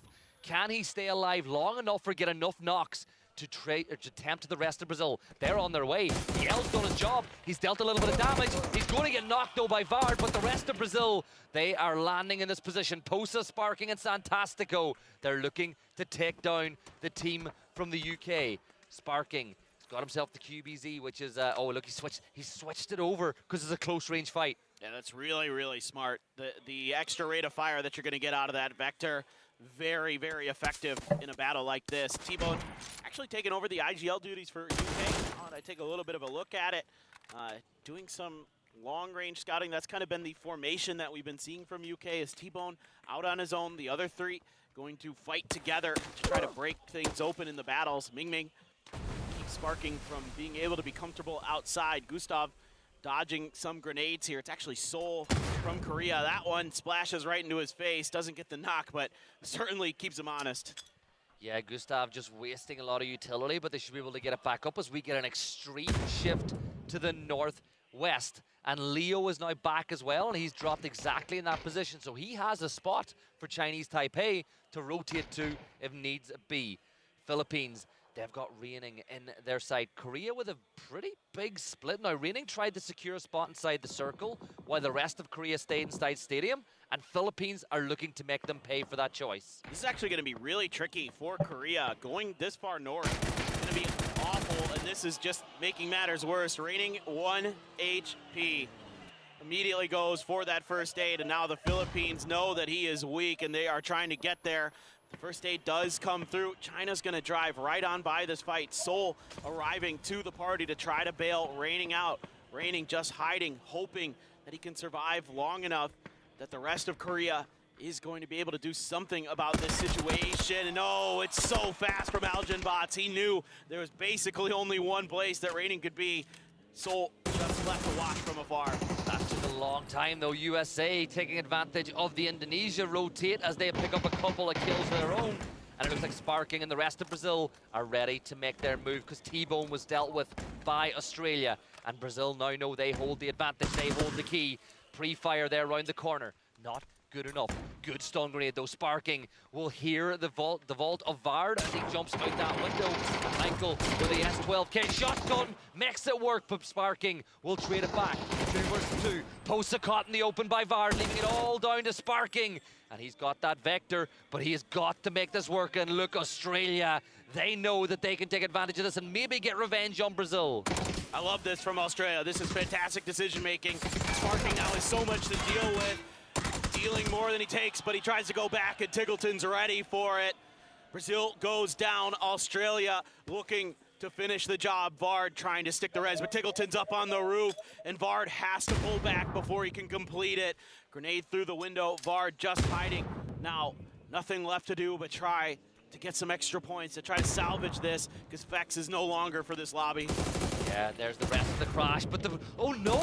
Flood got caught by the gate, or by the fence, and it stopped him long enough for Vard to get the knock. Huge for Team UK, as the solo player left standing still has 3 Aussies to deal with, and they'll look to clean him out. Stun grenade after stun grenade, stopping the res on the Fex. Fex is there to feed the call, to feed the shout. Tig takes damage, but Fex is dealt with by Monty.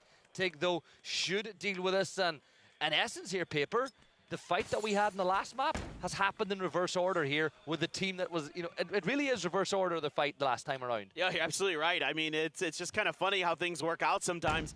You know, teams have similar ideas on, you know, what part of the map they think is important and how they want to rotate and their moments. Back over to the Philippines, who have disengaged from Korea, and now they find Argentina on their doorstep. Poland wants to get a recall through. Dangerous in the middle of that lake, but Matchster wants to go for it. Okay, Vard finally dealt with. It's going to be Tiggleton here. 3 kills for him total so far for Australia. They will be out in the blue, but we're only in phase 2, so not too big of a deal. And the Philippines want to fight. Surprise! Yeah, they're pushing up towards Argentina, and Seoul might be able to get a third party. It looks like Korea have got everybody back on their feet as well, as they use the recall inside a stadium. And all that is bad news for the Argentinians, because Seoul is here. Vietnam are pushing up this intersection, this junction, as well as you see that little bit of damage. 10 triple with a great nade up and over the top as Capitan is going to get knocked. Another nade is thrown, finds another 25 damage. But the Argentinians really stuck between a rock and a hard place, and that's a great BZ. Oh, that's brutal. That's so well placed. That's right on top of Capitan. And 10 trip is what we got to knock on a Vietnam while this is going on. The man's just a one-man army. He's taking on fights from anybody. A newcomer arrives. It is going to be raining coming back for Korea. They're able to use the recall system once again. Vietnam, though, right on the outside here. Oh, drafting. That sucks. You're just dead there. Vietnam has such a good angle. Now they're really trying to get away. Good news is they ran out of ammo. The bad news is Hemas has a Lynx. I thought he might go for the shot there onto Emmy, but Emmy should be A-okay for now. They're going to try to be the next team to take shots, but as Emmy moves further north or further west, he'll run to USA, he'll run into Germany. But Poland, they've got Marsalek back on his feet. Looks like they carried enough loot for him as well that he's got himself back in the game with a barrel. And Korea, with all 4 players, they waited for him to get there, and now they will get on the move as well. So Korea really adapting to the recall system very well so far tonight. We'll have a look at what ALO was able to do, and this is probably when they got all those points off of Indonesia. This is going to be good, isn't it? I would hope so. I need to see some more from the USA. ALO took a bunch of damage. Oh, nasty, nasty, nasty. That is so many headshots there. It's such a tight angle. And then Shrinzy so quick to respond as well. The teamwork so good for the USA. Kick arrives to the party. He just bypasses, doesn't even go for the flushes, knows there's more. No, they need to take this fight and really wipe Indonesia out. You know what I love about how things change in PUBG? About 2 years ago, pro players would have used 2Xs and they would have carried 4X sprays. Everyone's gone back to the red dot now, because everybody loves the line. You know, when you aim in, you see everything. There's none of your line of sights being cut off, and players at this level are that good. They don't even need the extra zoom. They can hit a pixel from a mile away. Not the player, by the way. The pixels of the player. He retired. I know. I'm so sad. I am too. He's just a great guy. He's so funny. Definitely gonna miss him at global events for sure. Shout out Pixel if you're watching, buddy. Germany, 1 player out in front. It's Brex up high. The other 3 behind, also up high. Flood going to be called back here, as well as 3 more players of Indonesia. So Indonesia trying again late in the game to get their players back up and running. They're going to go way up north. There is some open compounds, so if they're allowed the opportunity to land, they could get some gear again and make a go of it. Chinese Taipei underneath the gun barrels of Germany. High ground advantage doing wonders for them to keep track of their opponents, but they're outside of the new circle. And there's a river right down the middle of a phase 4 circle. This is nasty stuff. Luke 12, though, gonna get beamed by Beamy. It's a fractured circle, as you pointed out, with that river running through. Flood is on his way to the ground as everybody is firing this way. And it's going to be Gustav as Denmark get 2 members of Australia down and out as things stand. Mimi under pressure now as up over the hill comes Monty looking for revenge for his fallen mate as the rest of Denmark are now looking for the same. But Monty, you should get that point confirmed. Get it on the board as Germany and Chinese Taipei are battling with USA not too far away. It is all getting crazy on the southwest. Thailand just saved Tiggleton's bacon. Ketter was coming right for him. They knew he was there because he took some shots while Monty was dealing with Beamy. And instead, Thailand comes from behind and takes out Denmark. So they get sandwiched, and that's going to give Australia a little bit of breathing room. Purdy Curdy taking some damage, trying to get down the hill with the rest of his team. Shots ringing out in their direction, but looks like they're at least going to be able to survive. Oh, I died. Spoke too soon. Brex strikes from above. Shrimsy going to be knocked here. Smokes have to come through. You also have China potentially looking into this fight, but they're inside of the circle, so they're not going to make a move, just trying to do some damage from afar. Grenades coming out now for Germany to try to finish that knock onto Shrimsy, but they're all rolling too far down that hill. Yeah, and they don't want to go for the res in this position as well. They want Shrimsy to get closer to the corner, but all these explosions taking health off of Shrimsy is going to force the issue. And the nade from Mika is perfect as Kurt went for the hero res, and he's going to get shut down. So USA -1 and one more down on his knees and kick. He's going to pick up Kurt, get him out of there. The USA will look to live and fight another day as Alo will hold the cover. Vietnam under pressure from Poland as Kapi will find that knock. This is not looking good for your lobby leaders. Himas went for it, and what the hell? Vietnam mau wipe lagi. Delete Poland. That is just unbelievable. They just run right through Poland like a hot knife through butter. Salah, Germany wrapping ahead. Belum di wipe lagi, dia nge-wipe musuh lagi, gila banget mereka anjir. Into Lil Ghost sidelines, it's Chris. Going to be cleaned up there. USA taking a battle against the Philippines and winning it, at least so far. Breck's going to scoop up a Lynx for himself off of this crate. So they do lose one player, but they're able to get some extra utility for the late game. Oh, what a shot from Brex right into the head of Alo. Well done with that Lynx. USA in the blue, just scrambling to get through, but Zareth is going to be standing there. The rest of Germany in their way. Vietnam trying to get their reses to go on the other side of this in that smoke. Brex curious about it. A grenade here actually could be pretty devastating. Wrong side of the tree. It lands on the side. He will get the flush, but Brax will deal with kick. And now he turns his attention to Tanvu. Vietnam losing another, and Brax going to 5 kills in the lobby now. And Mika pushing up on the Philippines. CJ, he's going to get knocked. And let's not look, Emmy's in the blue with a nade in his hand, but he throws it in. It might get Calbs, but it's just a little too far away. And this is brilliant from Germany here, but Zerath has been knocked by Little Ghost. Dude, Brex is hitting some nasty shots. Looking to do more work. There's another Molly. I don't even know if Calbs realizes it yet. All of a sudden, whoa, why is the ground on fire next to me? I'm in trouble, but so is Himas. Calbs actually able to get the knock, even though damage came from a couple different angles there. Tanvu out into the blue, trying to do something. Oh my God, the blue is gonna do it. The grenade had just done enough damage to Calbs. Yeah, Germany down to 2 as well, as looking off into the distance. Argentina's Emmy still alive inside the placement points, which is not a bad scenario at all when you consider they lost their players oh so long ago. Monty in the sights of Yumin. Salute, come on. He's got it. The little Datsy is good, but he's going to get shot at by Thailand. And does he get over it? He gets over it. The tire pops, but I think he's gotten over there. Oh my God, Salute. That is unbelievable that you survived that.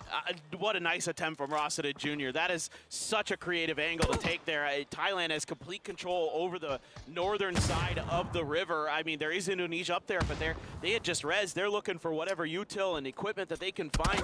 Yumin takes a bunch of damage. Tiggleton, though, in response is knocked. Yumin, nice outplay there onto the IGL of Australia. Monty on his own. Just the logs of the shack and a Pico bus for cover. And Korea needs some kills in this one. They only have one. They're looking for more. And have a look at Rossiter. He's crossed the river. He's sneaking up. He wants to get involved. He wants points for Thailand. As Korea push on up. But on the other side of things, Germany's there. Seoul, you're taking 5 damage every second You stay inside the blue, and I think the Germany know it. They know he's weak, but Yumin will get the knock on Mika, and Korea fighting on multiple fronts and winning all the battles, but Braxco will take down Seoul. Oh, finally dealt with. What a reposition there by Gyumin to back up Seoul on the backside. He should be able to grab him, get him into the next zone, and try to go for the res. China has other ideas. They have flanked out wide to try to cut off Korea's advance. They know that they're still 4 up potentially, and they want to make sure that that doesn't exist into this late game. Not much to work with here. It is a coastline, some high hills. Thailand, though, so smart to get ahead of the curve here. They can leave 2 players on the backside as well to watch for Indonesia. I'm pretty sure they know they're there. They probably saw them parachuting in. Out in the open, though, Korean players. Juicy targets for Lil Ghost. Connects onto that, onto Raining, and he should be down and out.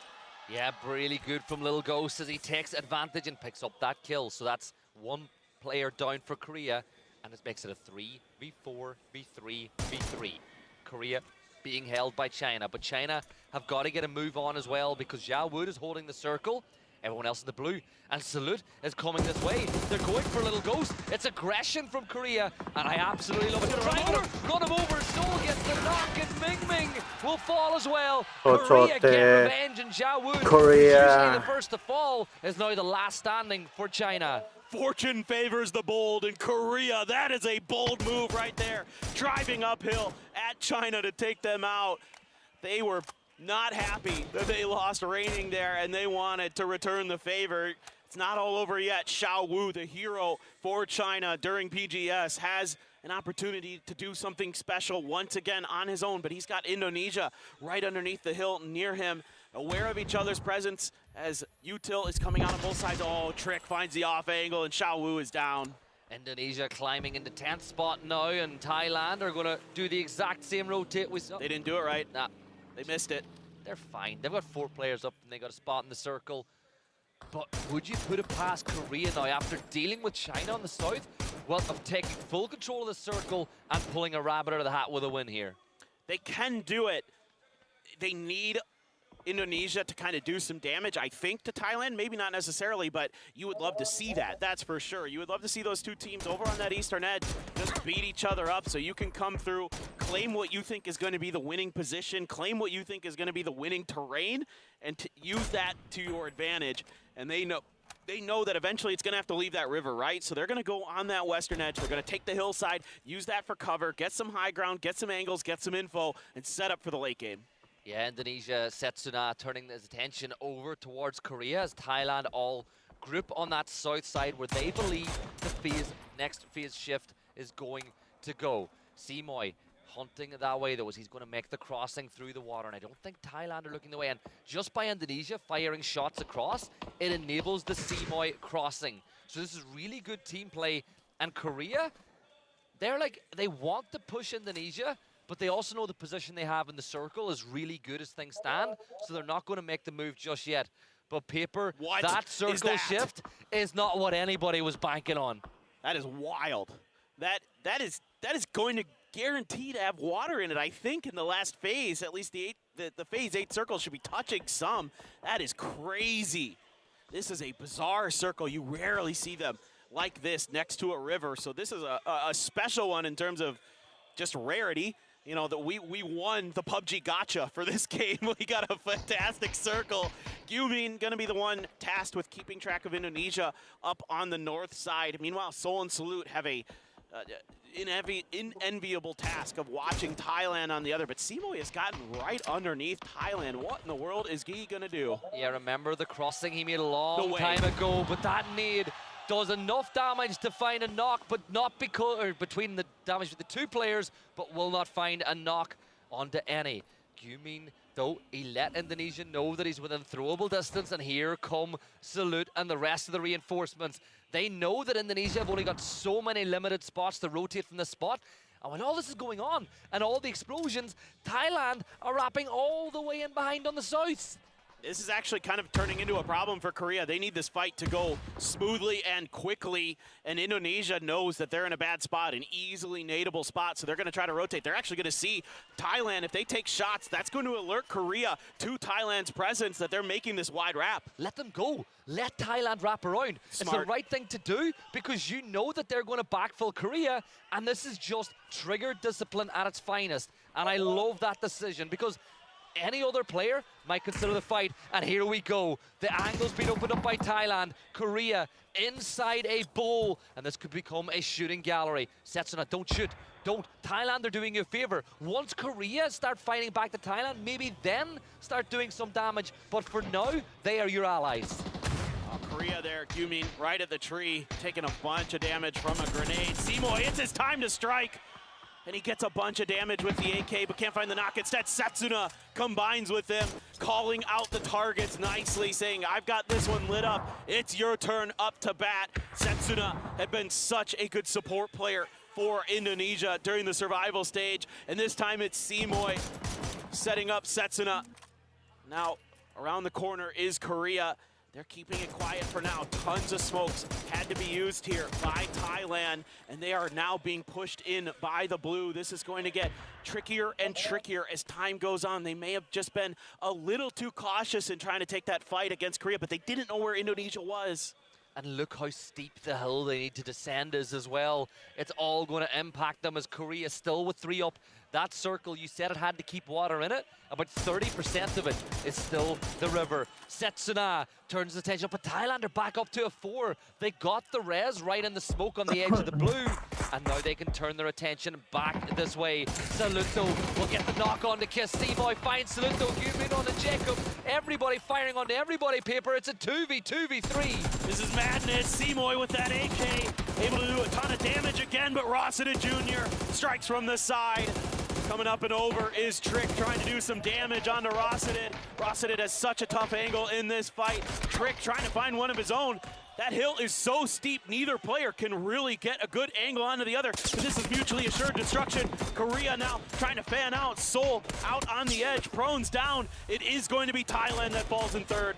Yeah, and Seoul now the pressure from Trick, and Seoul's going to get taken down by the blue zone, and it's a 2 versus 2 for the win. Indonesia, who battled their way from last place last year through the survival stage, are going head-to-head with the champions. 2 teams Indo on lawan opposite Korea sides nih, of bro. the spectrum at the end of the year, or at the end of PNC last year, will battle. I don't think Trick has got a really good spot here at all. Setsuna needs to help it out. It's essentially 2 1v1s for Korea as they have bunched themselves up in a 2, but they got to be careful because we know Indonesia are no joke, and they could easily turn this fight into their favor.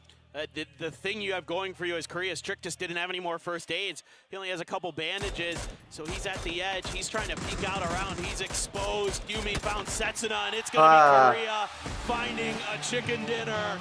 Smiles on the faces of Team Korea. menang lagi. What a wild game that was. What a final circle. Yeah, and they really closed the gap to Vietnam at the top, and you can't win a tournament on day 1, but you can put yourself in the hunt, and Korea, they are on the hunt indeed. What a game that was for them, Paper, and for the fans. They had to wait 4 maps, but they finally got it over the line with a win.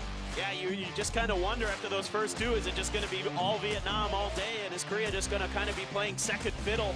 But no, they find their own moment. But guys, we're going to watch some highlights. We're going to take a short break. We'll be right back with some Erangel. Don't go anywhere.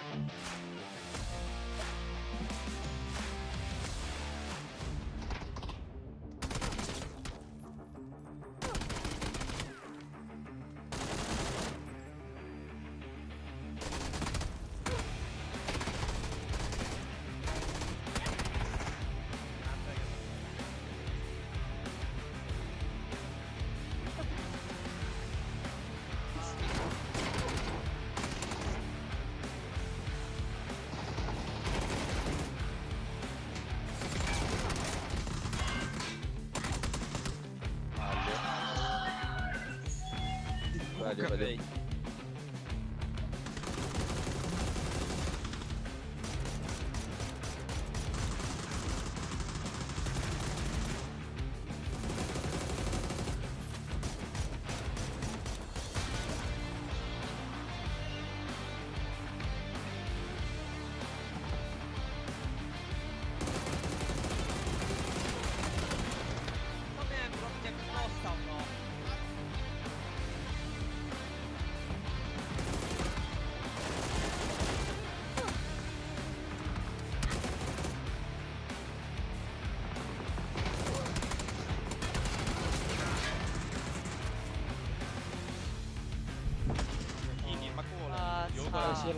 几个？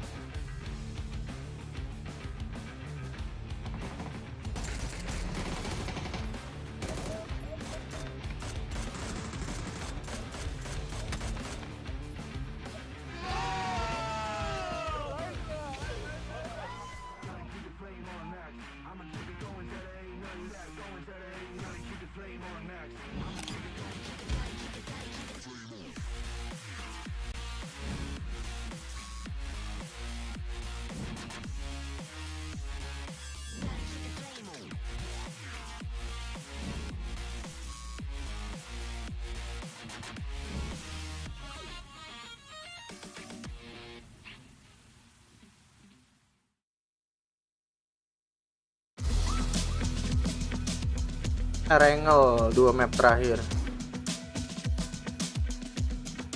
Partying, they get involved as Zerat will fall for the second time. But Mika with the M249, how many times have we seen this in the past? Really shredding Denmark apart. They fall.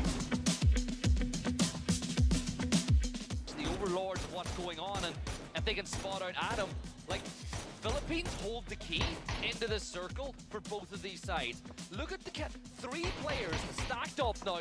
Adam is going to get knocked by Tentrip, and this could not be going better for Team UK. They're trying to steal the kills away. Tentrip with another one. Vex gets the last one, and Canada fall. They assumed that this position was clear. Trick was there. Elsewhere though, Turkey, they're going to run into Chinese Taipei as a quick triple knock will come through. Savior, who we heard from at the start of the game, he's holding the MJ3 and that weapon. No, no, no. No, no, no, not like this. Don't do Cappy like this. Don't do him like this. Oh, what a shot, Trick. No, not like this, Poland. Come on, man. Lemon will get himself lost. Chinese Taipei fall. Another reposition, switching between sites, wants to find the best one for this moment. Red dot seems good to me. And over, AT headshot found. AT has to prone down, needs some help from Intens. Intens right behind him there. Oh, he goes for it, he's got it! Baby! Woohoo! The double kill!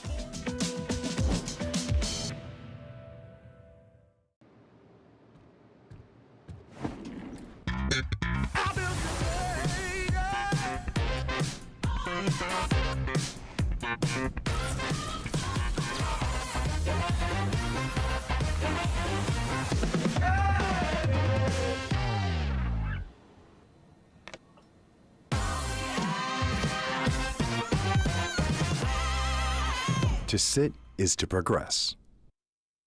Sit is.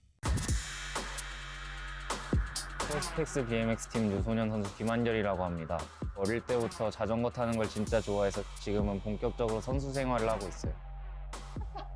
처음 경기장에서 BMX 레이싱 선수들의 경기를 보고 와 진짜 멋있다라는 생각이 들어서 본격적으로 시작하게 된 것 같아요. 스포츠는 나 자신과의 싸움인 것 같아요. 어제보다 발전하기 위해 계속 도전하게 되는 것도 스포츠인 것 같아요. 내가 과연 유망주인가? 책임감 있게 행동해야겠다라는 생각도 들어요. 가장 큰 원동력은 더 잘하고 싶다는 욕심인 것 같아요. 저를 계속 도전하게 만들어요. 저에게 스포츠는 도전이에요. 넘어져도 다시 일어서면 된다는 것. 실패가 아닌 새로운 시작이 기다리고 있어요.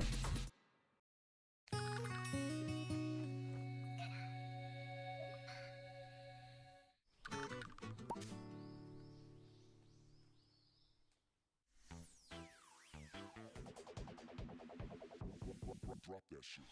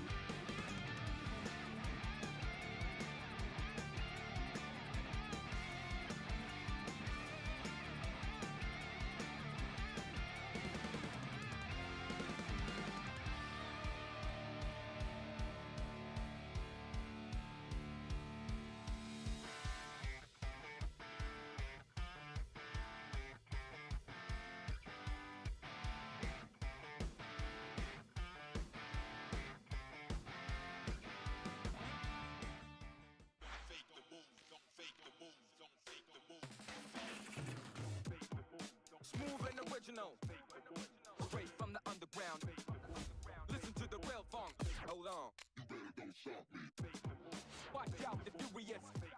Better be focused.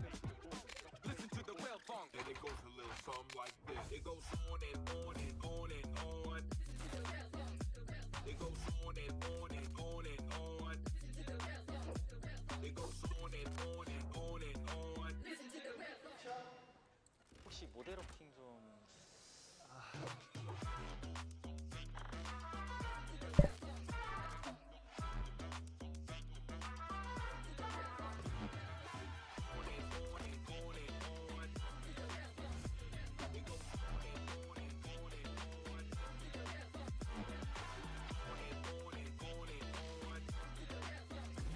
Brad, lagi ngedit apa? Iya, kenapa? Oh, apa-apa. Welcome back, everyone, to PNC 2025. 2 games left to go on day 1. It is Last nih, last 2 game, Erengel. final 2 games, and well, Paper, the Korean fans here didn't have to wait all that long over this weekend to see their team win the first map. No, and it shouldn't be too surprising at this point with back-to-back wins, but look at this. The man of the match is going to be the IGL for Team Korea. Gyu-min with 4 kills, 4 knocks, a ton of damage. But that game looked like it might not go so well in the beginning for Korea. They're on the bad side of the circle initially. They lose Raining, but then they opt for that res. They get Raining back into the equation, and they play it really slow. They had 0 kills for so long in that game. They were just waiting for their moment. Yeah, they waited, but when the moment arrived, they struck. Remember, they had to get the res as well. They recalled 2 players. They stayed inside the stadium. Sol had the opportunity to get involved in multiple gunfights, but he just held his own and waited. And then we'll have a look at the leaderboard for that game. So 18 points, the lowest by any winner of a map today so far. But they've put in so much good work over the course of today already that they're going to be right up there with Vietnam, who have slowed down significantly. Oh, jumlah kill dihitung 1 poin sih. Just a bit, eh? It is kind of weird how that works sometimes. You just have such a good Peringkat 1 nilai 10 plus kill jadi 18. and then you go to the other ones, you can't quite maintain that form. So for Korea, they've been pretty steady throughout, and then they finally get through and get that win. But where, oh where, are they going to fall on the total leaderboard after that one? They are up to second. They are 1 point behind Vietnam. They have closed the gap. They are out fragging Vietnam. Vietnamnya udah deket nih. And only 2 points behind in the placement department. So crazy stuff going on. Love to see Denmark in third, continuing to have really just solid overall performance. SA-nya gimana nih? Into that 4th place spot with 32. Brazil right in the hunt with 31. The crazy thing is, with over 100 points between the top 2 teams, it's condensed the rest of the leaderboard so much. Like, you look at this, a 20-point win for Argentina puts them right up into 4th place from being right down at the bottom. Aduh, sit lah nyong lah. Show how much of an impact 2 teams can have Yo. in an entire lobby. But we're changing the positioning. We're going to Erengel now. The map is very different. These teams could probably drive all the way from Zarki to Millie Island with their eyes closed at this point. So I'll be curious to see which team is able to take advantage of the map change. Yeah, really, really interested about, who's going to have a good read on Erengel, who's got a good read on the lobby now that we've seen some few games, how teams are going to play, how they can approach those fights. Of course, Korea, you wouldn't expect them to do too much differently in terms of where they're going to end up on the leaderboard throughout the day. I think we had some good predictions early on with who we thought was going to be strong today. We both got the teams that got at least 1 win, so looking pretty good as we get ready for Erengel. The grassy pastures are ahead. Our final 2 maps of the first day here of the final stage. Let's get it going. Here's hoping the first day of the Grand Finals doesn't give us as crazy a circle as the first day of the Survivor Series did. We obviously had that Millie Island half-land split, which led to absolute chaos as we fly over prison here. And I'm going to be honest, we don't see the finishes here all that often either, but I love this part of the map. I love it when a team drops there, and I love it when a team or two are like, yeah, we're gonna take the ridge line and peek down in there and try it out. I love endings near the prison, as long as they don't go south of the prison too far, because there's that really flat open area just to the south of it. But fighting around the edges of the prison, super fun. I agree. We'll see. where the circle's going to take us. Korea should be Razak in their drop spot. That is the Freaks drop spot, so that's where I'm anticipating that they're going to be getting out of the plane. The real question to me right now is Pachinki, who's going to fight over it? I see both the Philippines and Australia angling in that direction. Yeah, Tig told me that Australia were going to take Pachinki, and I was like, oh, really? You got Pachinki? He was like, yeah, well, like, I'm Tig. It's like, okay, you go for it, but I like this. Philippines, happy to hot drop. They obviously dropped with the USA earlier, and they essentially won that drop. Now they're going to try do it again here in Pachinki. But, let's be real. Oh, Monty's so close, dude. Okay, he's backing off. I was like, if you go into that house, you're playing with fire. I'm curious, right? Because, again, I always look to see who the aggressor is, and it looks to me like once more, Philippines have taken the more aggressive drop. They've taken more space. They've surrounded Australia on all sides. Let's see if it's going to be different opponents, but same results. Oh, what an angle there found by Flood. Trip was completely distracted. Calbs trying to keep Flood honest. Algenbots did find a machine gun. Tiggleton has a Bison. He steps on up and he'll hip fire that point away, and here comes Algenbot. Fella, you need to reload. You're running in there with a Tommy gun and it's not been reloaded. Flood hears that Algenbots, though, he reloads right on time. And Flood, though, they're going to trade that one back as the micro Uzi with only 12 rounds remaining of 9mm. Flood, you got to pick those bullets up, but this is not going the way that the Philippines would have liked. And well, if you give a team an opportunity like Vietnam, of course they're going to third party. They have pulled up on the northwest side of Pachinki as well. Of course, it's Delwyn. It just is so fun to watch this guy play. I love this idea. Monty, Rez should be available. CJ, is he going to have any idea? I don't think he's going to have any clue that you have a player that close to him. Calb's trying to keep track of the other players. Yep, CJ. Uh-oh, look who else it is. And I'm thinking, if I'm Australia here, do I want to stay and fight? Or do I use the push by Vietnam as an opportunity to get out of Pachinki now and to focus on rotating into the zone because you're not in that position? The thing is, though, it is Australia. I've spoken to Tiggle, and he's obviously confident as well. He can take any fight. But yeah, it looks like they are retreating back towards the other side of Pachinki. Whether that's to find more loot and get better equipped for the fight with Vietnam, or whether that's just to leave and reposition yourself, we'll find out pretty quickly. Yeah, there should be some vehicle spawns down on that southern side for them to maybe use as an escape valve if they need to. Brazil on the move early. I do see Michael fanned out pretty wide for the UK. Not too far, not too close. He's got a vehicle he's peeling off, so don't anticipate that there's going to be any fighting here early. But a lot of teams going to want to get center. They're going to know that this plane path and with the drops that not many teams are going to be there early to that center. So if they can be ahead of the curve a bit, they could find themselves in a nice spot as the game draws on. Argentina going to be hot to get towards that central area, using the heaven area to themselves, or as we call it in Korea, the Sky Garden. And then Germany over in Lipovka does have a red zone on top of them, but I think they weren't going too far. Anyway, Vietnam, they have pulled back out of Pachinki as well. So the thing now you have to consider as Australia is, do you really want to barrel down on top of this fight and make sure that the reses can't come through for the Philippines? Yes, you do. That is really, really good stuff. Yeah, I think they heard the Vietnam retreat out of Pachinki as well, and they says, okay, we can go back in and get that extra point. And that's just good game sense as well. As we look, Tiggle's on a 5, or so look 12, and Tiggle, their streaks here at PNC. But I want to say this about the stat that we had a little earlier. We had Vietnam up on our screens. They've obviously got a tough spot, right? A player that I would have loved to have seen was Clories, but obviously he isn't here this year. And I think the move they took this year, like last year, having spoken to some people from the region who are fans, they felt like they had too many fraggers, too many like players who want to play as the tip of the spear. So obviously Clories is one that fits that style, so they've gone with a little different lineup. I think they've got a lot more balance this year than they had last year. Yeah, I mean, Solalzi's more of a glue guy. He's more of a support type player in terms of, how PUBG functions. So that, it makes sense to me. I mean, you can actually have this be a problem with PNC teams, is if you just put 4 stellar fraggers on your squad, that sure, you're going to get points, you're going to get kills, but then they end up like competing with each other for those kills, and they're not thinking about getting the win necessarily. They're thinking about outdoing each other. So that can be a bit of a concern. Norway's 8th seed going to have Brazil rolling in behind him, so he has to abandon his post.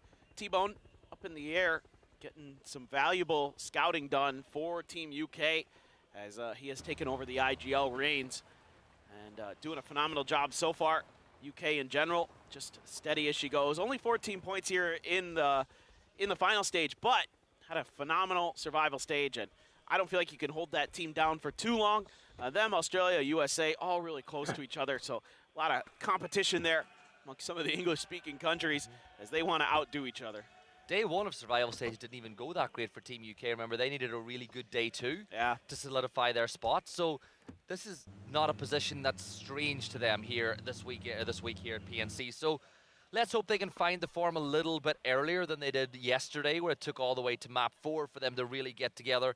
But Brazil, they have got Norway in their sights, but Norway ain't going to back off and fight. The M249 gets one, James gets the second, and Brazil, well, Brazil thought they had some free points on Norway, but it just doesn't work that way as James and Itzy combine, and Brazil 2 players down. The question is now, how much do they value the points that getting these kills could make? And do they want to go for those reses? And Norway are doing the right thing. Clean up the kills and make sure that there's no other Brazil players around either. And that's brutal. Look at that sparking at a Groza, which means they had found some level 3 gear already, and you're going to lose it so early on. That's so painful there. Not only losing players, James though, oh, Vex drove a little too close to the sun, and James burns him. Vard's like, oh, okay, never mind. This is not the fight we wanted. We are just going to have to retreat and live to fight another day. Great start to this game for Norway. Yeah, James and Vex know each other pretty well, right? He'll get the chip though. He'll get the chip and he'll get the Groza. Okay. So it's not, you know, you get it, you fall back. You've got the opportunity to bring him back a little bit later, and then later on in the game, you could go get the other chip as well. But yeah, Vex and James, they've fought, you know, they know each other pretty well, right? Just a bit. They may have played together at some point. I don't know. That's the Western thing, though, that doesn't really, you know, that we get at this event. So many of the teams that speak English, you'll have teams playing on different teams at this event that are normally teammates, and I love seeing that little dynamic as well. Oh, I do too. It is one of the most fun things about this event, getting some of that cross-team rivalry going. As Norway, it looks so good, and then James just kind of overextended there and then paid the price. It's going to be a point going over to the UK, so they're able to get their revenge. And Norway not in a position to get that blue chip, so there is the potential there for the UK, maybe later as this game goes on, to get a res of their own, get Vex back into the fold, as that fight seems to have calmed down for now. But look who it is, Chinese Taipei, not too far away, looking to see if there was any points available for themselves, but I think they may have just been a little bit too late. We'll see, though. I don't know if the UK knows they're there. Yeah, Chinese Taipei have been looking to backfill in third party a bit more today than they had done over the previous 2 days. And that might distract the UK enough that it opens up the window for Brazil to potentially get those 2 blue chips ready and get back a couple of players back in the fight. You look, there are a couple of buybacks available to them. We'll jump over, though, to the POV of Team USA, who are just in South George. They'll look to make their win. It really does look like USA have just taken the liquid drops, because with Kurt in there. And I think it makes sense whenever your IGL is playing in that position. They want to do what they're most comfortable with. And I think Kick and Shrimsy are good enough players, and they've been around long enough that they can adapt to that. Oh, 100%. Yeah, and I mean, you know, they've had Kurt as an IGL before at other PNCs, so they're going to be pretty familiar with his game plan. I thought Michael was going to go back into Milta to go for the res there for a second, but he's actually just driving around in between Milta and Milta Power, so he's taking a pit stop. And if he goes to Milta Power, he's going to find out the hard way that there's still a team hanging out there. That might be a real bad situation that the UK is about to find themselves in. Oh my God, east, hard east, over towards the mansion. Lipovka still going to be in prison in that circle. A couple teams now going to have to try to find their way in. And Michael, yeah, he just found out, oh wait, there's still players down here? I thought this was going to be wide open. He's driving towards the power plant. Now, does he have the chip? That's the question that I have. It looks like it as he's going to that position. If I'm Indonesia, I'm pushing that. If you know Michael's there, now the rest of the UK are going to provide some backup, but it's worth keeping an eye on. Norway, though, their players are crashing in on Argentina by Mansion. Argentina have not quite had the day that they would want to have so far, sitting in 14th place, but neither has Norway. China pulling up behind Korea as well, right behind these fights as all these teams are starting to just get really close together, finding some bit of terrain, either a compound, a rock, a hillside, something in the circle that they can play out of. Salute's got to be super careful here. He is on an island as far as the rest of his teammates go. They have all fallen back, and he's going to see China out there. Oh, they see him. He's in trouble there out in the open. He's got to run, and he can't. Quick reactions. Great identification there by China. They're looking to finish the job. They know that they have a free point available, so they let loose with a barrage. Yeah, Salute is down and out. Based on that roll, it sounds like there's quite a few Chinese fans in the venue here today as well. Michael did die, by the way, inside multiplayer as he went for that recall, so whether or not he successfully pulled it off, we're yet to find. But USA on their way to Lipovka, 2 members for Team UK in position, but the 4 members of USA having taken some damage, they know this position is not free. But the question you got to ask is, did they look at the map? Did they see the recall beep? And do they know that it is Team UK in this position as Fex comes back? It's just looking, Beamy just got a knock from like 500 meters away onto Germany. I was like, where in the world is Denmark in relation to them? Crazy good stuff from him. But yeah, this battle, oh so important. And now Indonesia wants to say hi. They're going to bring all 4 players into the warehouses.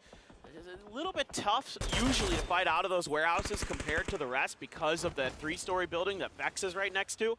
But he doesn't have any weaponry. So if Indonesia makes a quick move, they might be able to punish. But Bard on top of things, great stuff from him to get that knock. That's such a pivotal point that they're going to take. And that's going to open the door there for Vex to at least get in and get some stuff to maybe get into the fight. Australia coming up the southern road. Nobody really near them, so they can take their time here a bit. They can do some scouting and then try to make their way into the next circle. Unlikely to hard shift down to the south. You never know with how circles like to work, but well, this looks like that res you were talking about earlier. Finally, Brazil finds their opportunity, maybe. Yeah, they waited for to get a spot inside the circle, and they waited until they were 100% sure it was safe to do so, and now BL will go for that res.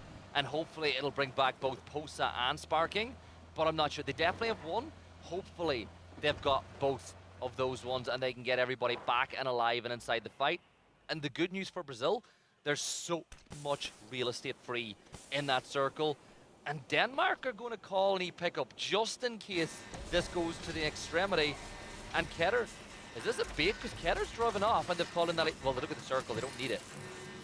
Yeah, it's just such a nice situation that Denmark's going to find themselves in, and they're a step ahead of Thailand. They were both angling at the same compound. Vard did find Alo, so he's starting to heat up, starting to find some value. There you go. That's that spot I was talking about. Denmark just a little bit quicker to the punch, and that's been something they've been really good at today here. You talked about it earlier, those fast rotations that they're making, putting themselves just a little bit ahead of their opponents who are thinking similar things, and they are profiting from it. The thing about this compound too is usually you'll see a team pick one side because all the teams from the south will push up to the garage, or the teams from the north will push towards Gustav. So how long they hold this split is going to be curious to keep an eye on. Team UK, they're going to lose one to Kurt as he picks up Fex, and T-Bone is the last player standing for the US as Kurt will pick up another point for them. But for T-Bone, you've got to be careful on all sides because Indonesia are here as well. But I think Indonesia would do well to use this fight as their opportunity to leapfrog both of these teams inside the circle. The question is, will they run directly into Germany or Australia on their way to doing so? Yeah, I agree with you. This is, the wiser decision, I would say. Meanwhile, the USA wants to really finish that fight if possible. You see a lot of teams, Australia using all that chaos in Lipovka to just drive right past and backfill into the high ground where Denmark was earlier. T-Bone just going to hide. He just doesn't have any other options at this point.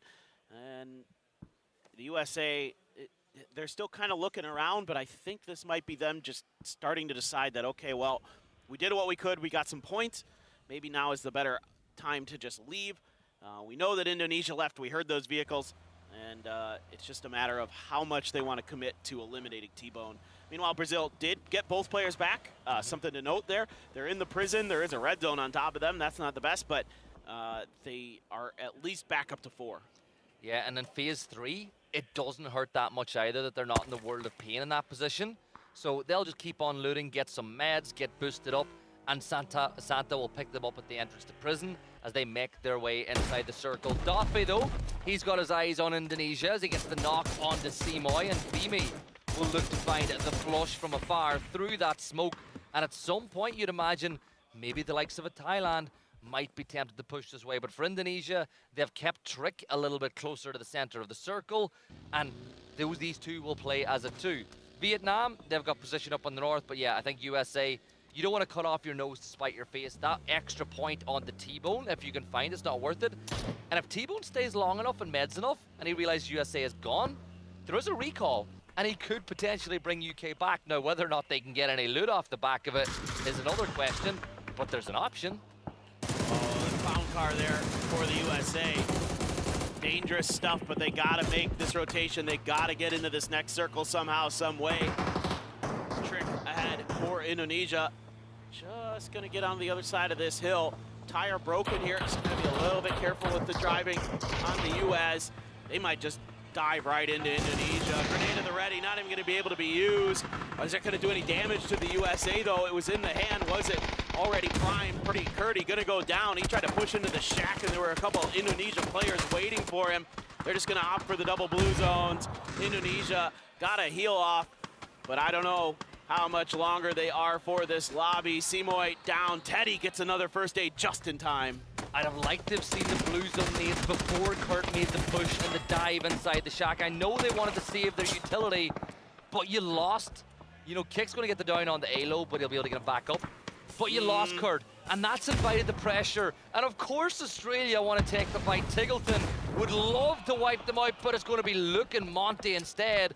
And Kiss will hit Tiggleton right in the mouth as he gets the knock and flush onto one of the best players in the world as well, as the new kid in the block continues to impress. And Posa just jumped out of his character already. Don't worry, folks. He's not done anything else. It's going to be crazy. Brazil are still fine. Just tough situation there for Australia. Needed those points, went for the play, lost a couple players to Thailand. Now they're going to have to rethink how they're going to approach this situation. Norway dug in. Argentina trying to... Well, what in the world just hit Emmy? He is not happy about that. Down to 21 HP. A good grenade there from Norway. Does some damage. Going to continue this push through the smoke. Just want to put that Panzer to good use as quickly as possible. Yeah, there you go. That's easy money. Even though Emmy knocks himself, that's exactly what you want. He-Man trying to do what he can, but not any further other than claiming 1. Yeah, Rybo will be able to get some level 3 gear off his fallen teammate, but Argentina will wipe the Norwegians. Chinese Taipei losing 2 players before they hit the ground, and maybe they're going to lose the last one, and that is what goes wrong when you pick up on Chinese Taipei are done and dusted. Germany going for the crash now onto Denmark, who have a bit of a split, and Beamy's going to click empty, and Germany arrive, but Beamy gets a second opportunity. He'll find the knock. Duffy is down, and it's all down to Braxco now as he's the only player left standing. And if I'm someone else, maybe this is worth pushing, but Germany, they're going to get eliminated at the hands of Denmark, and Denmark now need to get the rest. And yeah, look, Marsalek, what? Marsalek? Did he miss time his C4? Maybe. I don't know. I didn't really catch it in time to fully piece together what was going through Marsalek's mind. Whatever.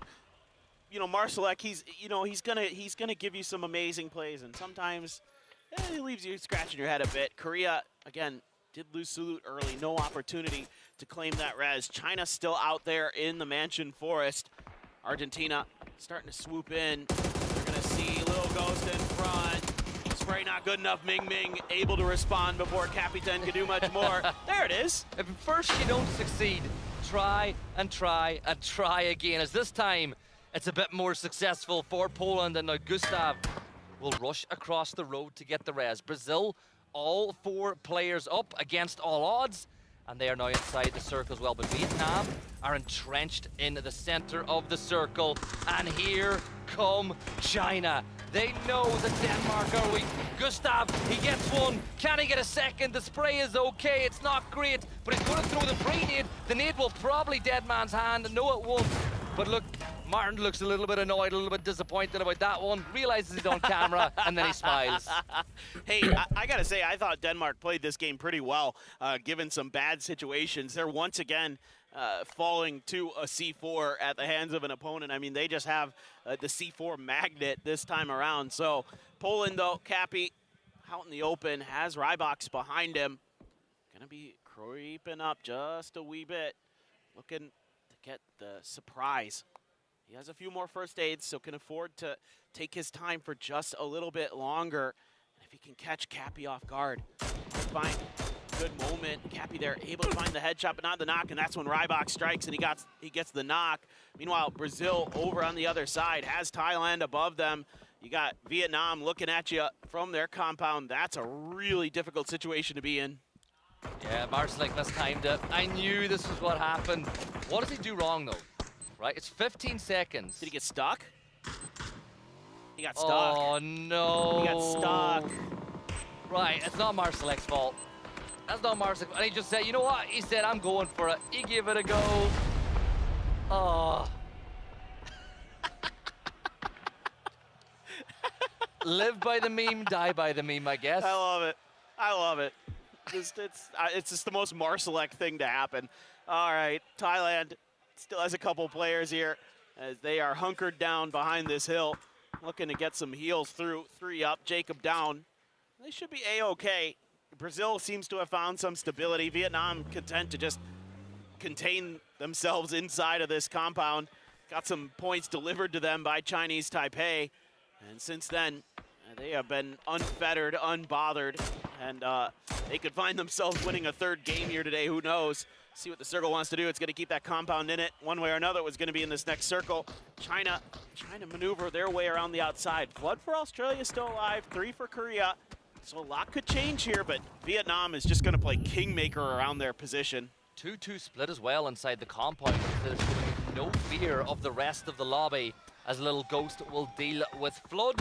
And now China can get on the move. Oh, Sparking will catch out Seoul, who got a little bit too busy creeping inside the circle. And now Rating's going to fall. Brazil putting Korea to the sword as they look to make a now. Yumin should be able to get this res off because the blue zone is not going to start closing until 20 seconds time. So Korea should still have 2 players up.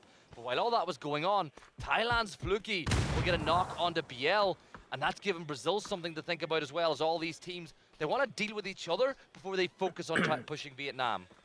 Korea's in a really tough spot right now. China is really keen on making sure they don't get too much further in this game if they can help it, but there's a hillside at least affording some level of safety to Gyumi temporarily, but look what he has in front of him, not much. It is wide open space as that hillside goes down, opens itself up to a couple different angles. Brazil hanging on, Rez is there. BL back on his feet. Posa, nope. Oh God, Gyumi, that was quick. That was some nice shooting. Him and Raining are gonna combine and they're gonna take the point. Yeah, and that point will get them a little bit closer to Vietnam, but Vietnam are surely going to extend that lead at the top.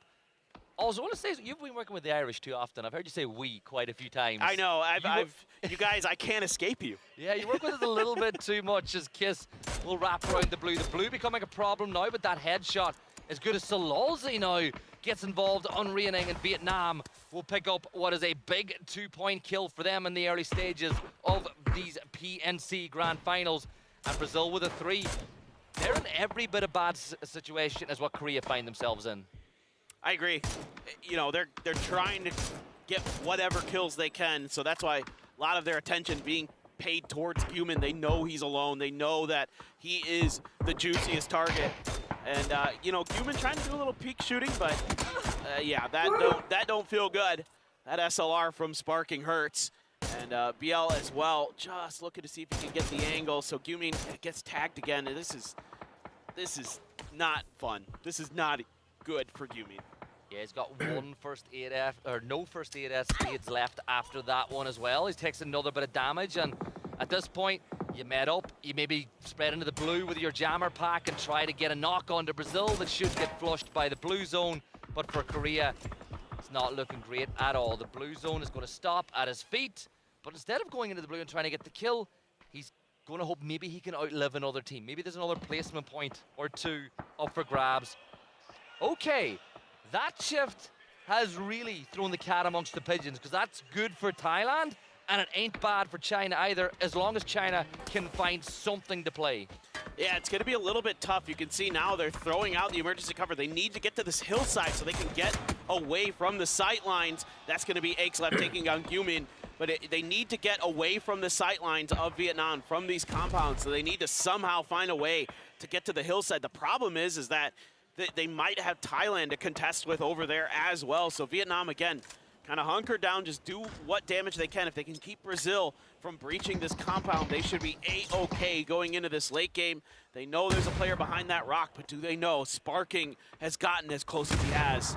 They have to know. They've gotta know. It's the only place that Brazil could make a play for in the late game, and they're still not inside the circle yet. But Korea are backing Brazil right now. They want Brazil to find a knock in this fight. So did Thailand and China. Everybody will want Brazil to get the opening knock onto Vietnam, because it opens up the door just a little bit on this map to find a chicken dinner for these sides. China did, of course, find a foothold inside the circle. It looks like Thailand themselves are up on the north. They're in no panic, no rush whatsoever to get into the circle either. But with 27 minutes gone in this game and phase 7 closing quick onto the back of Brazil, still got to make something happen, but it's Tanvu that finds that first knock. Yeah, this is so difficult now, although that knock helps. BL able to put Delwyn on the floor, at least temporarily. They need to breach this compound because they can't go Thailand to their right. Oh my God, there's no way. There's no way. If this works, it's gonna gain a little bit of speed. Kiss is gonna send it right towards them. In the meantime, Sparking tries to breach. It gets stopped. No. It gets stopped. It's not gonna get close enough. I hate to break it to you folks, that ain't gonna get there. And the roar from the crowd when they realized what was happening. They thought that somebody was gonna make a move, but Rossiter Jr. will get the knock onto Himas. Sololzi will deal with Sparking. BL is down as well. There's just one Brazilian left inside the fight, and make that none. Santa will go down to the blue. Vietnam back to 3 players standing, and I don't know if they'll be back to 4. They'll certainly try. Yeah, they've got all 4 players, I believe, back on their feet. This one could be really, really good. It was so close. It was so well thought out, knowing that they used that back window to escape. And here goes Thailand. They're pushing forward. Rossiter Jr., a little bit of blue bag to use that he can escape the damage from that. Himas is actually going to succumb to the blue. Tanvu trying to figure out what the hell's going on, looking for those Thai players. Fluky doing his best to suss out where Vietnam has gone. This has gotten mega chaotic, and this is all in China's favor now.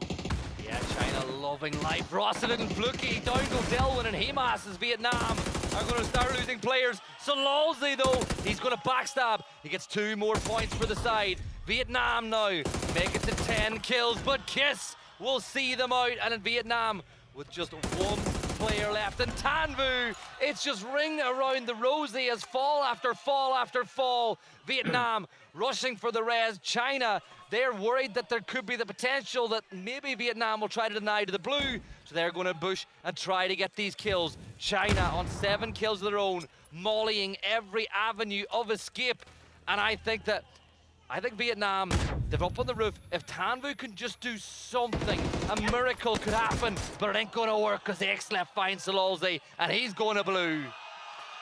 Really well played there at the end by Team China. You got to appreciate the attempts there from Thailand, though, going for the C4, going for the push, the follow-up, some really well thought out ideas in terms of how they were using their util. But China, slow and steady at that end game, knew they couldn't get the opportunity for Vietnam to stabilize and get those reses up, had to push the issue, and that forces things, and it gives them the much-needed chicken dinner. That fight was comical at times too. I think it was 4 or 5 different players ran up the stairs and shot the guy in front of the back, and then someone else, and then another one, and then another one. But Vietnam, they still got a ton of points in that game. China finally kind of announced themselves to this PNC. It's been, it's been steady from them, but that's a big one. Look, the Vietnam fan in the crowd looks a bit dejected after that one. He shouldn't be. Yeah. They played great, honestly. I mean, a couple different teams, because of that last circle shift, had to crash that compound. They had no other choice. You're not going to try to swing down towards China. You want to knock Vietnam out as well. Brazil was afforded no opportunities. China had an angle on them if they tried to wrap any further south, so they had to try to cut through. Thailand at a C4 had an idea that they could get it done, and it still mostly worked, didn't quite fully materialize for them. USA's push here just not quite as clean as they would like, and that opened the door for Australia. Come in and clean up. Yeah, look, China, they didn't actually look that happy even though they won the game there, but I want to say one thing about that last map, and it's Delwyn again, another kill where he snuck up on somebody and did it. I would be so paranoid if I played in a lobby for more than a couple of maps with him. I'd be looking over my shoulders at all times, because he's literally the boogeyman. He is. He's like close quarters Pio. I mean, a long time ago, you know, Pio would kind of stalk people from afar, but he gets up close and personal, and you have no idea. He's so good at understanding the sound cues, what the range of things are, where people can hear you. I mean, that's something that's really underrated in terms of PUBG game knowledge. Like, a lot of people don't understand, like, how far away can somebody hear you when you're running, when you're crouch walking, when you're prone crawling. All those things actually very, very important. What's the distance that you can hear vehicles at? Because you know all these players got the sound jacked up so they can hear every little detail possible. And Delwyn's so good at understanding that. That's why having the right in-ears matters as well, because it's just every advantage you can get, you got to take. And you know, it's one of the things we spoke about. Some of the newer teams with players who'd never played on LAN before, they were reaching out to pros being like, hey, my first LAN, what in-ears should I be using going into this event? So it's a really good point to bring up, because it really does matter. And obviously as well, the ambient noise they get over the headsets they use, that matters too, because the crowd, we can hear the crowd through our headsets. Oh, yeah. I mean, at the very least, like, players will tell you, even if you can't necessarily hear the crowd, you can feel it. You can actually feel it in the ground. So there's always kind of those little giveaways that the crowd is going to offer you. But really like this from China. Now you're seeing some smiles on their faces. I saw them kind of laughing a bit after the game. Once they kind of settled in, they do get 8 kills. They do get the win. But man, the bad news for everybody else is Vietnam puts up another big game, 11 kills with that second place finish. Thailand, steady stuff. You gotta like this from Australia as well. They got 5 kills. You know, they got a player in the later into the game, kind of survived a little bit, got some extra placement points. Yeah, I think Thailand played that one a lot better, and they were very unlucky with that first C4. Had that gone to plan, they would have been a much better situation going into that fight with Vietnam, but Vietnam were able to pick up those kills. So let's find out which Chinese player is going to get man of the match, and it's going to be Xleft. He's, as always, one of the best players in the world, has been now for a long time, and if anything, I think he'll be disappointed that he wasn't able to get more kills than that, but China took what they were given. Yeah, for sure. I mean, hopefully this is like the stepping stone for them to kind of start picking things up, and I know how much this event actually means to Xleft. You know, last year they had a horrible day one. I think it was like 5 or 6 points, something just absolutely garbage. And he was furious backstage. Like, normally the nicest guy will come and talk to me a little bit, give me a hug. He was not interested after that day last year. So this is an important event to him. He wants to win it this year. They want to take this home, especially taking it away from Korea on home soil would be really fun for them. Take a look at the total leaderboard. It's extended for Vietnam, bridging the gap between them and Korea, but China all the way up to third off of that win. Yeah, China rocket up to third, but look at the gap between them and Vietnam. 72 points. 74 is what Denmark were able to get yesterday on one of the best days in PNC history. Vietnam, with another good game here, could be in Cloud 9 by the end of the day. Elsewhere, another few talking points. I think it's worth it. Even though Chinese Taipei, I think I've had a couple of good maps, they've still only got 9 points total over the course of the opening day. Norway struggling to get the form that they were able to get on the survival stage, showing how difficult things are going to get. But this is the last chance on day one for anybody to get points on the board. It's going to be Erangel again, and I'll tell you what, all these players know the difference winning the final map of the day can do to your mental going into the weekend. Absolutely. I mean, and at this point, a lot of the teams are probably thinking, can we slow Vietnam down? Is this possible?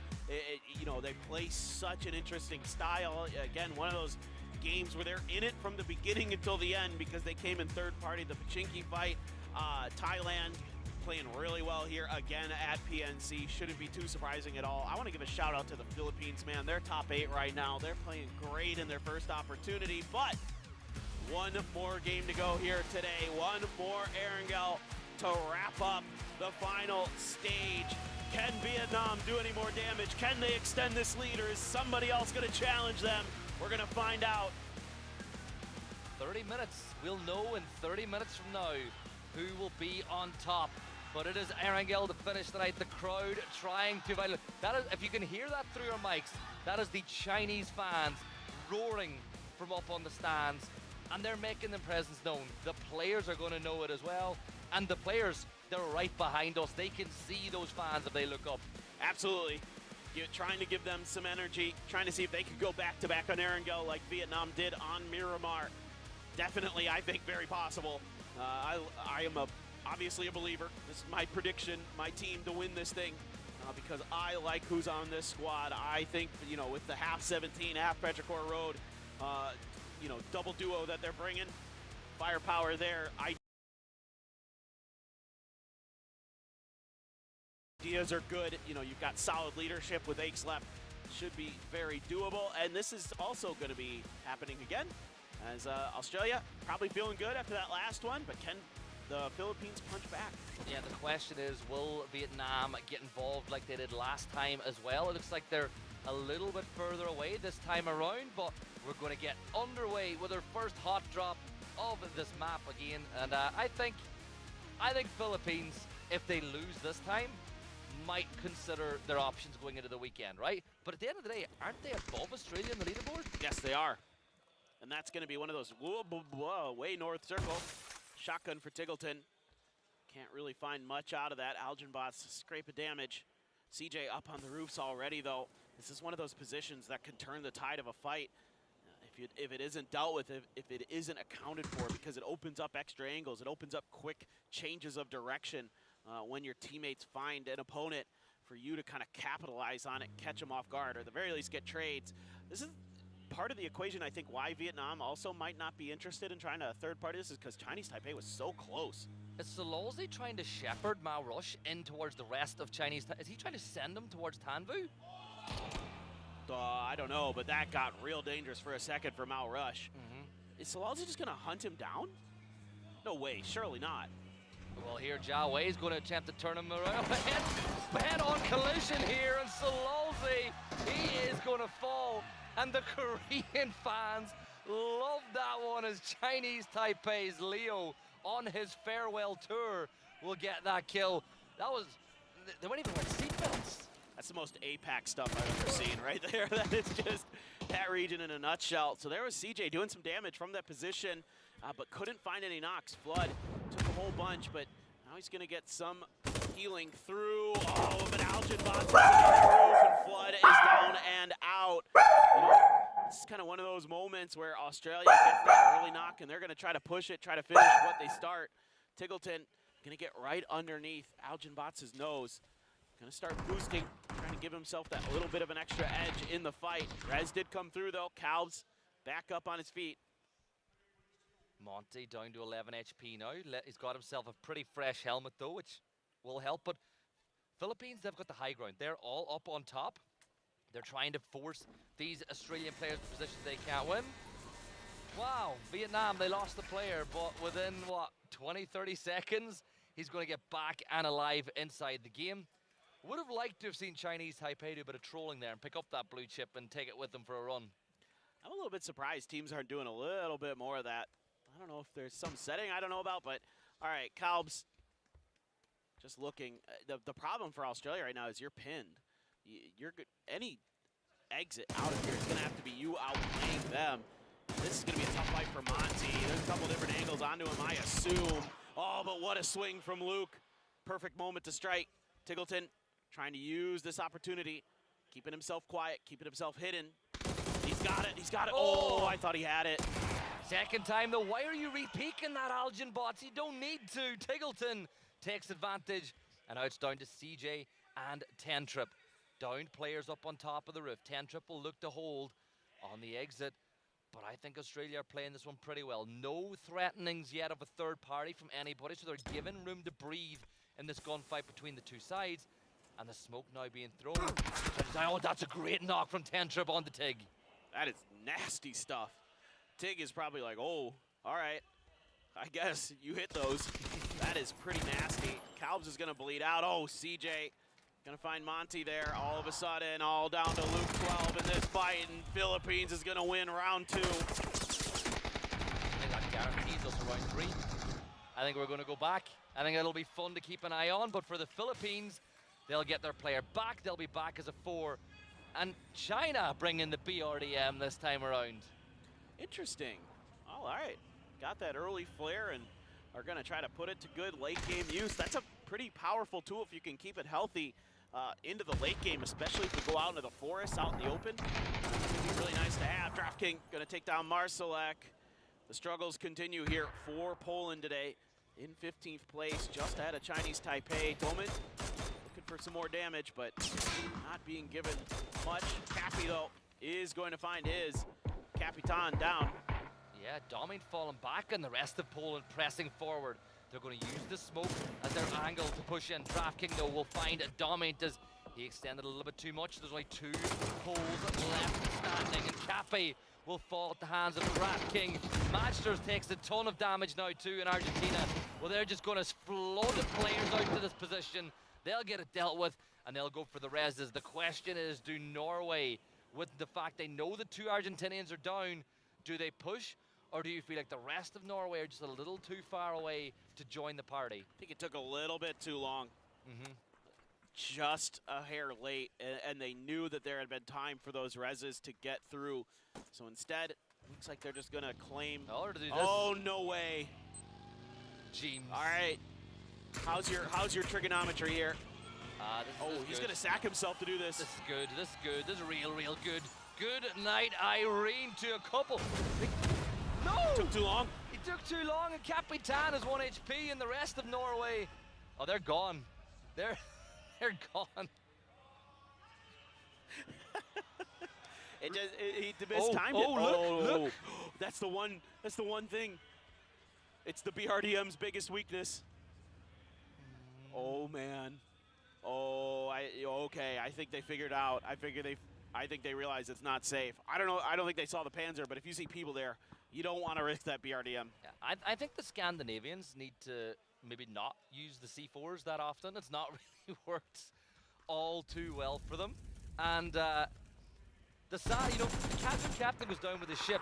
Chris is going to go down to Trick, but credit to James for staying on board the whole way there as well. But he didn't need to go that. It's 15 seconds.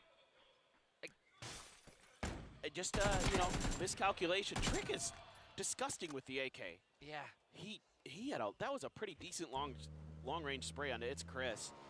And just up close and personal, the AK is mega easy. Round 2. And Tens is like, it's round 2. It's round. Oh, it went too far.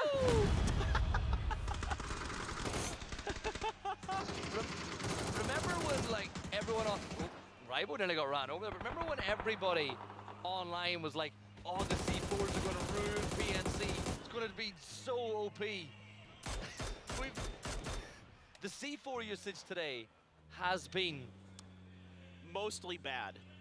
I was going to say art. Maybe a little surrealism. Yeah. Yeah, that was. Denmark are probably if Denmark see that, they're going to be like, where was this over the survival stage? Right. Why can everybody miss except on us? Yeah. Everybody else just nails it. The Chinese Taipei, they have a BRDM as well. Yeah, they're rolling coal behind that. Just pushing forward. They've got a ton of space before they get even into the phase 1 circle, but that's A-okay, because that is the Chinese Taipei way. Himas in trouble. Sparking there. Had an opportunity to maybe get the knock, but couldn't find that last bullet. Santastico now curious about what's going on up on that mountain. Some teams gambling that this is going to go north over towards Zarki, north of North George. And there's a few teams up there, but this is down by the Himalayas proper, where Vietnam is just fanned out looking for info.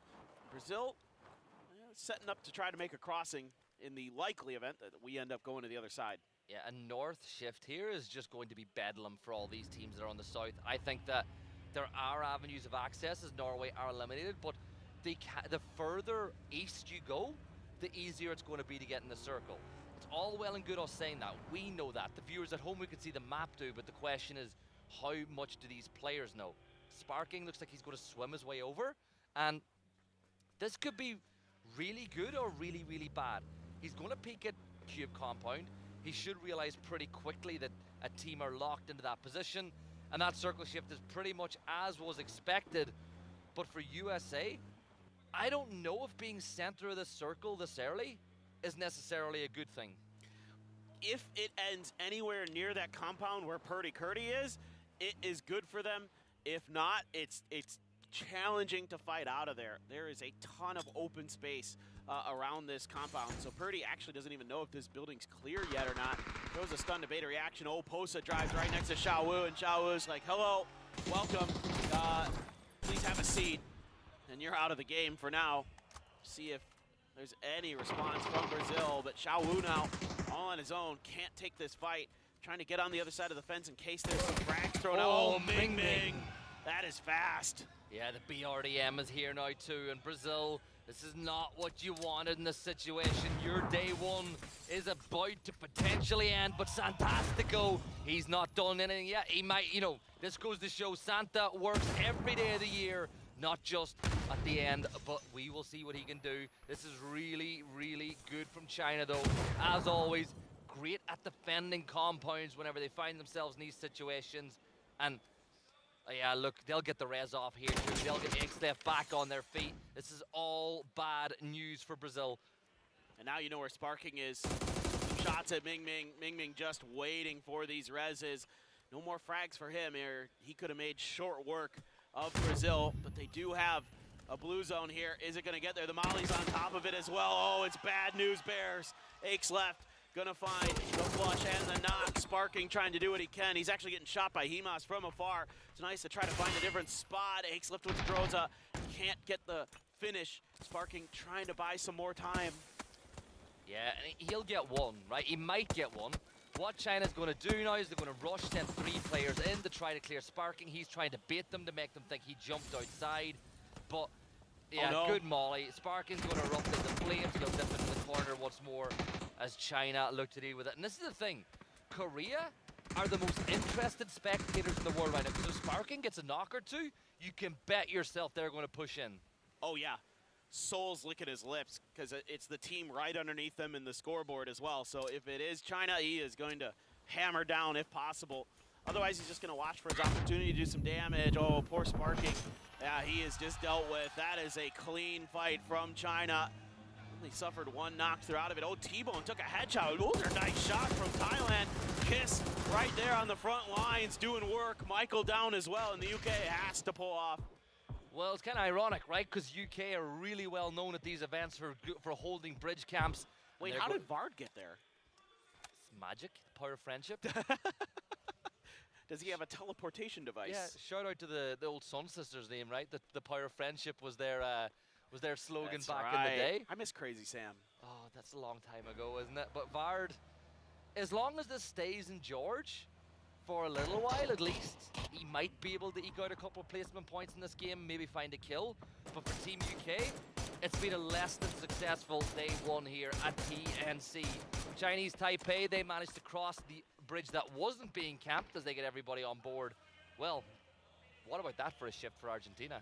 Yeah, you got your pick of the litter up there now. I think probably they're eyeing, wherever Rybox is, if that's a position that they favor in terms of, you can get close to the center of the circle, try to make that work. Have to see if that's what they choose. That's my guess. Or are they just going to maintain that wide split because they haven't seen anybody, they haven't heard anybody, so they're just going to wait until someone challenges them before they make a decision. That could also be what they're leaning into. Germany on the move towards the center. Indonesia was way out on the mountains that are to the west of North George. They're on their way in. You got to, okay, so for what it's worth, you have to have a certain amount of speed to break those. I don't remember exactly what it is, but clearly not quite there just yet.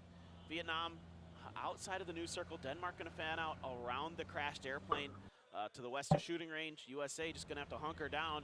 Korea China driving right at him. Are they going to do anything about this? You could hear every time these teams get close together, you could hear the crowd picking up. Kurt gets a knock on to Vietnam. Delwyn was scouting at the compound. Did Delwyn, just in his sneaky little ways, think that he was going to rock up to a compound near the center of the circle and have nobody nearby? That one I don't have a good answer for. I'm not exactly sure.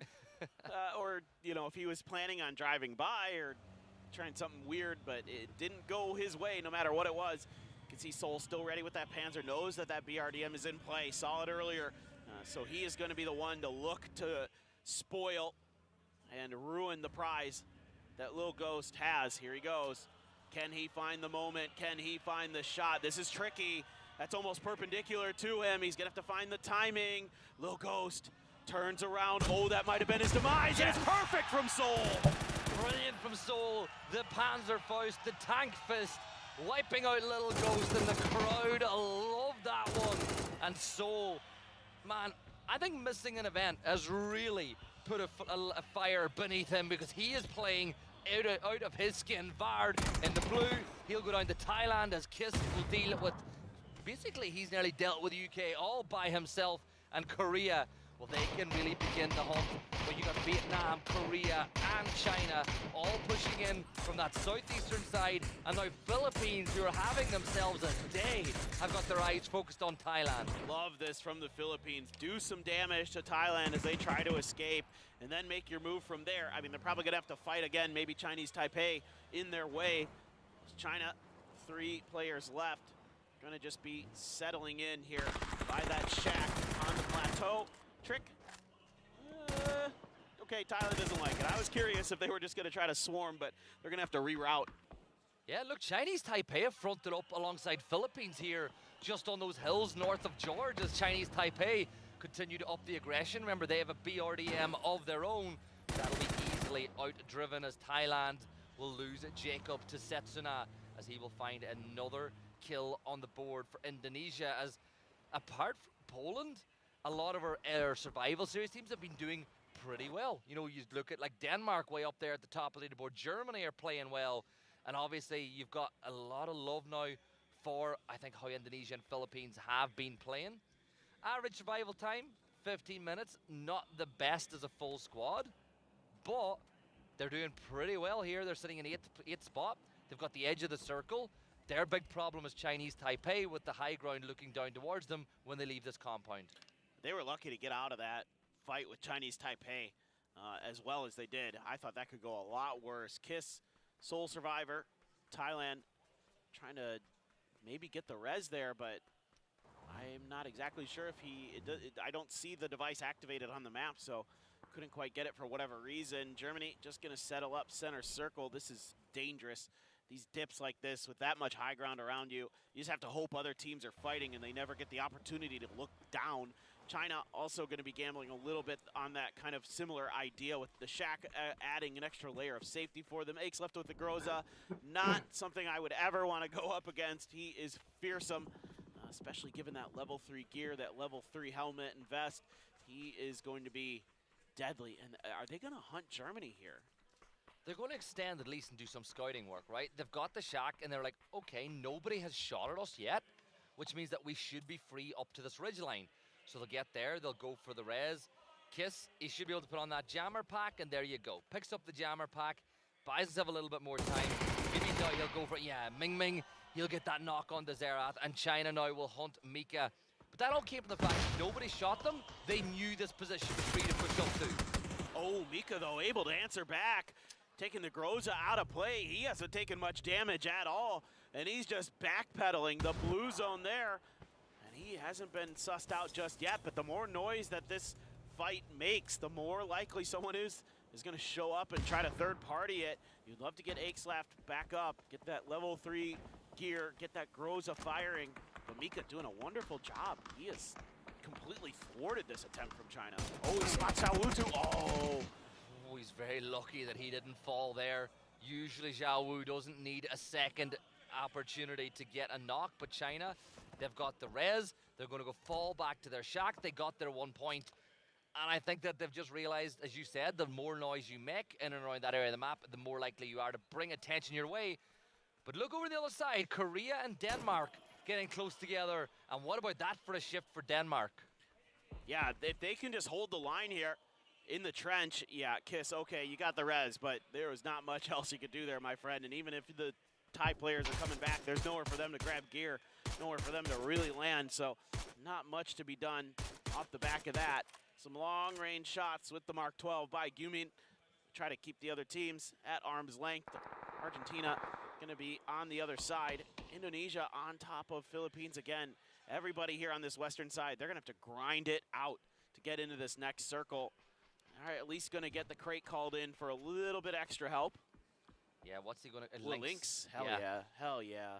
I love that, but here come the Philippines pushing up towards Indonesia now, at least as they play on the top of that hill. The crate will give even more information as Argentina move in towards the circle. Emmy just claiming some ground for this team.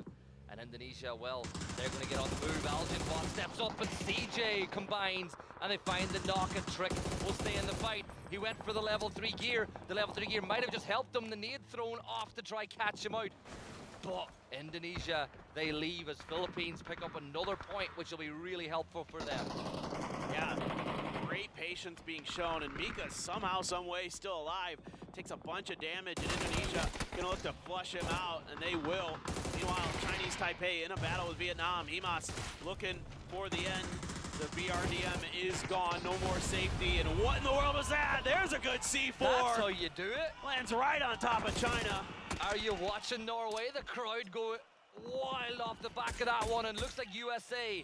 They have made a move now as well. They're pushing up onto the fight. DraftKing. Look at this. Korea coming under the sword from Argentina. Rating and Salute are down as Seoul will fight back, but Gumin, the last player up. Now Korea will rush to try to get these reses, and they're going to get at least one because nobody has a line of sight. Capitan will try to deal with Seoul, but Gustav, hear the crowd. Denmark helping out Korea, getting that knock, and Gumin will get a couple of kills confirmed for Korea. He goes and just starts stealing those. That's crazy. Seoul could be resable if Denmark doesn't reach out, but it looks like they are. So I think Seoul is going to be out of this game for Korea, but you still have plenty of firepower available. Meanwhile, Philippines continue to harass. Gumin just gets shot right out of the vehicle. Gustav, fantastic with the mini. Yeah, that's what Gustav can do, and now Salute is pushing this way. They're going to bring the fight to Denmark. Ketter can see raining off in the distance, but Salute will find Gustav. Ketter gets Salute down to 1 HP, and Salute gets Ketter back the other way. Both players one shot away from falling. This is a big fight for Korea as they look to catch Vietnam, and Ketter will go down to raining, and Korea, are they cats? Do they have 9 lives? I don't know. Dolphy tried to wrap around him on the outside. Argentina busy now fighting the Philippines, who are just keen to take whatever battles in front of them. They're going to let the USA deal with the other side of things. CJ, though, immediately down by Rybox. Really nice stuff from him. Salute, I don't think has any idea that Dolphy's back here. Yeah, Dolphy is back. Denmark get Beamy and Gustav back on their feet. So Ketter, the only player down, is Korea with 4 kills. But Tanvu, Vietnam, pushing up now. They've stepped into the crater that was made by the crash plane, and Philippines will be the next team to fall. Beamy dealt with by Tanvu. Seoul now getting Dolphy as well, as Denmark are getting torn asunder here on the edge of the circle, and Argentina fully retreating inside their shack, but they need to move soon with the blue going to close in now. I am so impressed that Korea is able to get this res onto Seoul, and he's putting the hurt down. Kickstart on his knees. The rest of USA now having to leave. The safety of their buildings is trying to march forward. Circle has left them just a little bit. Gustav's still alive here. MP5 in hand. A broken, nearly broken level 2 helmet. Tanvu being carried away. Himas really wants to get him back up and running. There's that Groza in his hand. Shrimsy able to deal with Capitan. Gustav afforded a crate as USA wants to flush out that northern end, keep themselves a little bit safer on their flanks, open up the fight in front of them.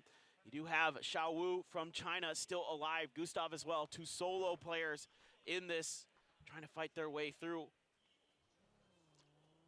I'm curious as to what Zhao Wu can do to the USA, right? He's all by himself.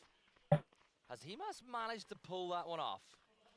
Have Vietnam gotten 2 players back into play? Now, it is dead, so I think that he might have.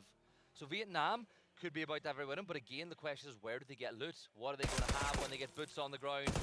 Ribo, he's going to pre-fire, thinking somebody might step in, but Argentina, it was a pleasure on day 1, and that'll be that for Zhao Wu to kickstart making quick work, and it's a 4v3v2 as Team USA look to kick off their PNC in earnest, but Korea and Vietnam still battling it out right up at the top. This is all about not giving freebies up as the USA. Try to corral the other 2 teams so that they fight each other first, and then you can come through with the win. You just want to use that extra advantage you have. Repair kit being used there.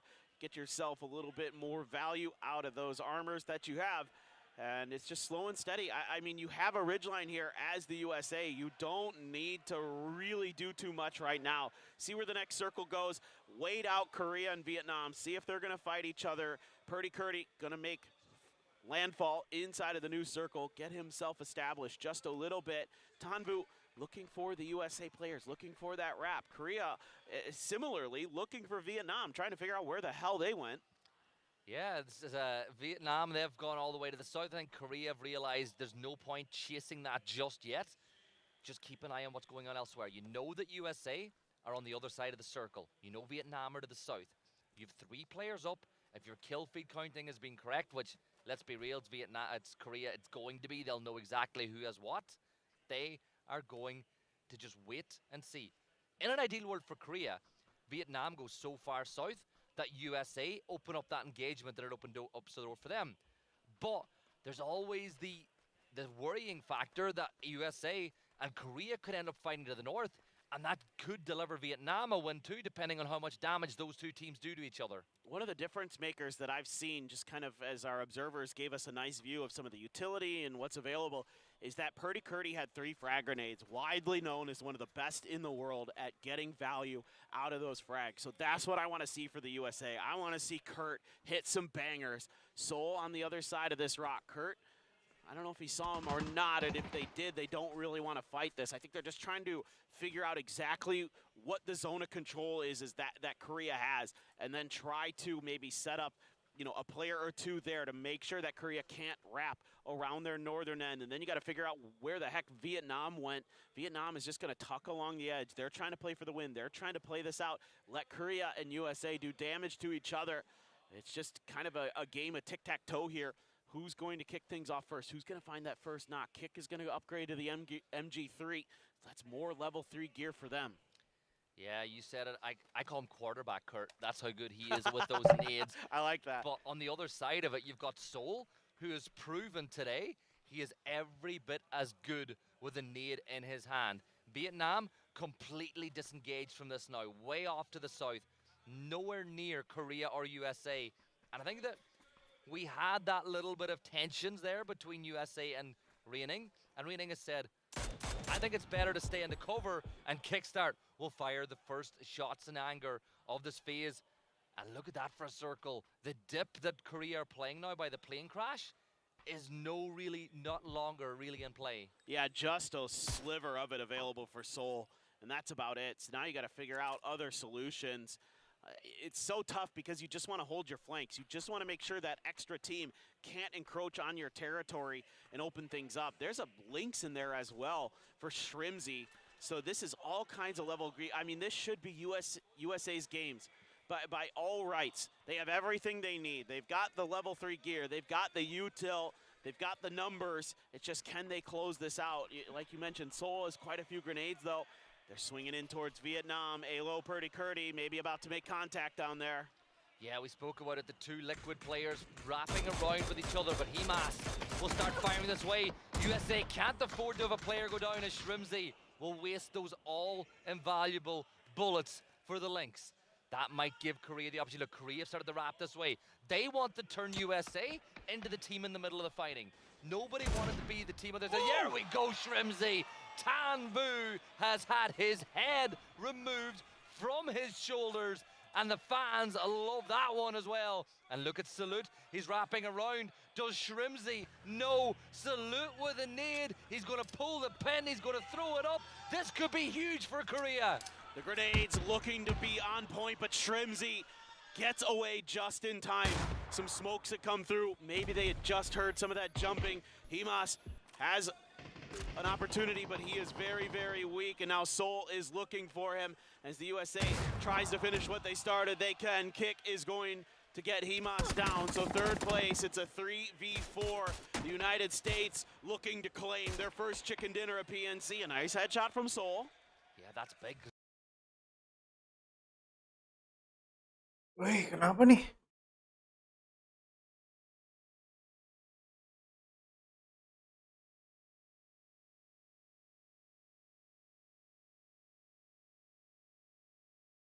Wih.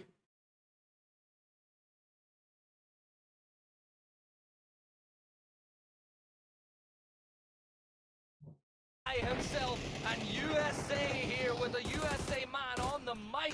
Might be about to get the win, Paper. Yeah, oh, look at all this util. He walks right to the molly. This is GG. Well done by the United States. That is a fantastic end game, isolating the fight against Vietnam and then turning on Korea and making short work of them.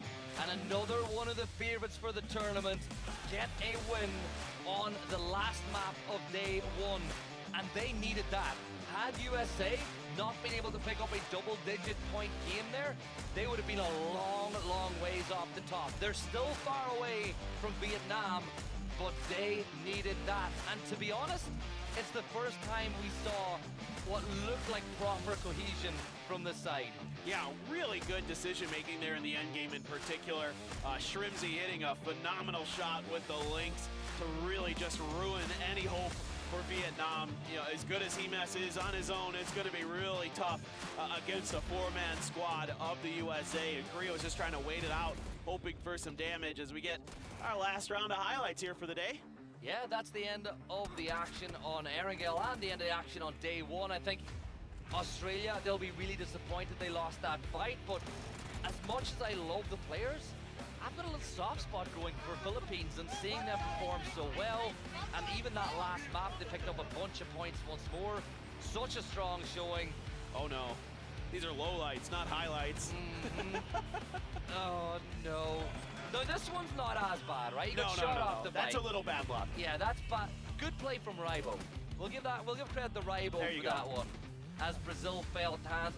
I liked the idea, but I feel like it was, you know, they had other options instead of pushing on to China at that spot. Here's the UK getting taken down as they try to bridge crossing, which, as I said, is ironic because that's how they love to treat the lobby. They like to be the bridge campers. But I gotta say it, what a day it has been for APAC PUBG. The teams from this region have been phenomenal. Yeah, I mean, as everybody knows, APAC stands for All Players Are Cracked, and they are showcasing that here today. But really, some great games, top to bottom. Some really fun moments where, you know, one team steps up, has a great kind of run of things. Argentina frustration there. Oh man, Shrimsy, just keep doing that, my man. I am so happy when he hits those kind of shots. There's nothing better in the world than just doming somebody with a lynx. And this is the end game. I mean, just quick work of two players on the flanks, and then Raining's just screwed. And it's, what, 2 or 3 second spots today for Korea as well, as they got themselves really, I think it's 2 plus a win. So they've been in the top 4 over and over and over again. But USA, the first real chance they had to get a win, and they get it over the line. And they have fans that have traveled a long way to support them too. So they'll be pretty happy with that one, Paper. Absolutely. Overall, some really just brilliant days from Vietnam and Korea, just constantly in the mix at the end of the games. That's what you're expecting out of 2 of the best in the world. Yeah, and I think that for the fans in the arena too, they'll have loved to see that. Vietnam not able to get Vietnam as well, in the top 4 once more, but they have had they're into the 80s. One day, and they're into the 80s in a lobby as stacked as this. They have bought themselves the ability to have a bad day tomorrow and still win the event on Sunday, as we take a look at our top 4 from that map. Yeah, it's actually pretty interesting as well. Now with the revive system in play, the point calculus has changed a little bit. There's going to be more points available, right? Just because you can get extras. So that's where you're seeing some of these big days start to come through as well. Maybe a little bit higher than we're used to seeing, you know, in previous events. But regardless, no matter how you cut it, that is an outrageously good day for Vietnam. And yeah, another top 4 finish. They look to be in prime position to get themselves a win finally at PNC. I mean, they've been so close so many times. Is this going to be the year? Yeah, it could be. Man of the match for that one is, of course, going to be Kurtz. I love that. You know, I told him I'm not going to call him Old Man Kurt anymore because I am. Old Man Kurt. Look, I love the guy. He says it as he sees it. He's been in the scene a long, long time. And when he's surrounded by as much talent as he is, you know, fragging ability that Shrimsy and Kickstart and Halo have, it's good for him to get it. 25% of his points, the point contribution, by the way. So I think everybody in USA got around 3 kills. Yeah, no, it's just a really good team effort there. And, you know, you don't even need to help Kurt get the cane onto the stage, get the walker out. He was just fine. Love to see it from the USA. 22 points there, another big game from a team here at PNC. Korea, Vietnam right in there. I mean, this is just such an exciting lobby. So top heavy so far though, but it's all like always the best teams are in the mix at the end. Yeah, you want to see that. Let's see the overall leaderboard. Vietnam, of course, 83 points, top of the pops today. Korea in second, China in third, and then we've got a bit of a gulf, 8 points, where then we see Thailand, Denmark, and USA all into the 40s. But this has set the weekend up so well because we now have 2 teams who are going to be haunted by the rest of the lobby. Yeah, no doubt about it. But right now, those are kind of the 3 teams that a lot of people are expecting to be the top, and they're showing you why. But love to see Thailand still in the mix, 4th place. Denmark has a phenomenal day, but that's going to do it for us here at the caster desk. Bella's got some interviews down at the stage for us. We'll see you guys tomorrow.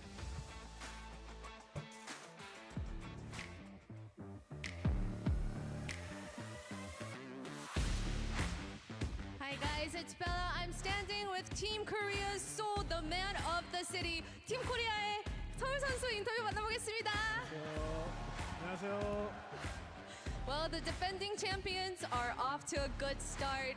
1 chicken, and it's looking pretty close up in the leaderboard. It's been a while since we saw Seoul playing at a global event. How was today for you? 디펜딩 챔피언 출발이 아주 좋습니다. 치킨도 하나 뜯었고 오늘 1일차인데 괜찮은 것 같아요. 오랜만에 또 국제전에서 보는 서울 선수인데 오늘 경기 소감 부탁드리겠습니다. 일단 오늘 되게 좀 잘 풀린 것 같고 사실 더 잘할 수 있겠다라는 생각도 들고 저희끼리 얘기했을 때 우리 하던 대로 한번 우승할 수 있겠다라는 얘기 좀 있어서 자신감 되게 좀 차 있는 것 같습니다. 이미 한 번 해봤으니까 2번 해봤으니까 그렇죠? I think today played out really well for us, and we actually had a team talk, said that, you know, if we do what we did before and what we've been doing, we could take the trophy home once again. All right, the strength of the lobby seems to be even more intense compared to our previous PNCs. I want to ask you, how has it been different? Like, I feel like it's more intense firepower almost. 확실히 이번 PNC 화력이 장난 아닙니다. 경기 팀들의 그런 플레이 스타일도 좀 더 저돌적으로 변한 것 같은데 서울 선수가 느끼기에는 좀 어떤 변화가 있었을까요? 일단 사실 게임을 하면서 느끼는 건 뭔가 모두가 우승을 원하진 않는구나라는 생각도 들고 되게 팀들이 좀 저돌적이고 좀 적극적이게 임해서 좀 그거를 적응하는데 오늘 시간을 쓴 것 같아요. Well, in game, I feel like some teams actually don't really mind getting the points. You know, they're very fierce. They fight, take that fight every chance they get. And I think today for Team Korea was a way to test out the waters and see how we're going to plan our next 2 days. And also, Team Vietnam, we have to talk about them. They seemed almost unstoppable today. They got 2 chickens. And so for, you know, how are you going to make them stop? So 팀 베트남이 엄청 어마무시한 경기력을 오늘 보여줬거든요. 어떻게 막으실 건가요? 일단 개인적으로 베트남 이렇게 잘할 줄 몰랐고요. 네, 그리고 사실 베트남 좀 기세 꺾이면 알아서 내려올 것 같아서 저희 할 거 잘하고 기회 되면 베트남도 한번 저희가 한번 저지해 보겠습니다.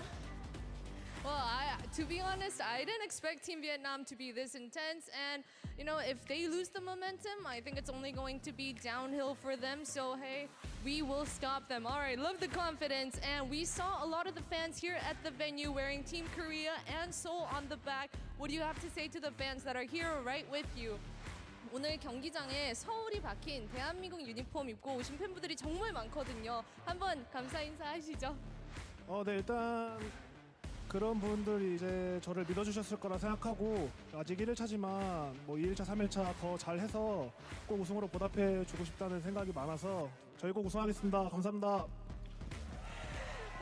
I think it's those fans that they showed up today, and I think they had their faith in me. So I want to return the love and the support they've been giving me, and we will take the trophy home for you guys. All right, thank you so 감사합니다. 감사합니다. 내일 화이팅! 화이팅! All right, that was Team Korea's Seoul, and next up, of course, we have to talk with Team Vietnam's Himas. All right, that name has a certain ring to it almost. All right, oh, the superstar. And I'm gonna be joined by our lovely translator, Daisy, as well. 개막 경기부터 이 치킨을 가져가며 1위로 오늘 마무리한 팀 베트남의 히마스 선수 인터뷰 만나보겠습니다. 완벽한 스타트거든요. 경기 소감부터 한번 부탁드리겠습니다. Hôm nay thì team mình đã có một cái khởi đầu rất là hoàn hảo, thì không biết là cảm xúc của em hiện tại như thế nào? Cảm xúc hiện tại của em rất là vui ạ, vì hai giải vừa rồi ngày đầu của em hơi gãy, nhưng mà giải hôm nay thì em ăn may nên là được top 1 nên là cũng hơi vui xíu. So I'm feeling very happy right now. The last two tournaments I didn't have a good start, but for this tournament I have a perfect start right from the beginning, so I feel very happy. 당연히 오늘 1위로 마무리해서 기분이 좋고요. 이전 PNC에서보다 이번 PNC가 출발이 너무 좋기 때문에 개인적으로 만족하고 있다고 전해줬습니다. 뭐 첫 PNC 출전하는 멤버들과 함께 로스터를 꾸몄는데 좀 본인 제외하고 새로운 멤버들이 합류한 이 팀 베트남 어떻게 강해졌는지도 들어보고 싶어요. Well, this PNC roster is except you. Everyone is participating for the first time. How much different, how much stronger is Team Vietnam?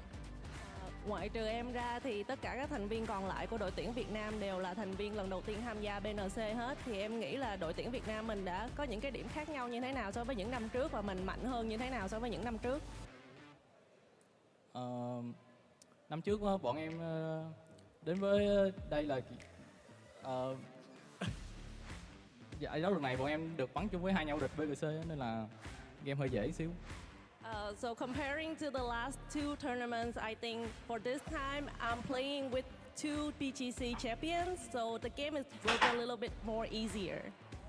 이전 PGC 우승자인 팀원들 2명과 함께하기 때문에 이번 경기들이 되게 쉽게 진행되고 있다고 이야기를 해줬습니다. 그리고 방금 서울 선수랑 인터뷰했을 때 베트남 뭐 기세 잃으면 우리가 잡을 수 있을 거라고 되게 재밌게 이야기를 해줬거든요. 히마스 선수의 반응 한번 듣고 싶습니다. Well, Seoul just said that if Vietnam, loses their momentum, I think we could catch up to them.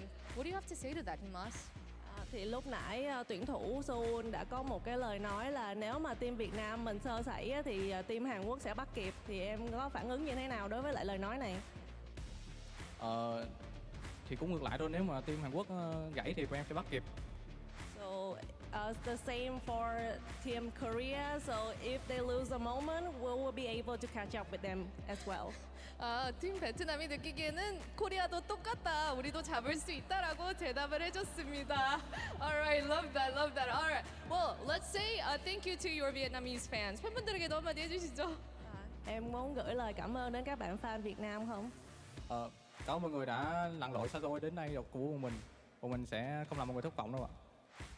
Thank you everyone for coming to support us, coming from far away, and we won't let you down. 실망시키지 않드리겠다고, 실망 안 해드리게, 안 할 수 있게 열심히 하겠다고 이야기를 해줬습니다. 팀 베트남의 히마스 선수 인터뷰 만나봤습니다. 저희는 내일 2일차로 돌아올 테니 내일도 많이 보러 와주시고 집에서도 봐주세요. Alright, thank you, Himas. Let's say bye, everyone. Come back tomorrow for day 2 here at final stage of PNC 2025. Bye bye. Say 안녕. 안녕.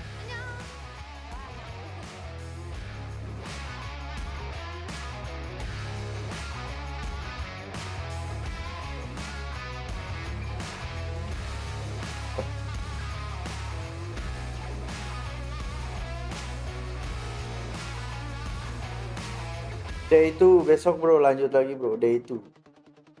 Vietnam memimpin.